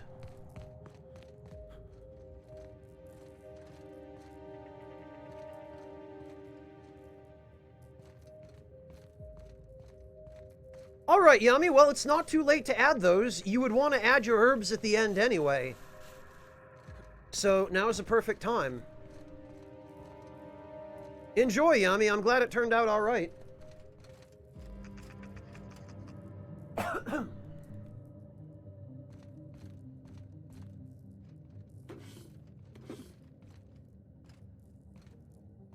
What have we here? Letter from Edgewater, 1 of 3. Dear Cousin Dan, Reed Thompson started doling out Adrena time to a select few of us, and guess who got his hands on the first batch? Isn't that the drug you're working on? I had my dosage this morning and worked straight through lunch. The guy who cleans Saltuna across from me is pulling his second shift, and now he's due for a 2-bit raise. You should see what he can do with a scaling knife. Don't forget to write back. Maybe get me the Moon Man's autograph when you've got a minute to spare. Oh, this is going to be terrible. I don't want to see the other 2 letters. I guess I'm going to. 3 of 3. Cousin Dan, Adrena time really leaves you wanting more, doesn't it? We got through the first batch fast, but lo and behold, Reed gave us more, in recognition of our exemplary work ethic and unwavering brand loyalty. How about that? Still no letter from you? I've been feeling a tad queasy lately, but I'm sure a little Adrena time is just what I need to shake it off. Write me back. How are the sunsets on Gorgon? Do you get sunsets? Yami, when you're working with a limited set of ingredients, there's only so much you can do.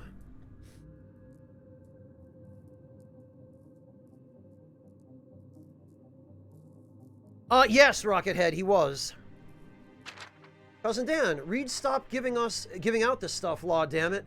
If I can't get Adrena time from him, that makes you my only source. Don't you fucking string me along. Can't work, can't sleep, can't even think straight.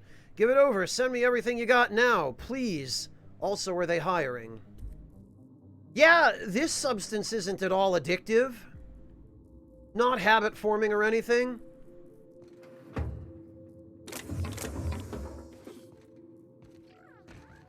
Oh, that was depressing.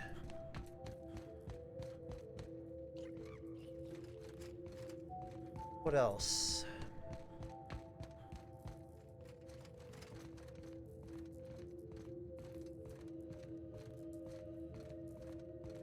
Okay, this is clearly where we're supposed to go. All right, Happy Carl, have a good one.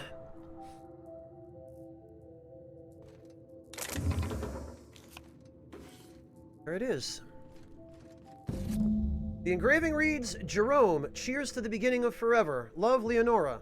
It smells of decent whiskey, cheap cologne, and old cigarettes. Like my 8th grade science teacher. Woof. Huh. Well. Bunch of Adrena time syringes lying all over the floor, huh? Blessing upon thee. Debler, thank you so much for gifting a sub to Trepus. That was incredibly kind of you, and I really appreciate it.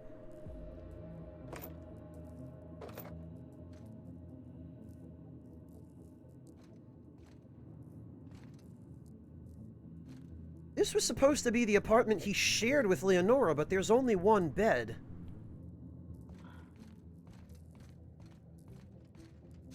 Fortunately, there are 2 mag picks.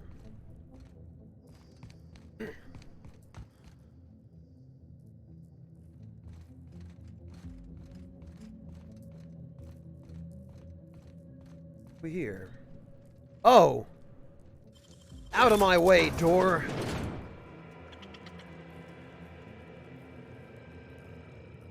How about that? There was a sprat stuck in there.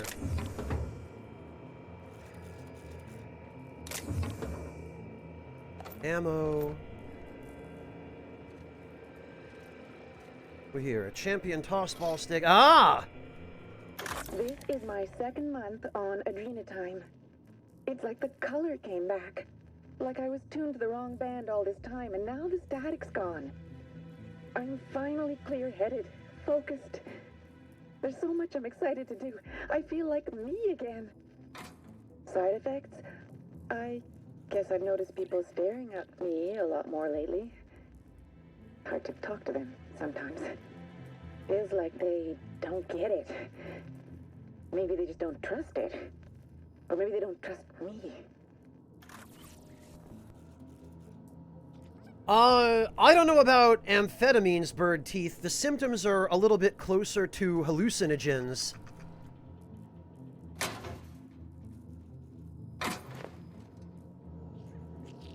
But I think that was one of our interview recordings. Maybe.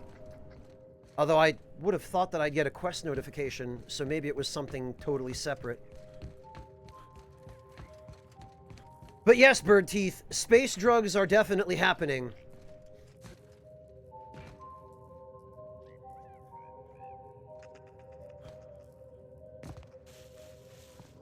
Spacer's Choice was making people schnoof all the space drugs.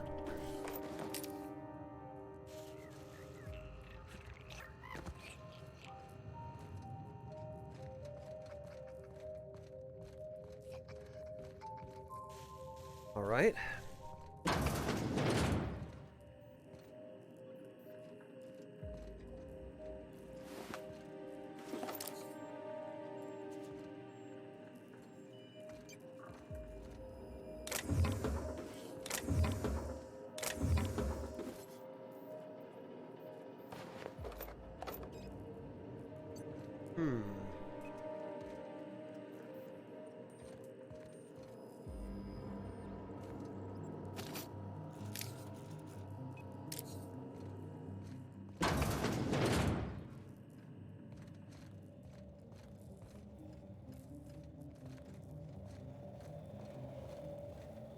Okay, so this is the exit.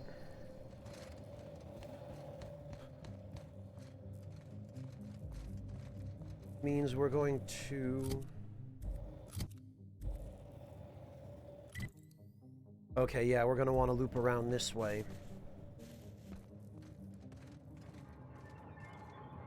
I don't see any more marauders, but that doesn't mean there aren't any here.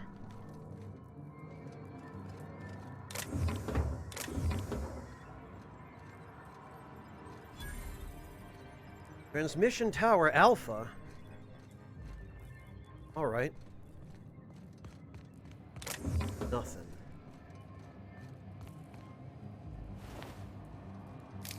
Yeah, look at this. These guys were shooting up.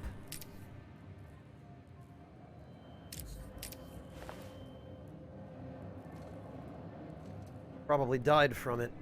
OD'd, I guess.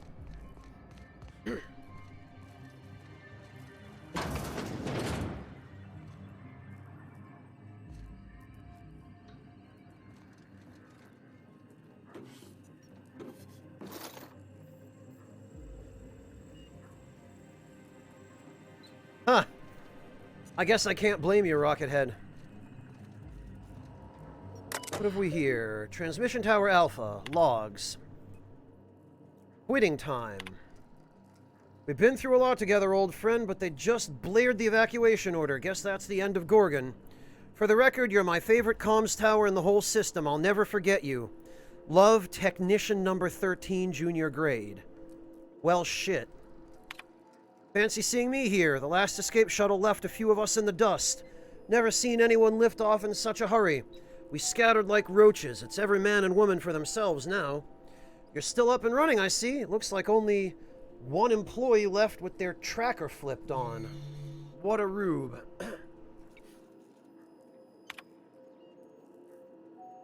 Signing off. For good this time. You take care of yourself, Comms Tower. Don't forget to stand up straight like I taught you. This poor guy.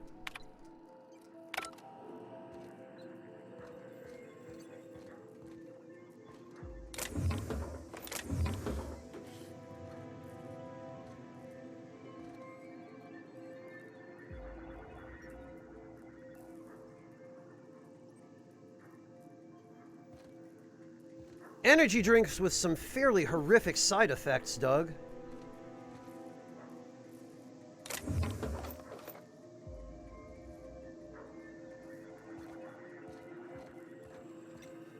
Oh, okay, we can't actually climb this comms tower, I guess. I thought for sure there'd be something up top. But I guess it's just this one room. Yeah, look at this. It looks like there should be something traversable inside there.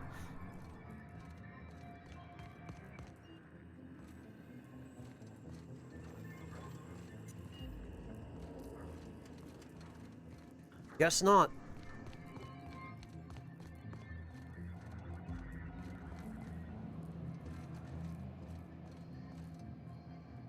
Debler, I actually don't like caffeine.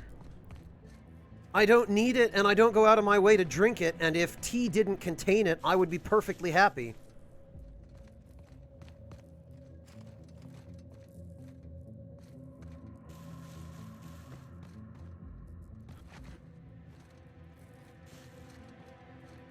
What about here?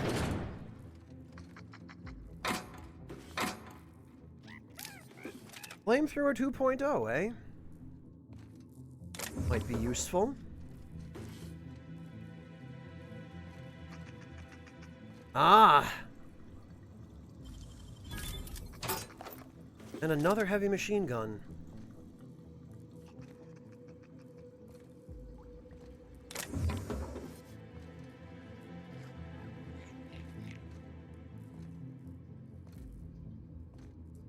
And of course, more Adrena time.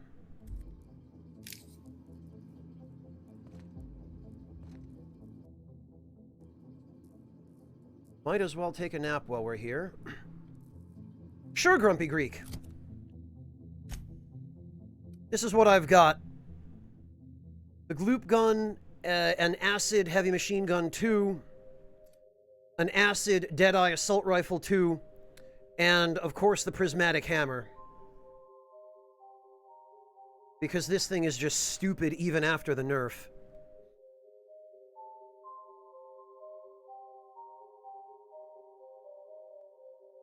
Elegant Frost, coffee is the kind of thing that either you love or you hate.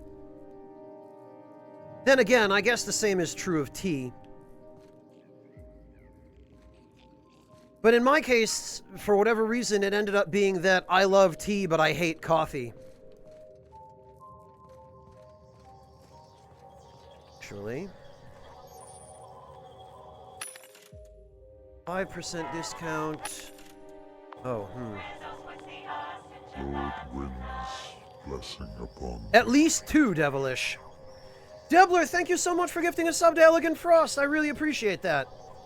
Hello, Floofin, welcome. And Vosser, welcome as well. Yeah, Vosser, coffee and really any even moderate amount of caffeine gives me tachycardia, which is the feeling you're describing, where your heart starts racing and you feel pretty uncomfortable. Well, Grumpy Greek, there are a lot of different possible builds. Like, if we go to character stats, and we look at skills, you can do a melee-focused build, you can do a ranged-focused build, you can do a stealth-focused build, and you can mix and match. And then there are supplemental skills, like dialogue and tech, and leadership, although there's no real point leveling leadership because companion abilities, unfortunately, really are not very good. They're not really worth putting your valuable skill points into. Yeah, Bird Teeth, every now and then I myself make that mistake. Yeah, Vosser, there are certain kinds of tea, even, that have a lot of caffeine in them. One of the things that really baffles me, Vosser, is that there's a particular kind of tea. I don't know if you've ever had the type of sweet iced tea that they tend to serve in countries like Vietnam and Thailand and other parts of Central Asia, where they'll get a really nice kind of a smoky black tea, and they'll sweeten it with condensed milk. And I don't know what kind of tea they use for that, but I can't drink more than 1 or 2 of those before my heart's trying to jump out of my chest. And I have to be really careful when I'm at, you know, Thai or Vietnamese restaurants or other places like that, because I do enjoy a glass of that stuff occasionally, but I can't drink more than one because I just get tachycardia for the next hour.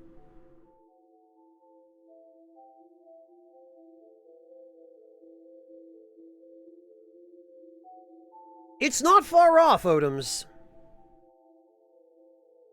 Oh yeah, then you know exactly what I'm talking about, Vasser. Yeah, Odoms, it's Thai, or Vietnam has their own take on it, and a few other countries in Asia make it as well, in their own way. But yes, it's an iced black tea, usually sweetened with condensed milk. Oh, I love the smoky flavor, Trepus. I think the way they get the smoky flavor, this is just a guess, but I'm pretty sure that they blend a more common black tea, like a Ceylon or an Assam, with Lapsang Souchong or something.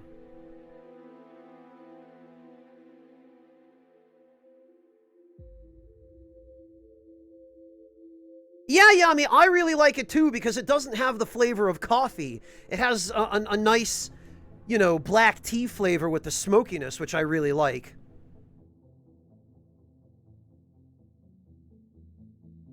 Is it an iced coffee, Bird Teeth, or a hot coffee?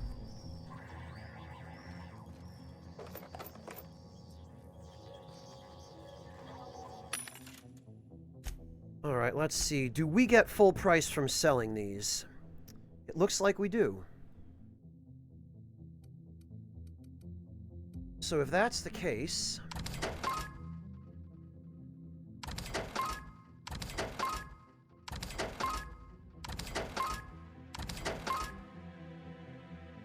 Pulse Hammer Gold, huh?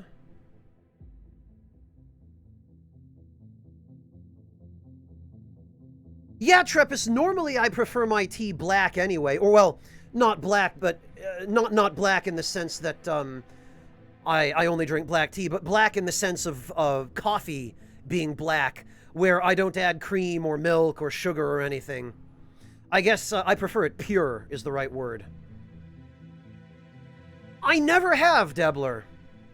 Believe it or not, I've never had mushroom tea. I've heard of it, but I've never actually tried it. I don't think I've ever even seen it on sale anywhere, now that you mention it.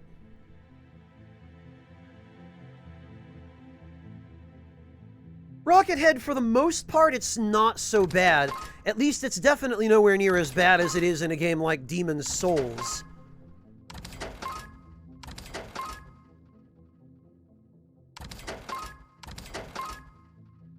Flamethrower 2.0, I think I might hang on to. Although actually, 255 bits. Hey Mario Sif, welcome!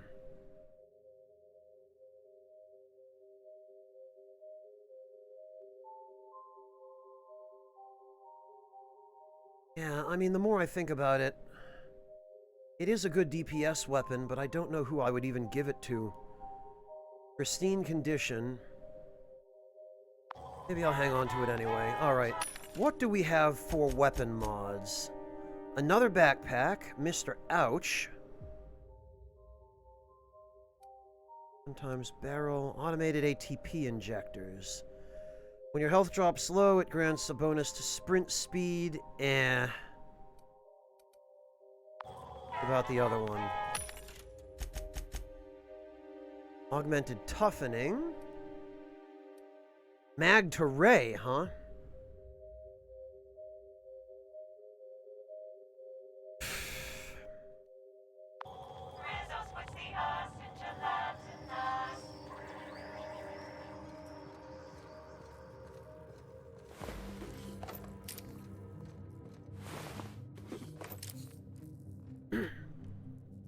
Yeah, Monotone, my mother used to do that for my tea when I was very young. She would give me tea with usually a little bit of honey in it. Sometimes also a bit of milk. And as a kid, that was a great way to get me interested in drinking tea.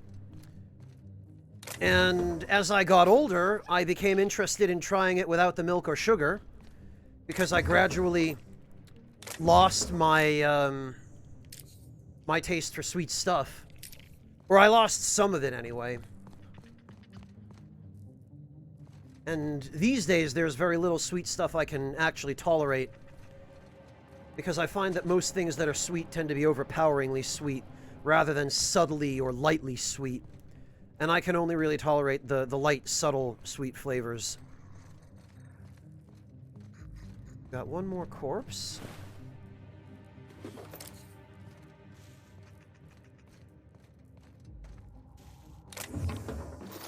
Wait a minute. Got some ammo.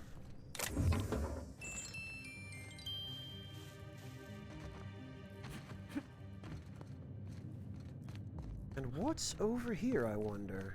Spacer's Choice wouldn't abandon such an expansive and expensive operation without good reason. Or in their case, a really bad one. Whatever happened here must have been real bad. Spacer's Choice just up and abandoned it. You two aren't wrong. I'll keep quiet.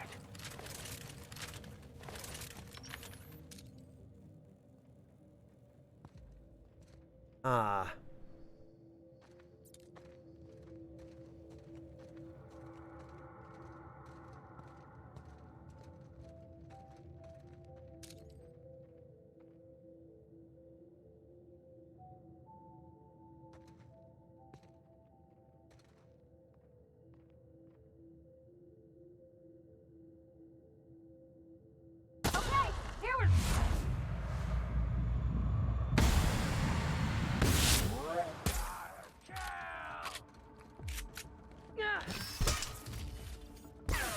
Whoa! What the hell? Wow.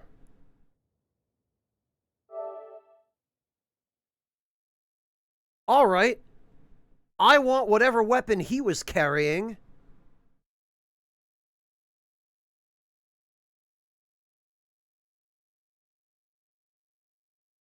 Hey, Odoms, there's nothing wrong with basic. Absolutely nothing wrong with it.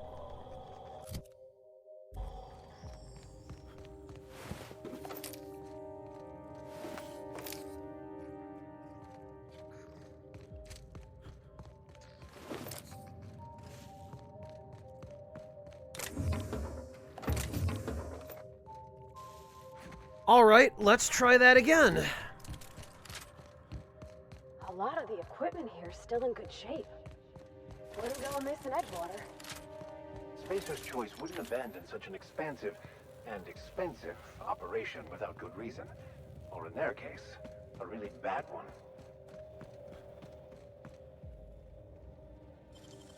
Nicely done.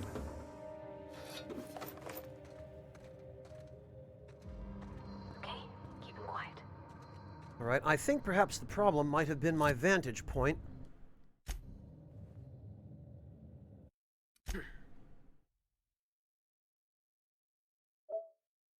Yeah, Happy Carl, now in before I kill all of them, and I go down there and find they're only using generic weapons.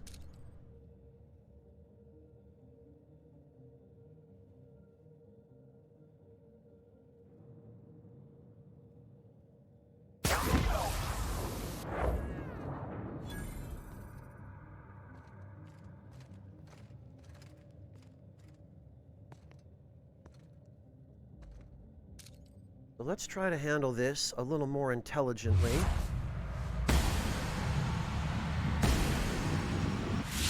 Hold your back, Captain. We're pretty good at this. I think I'm beginning to remember now that in order to effectively snipe in this game, you really have to be a good distance away.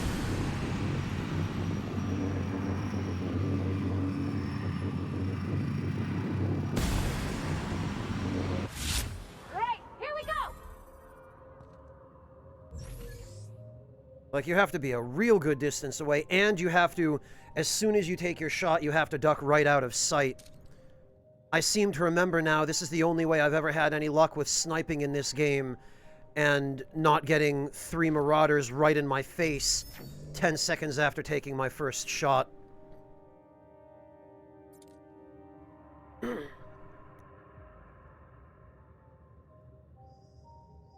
Bigelow's fine, Odoms. Like I said, there's nothing wrong with basic.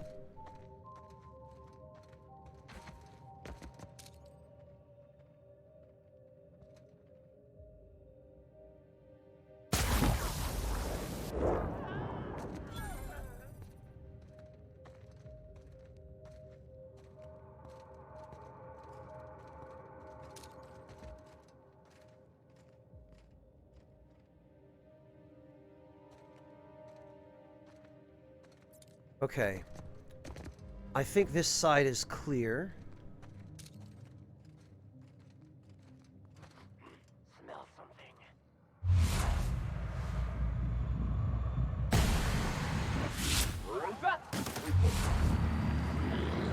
Oh, but I screwed it. We're a team, my friend.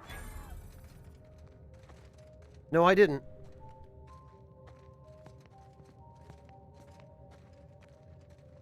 I thought for sure the others were alerted, but looks like we got rid of him in time.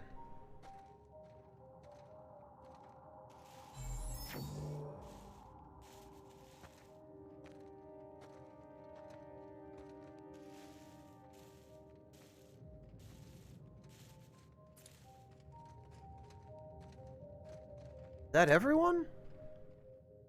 Human inquiry and auditing.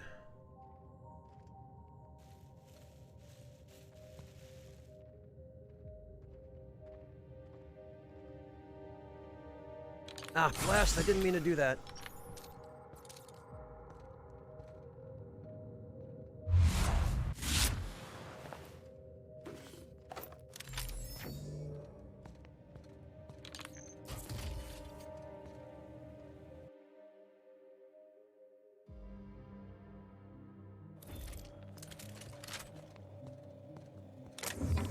I want something equipped that's a little bit better suited to close encounters if I should have to deal with one.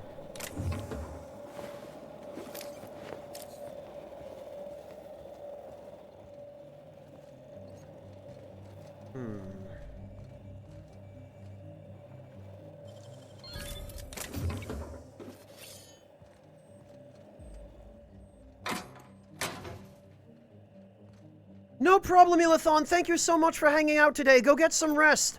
Good night to you. We'll catch you next time.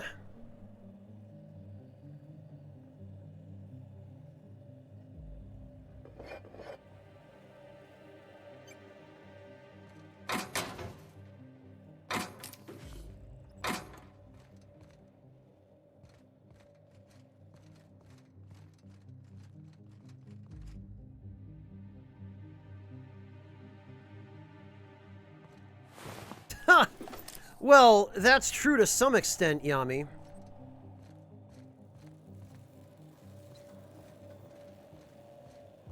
Have we here?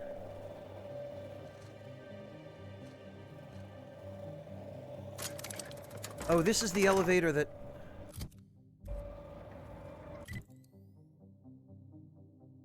Okay, no, this is a different elevator.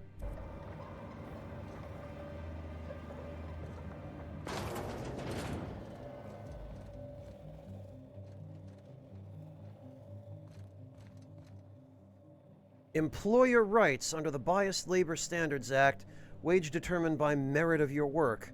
Overtime may result in higher pay if the quality of said work is considered exemplary. Wow. Your employer has the right to dock your pay should you damage any facilities or equipment. It's your responsibility, not your employer's, to avoid workplace hazards. Wow. Yep.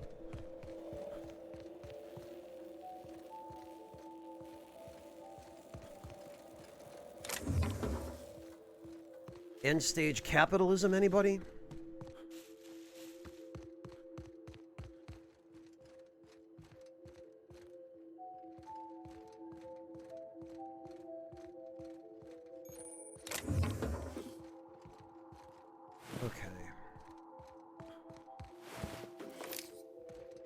Did we get everybody? No, we didn't.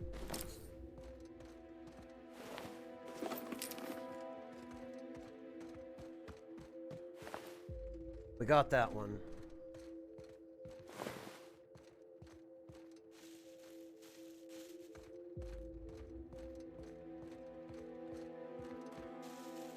Oh, and there's a safe. Great work. Leather mask. 2 helm with goggles.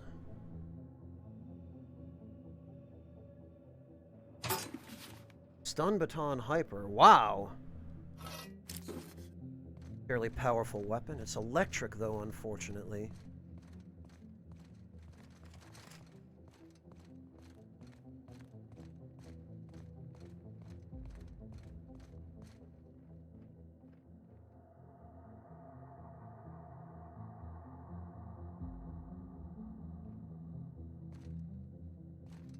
Requires HIA passkey. Well, I guess we're not getting in here.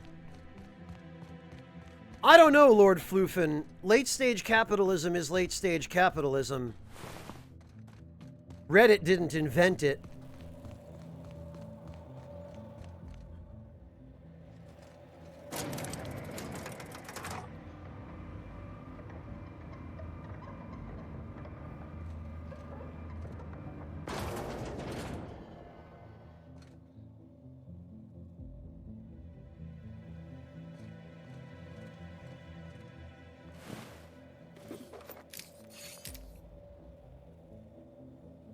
Huh.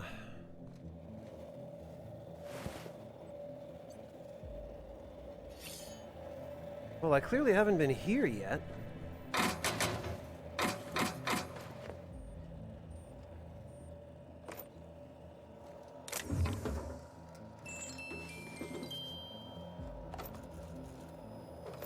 Tell you what, I appreciate all the ammo. Oh, alright. Hang on.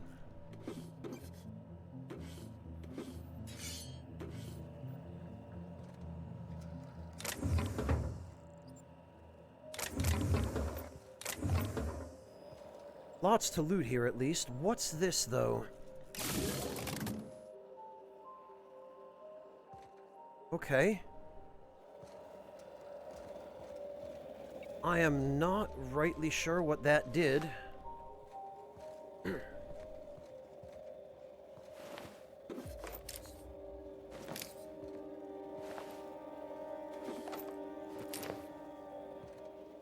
Oh, it might have turned off the shield projector. It did turn off the shield projector, okay. Because I know where we are. This puts us right back near the Sprat Shack. Okay, so that's the elevator that I was looking at during the previous stream.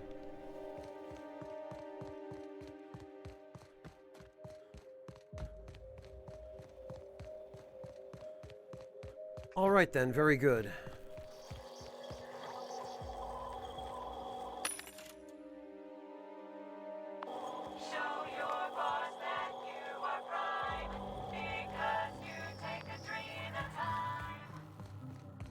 Okay. Actually, I'm probably better off selling what I've got to... what's his name over here?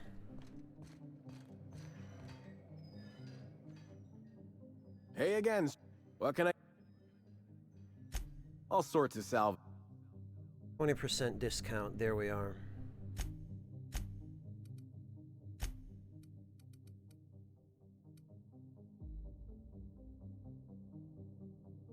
Actually, Plasma Carbine Ultra... we might get higher prices for these if we take them to the Sprat Shack to sell, because I think we were getting a 44% discount from Sublight. Yeah, Debler, it's meant to be. Everything in here is sort of self-parodic, but in a dark way. And as embellished and ridiculous as it is, in some ways they play it quite straight. Which is one of the things that makes it so disconcerting.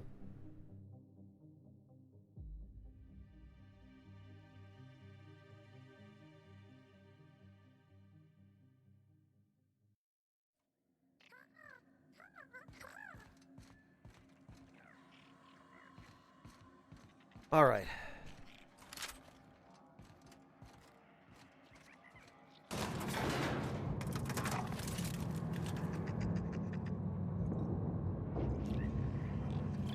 I'm not intimately familiar with Dawn of the Dead bird teeth, but it sounds as though you get the idea, yeah.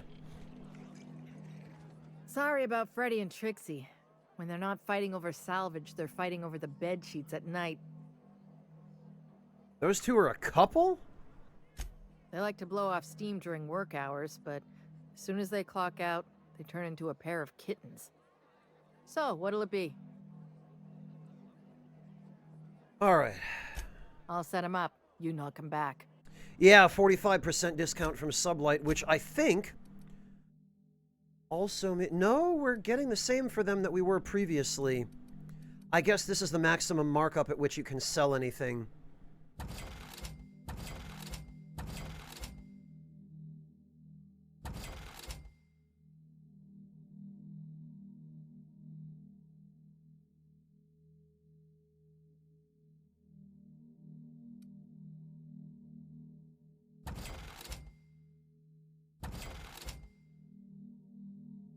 Steam Vortex Mace Ultra, huh?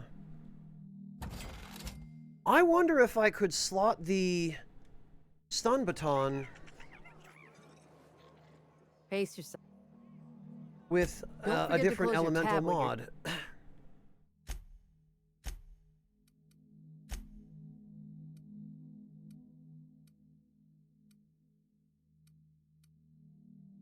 Expanded heavy power armor. I mean, this really is very decent stuff.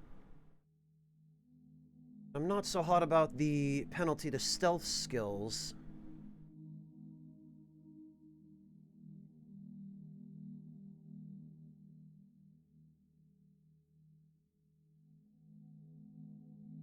Yeah, Doug, that's exactly what I mean. Some of it is meant to be comedy, but at the same time, it's realistic enough to make you kind of shiver.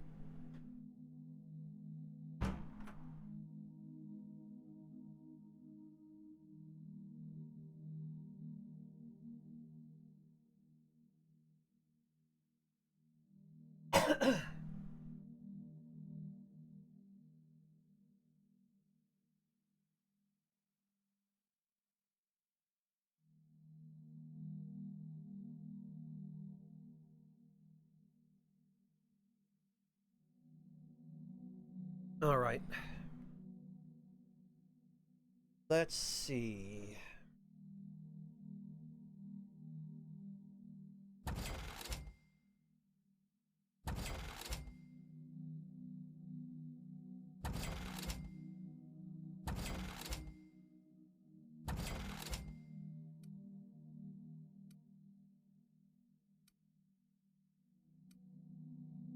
Well, there's a higher level one of those. I'll take that.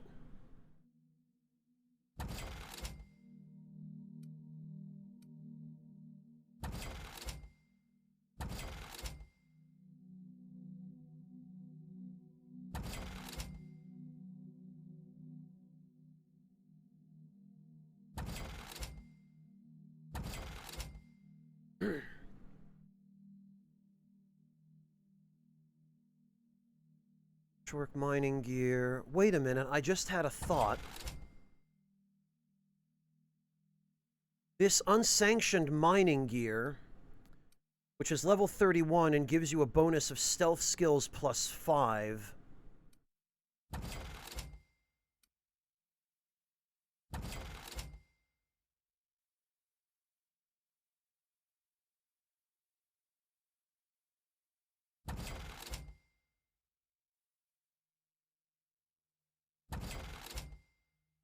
Just occurred to me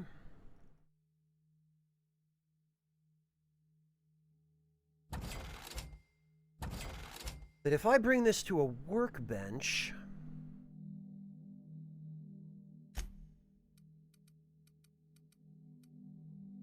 Drina time, let's get rid of this trash.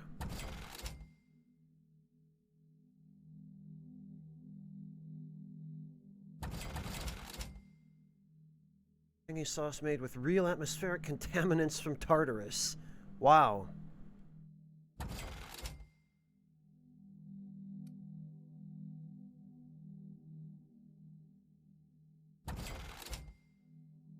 Algae lager. The lichen lager.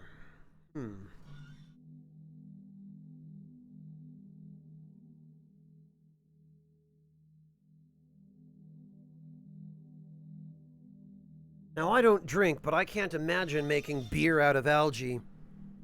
I've heard it's actually been done in real life, but...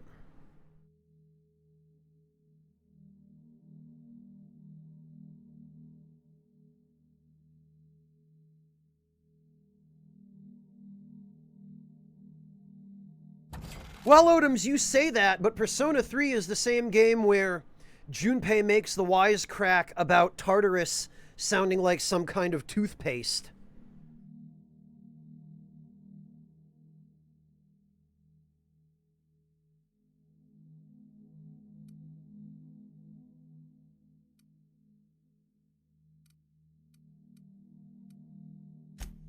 Alright, what do we got? Improved tech kit. The Fun Times barrels we don't really need. Magda Power I'll hang on to for now. Speed Grip is trash. The improved stealth kit, that I want to hang on to.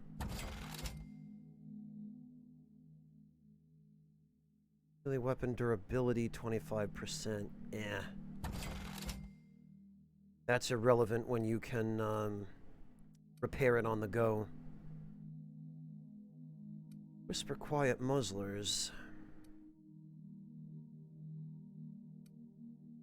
The rest of that we might as well hang on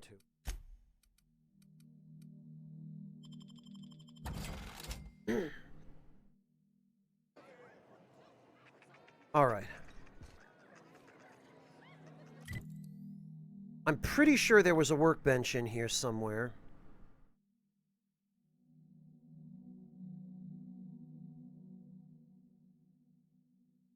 Yes, there is. On the 3rd floor, it looks like.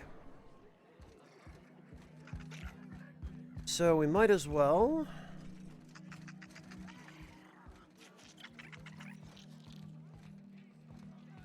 We might as well hand in this quest first, actually. Alright. You find anything out there, you let me know.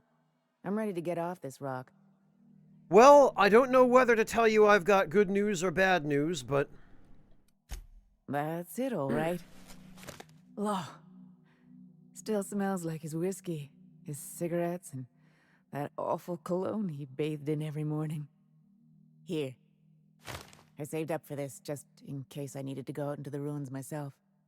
Truth be told, I'm glad I never had to use it. You didn't happen to find anything else out there, did you? Okay.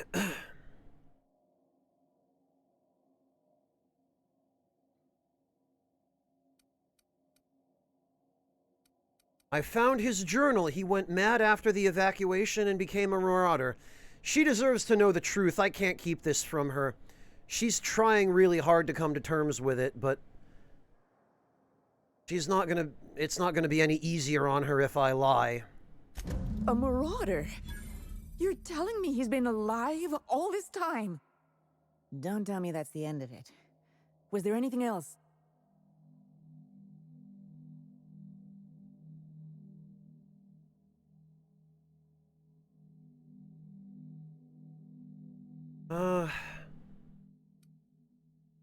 Marauders attacked me. I had no choice but to defend myself. Do you think one of them was my Jerome?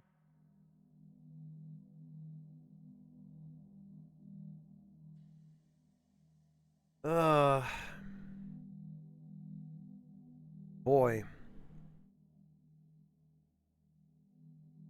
There's just no way of knowing. I see. Thank you for telling me. Jerome got me out of Gorgon. I can honor his memory by staying out. Time to hit the dusty trail. Be seeing you, stranger. This is what he wanted. Go live your life. I think you did the right thing, Captain, but I hope she doesn't try to go after him. It was a harsh truth, Captain, but a necessary one for her to hear. I agree. Thanks again, stranger. I don't plan on sticking around. Whatever you have to say, best get it off your chest now. Well, Debler, except that what else are you gonna say but to tell her the honest truth? She needed to hear the truth. She never would have found closure otherwise. So that's that done. Now up to the 3rd floor. Watch your step. Von Hoffman sees everything.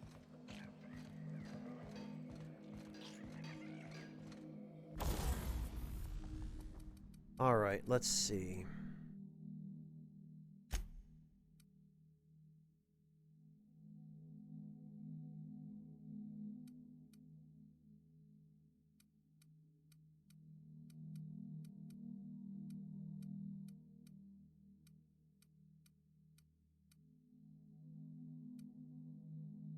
Did I want to...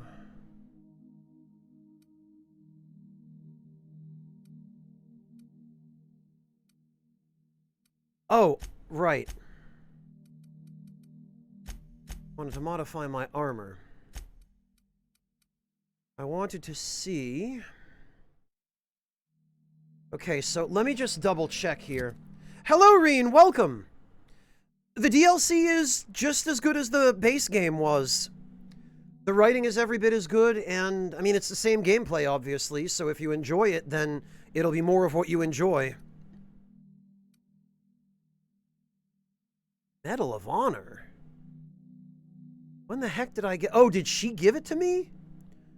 When I completed the quest? Whether or not you're a soldier, you'll be an army of one with this rifle. Long guns, heavy ammo, special effects, stagger. Interesting.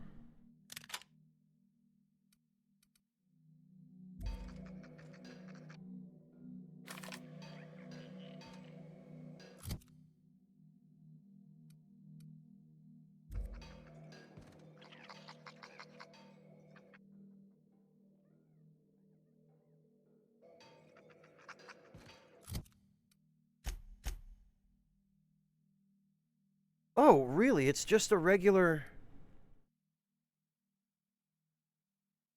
Okay, it comes pre-modified. Interesting.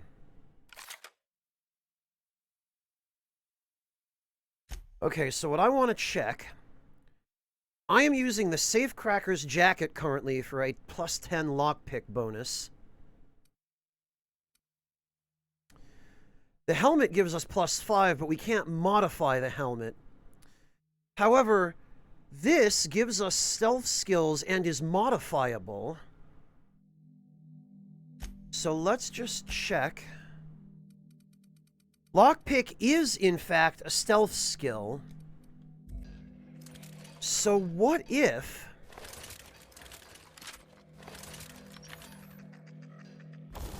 What if we modify the unsanctioned mining gear with the improved stealth kit?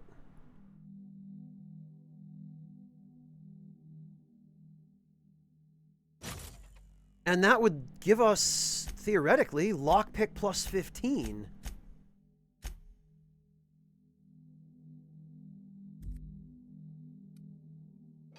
Now, there's only one way to test it. Lockpick currently is 121. If we equip the Safecracker's jacket and the helmet, lockpick is 151. If we swap in the unsanctioned mining gear, lockpick is still 151. What?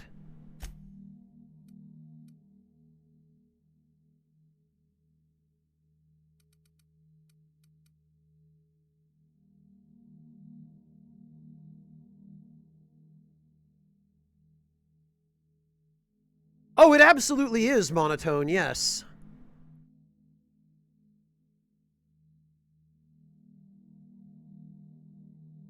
What the heck?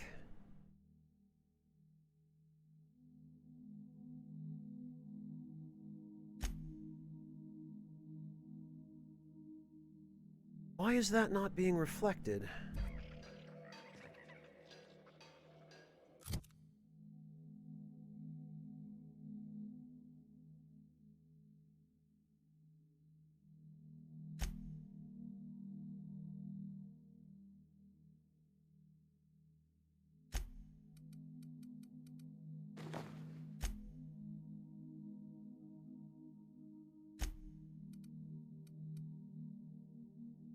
Wait a minute.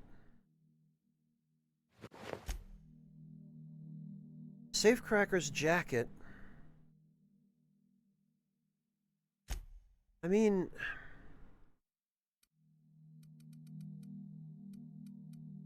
I'm starting to think maybe some of the bonuses from these pieces of equipment have hard caps.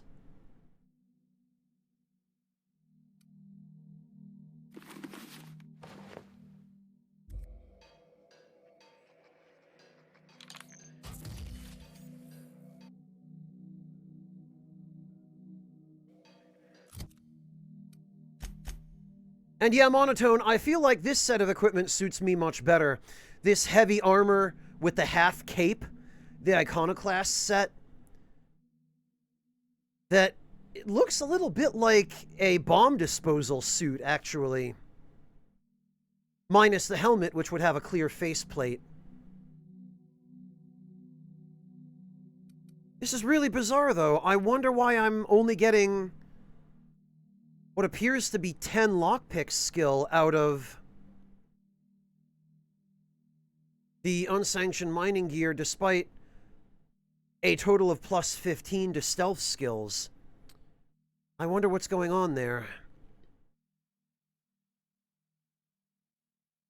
Yeah, Monotone, I feel like it's especially strong with this big, goofy hammer. It looks like it's a perfectly matched set of equipment, even though the hammer isn't part of this set.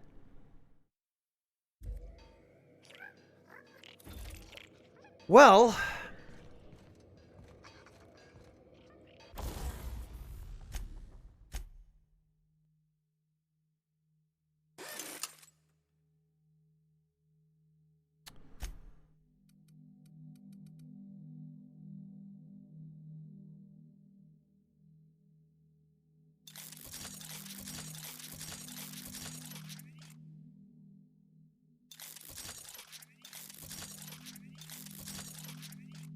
$1,400 DPS.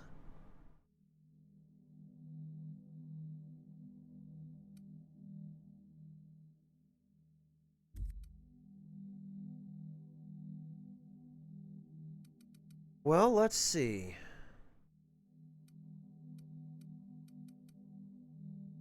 Somebody else has a flamethrower, I'm pretty sure.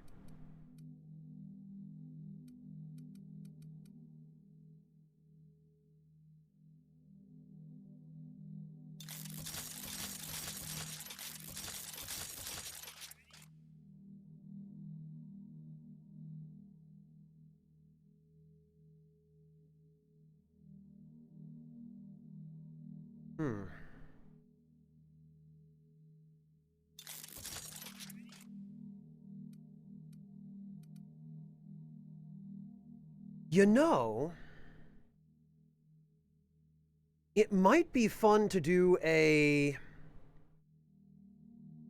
N-ray flamethrower. No, but that would be stupid, because N-rays are incredibly dangerous at close range.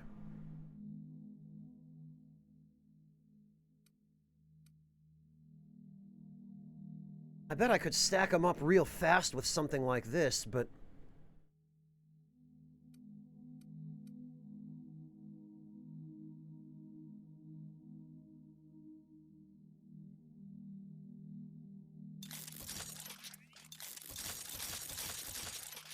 Alright, let's see, actually, because I think the stun baton has some potential.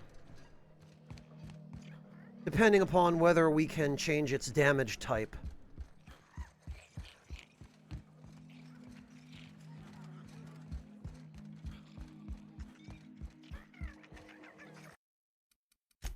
And actually, it occurs to me I'd probably better save.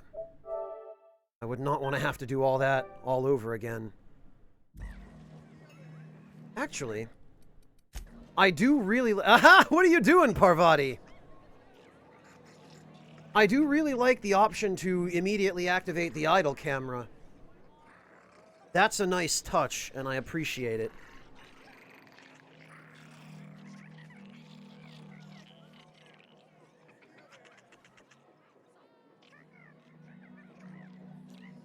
I am in no hurry myself.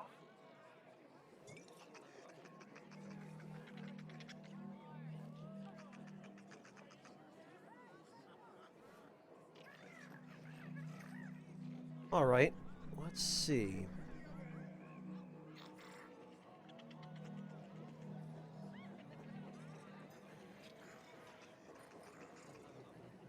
Yeah, Monotone, well, I don't know if I'm built for bonking. This character doesn't actually have very high melee weapon skill, unfortunately. I haven't been able to work that into the build, sadly. Believe me, I would have liked to.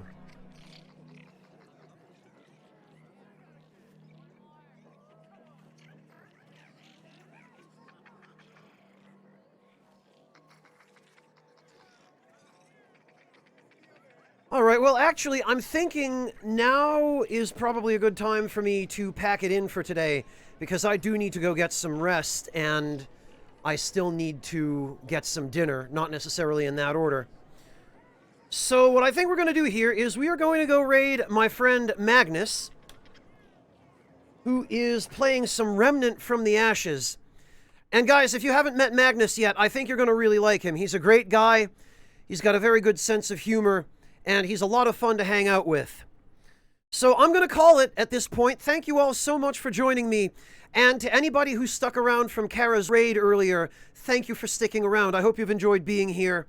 And I look forward to seeing you next time. Take care, everybody. I will catch all of you later.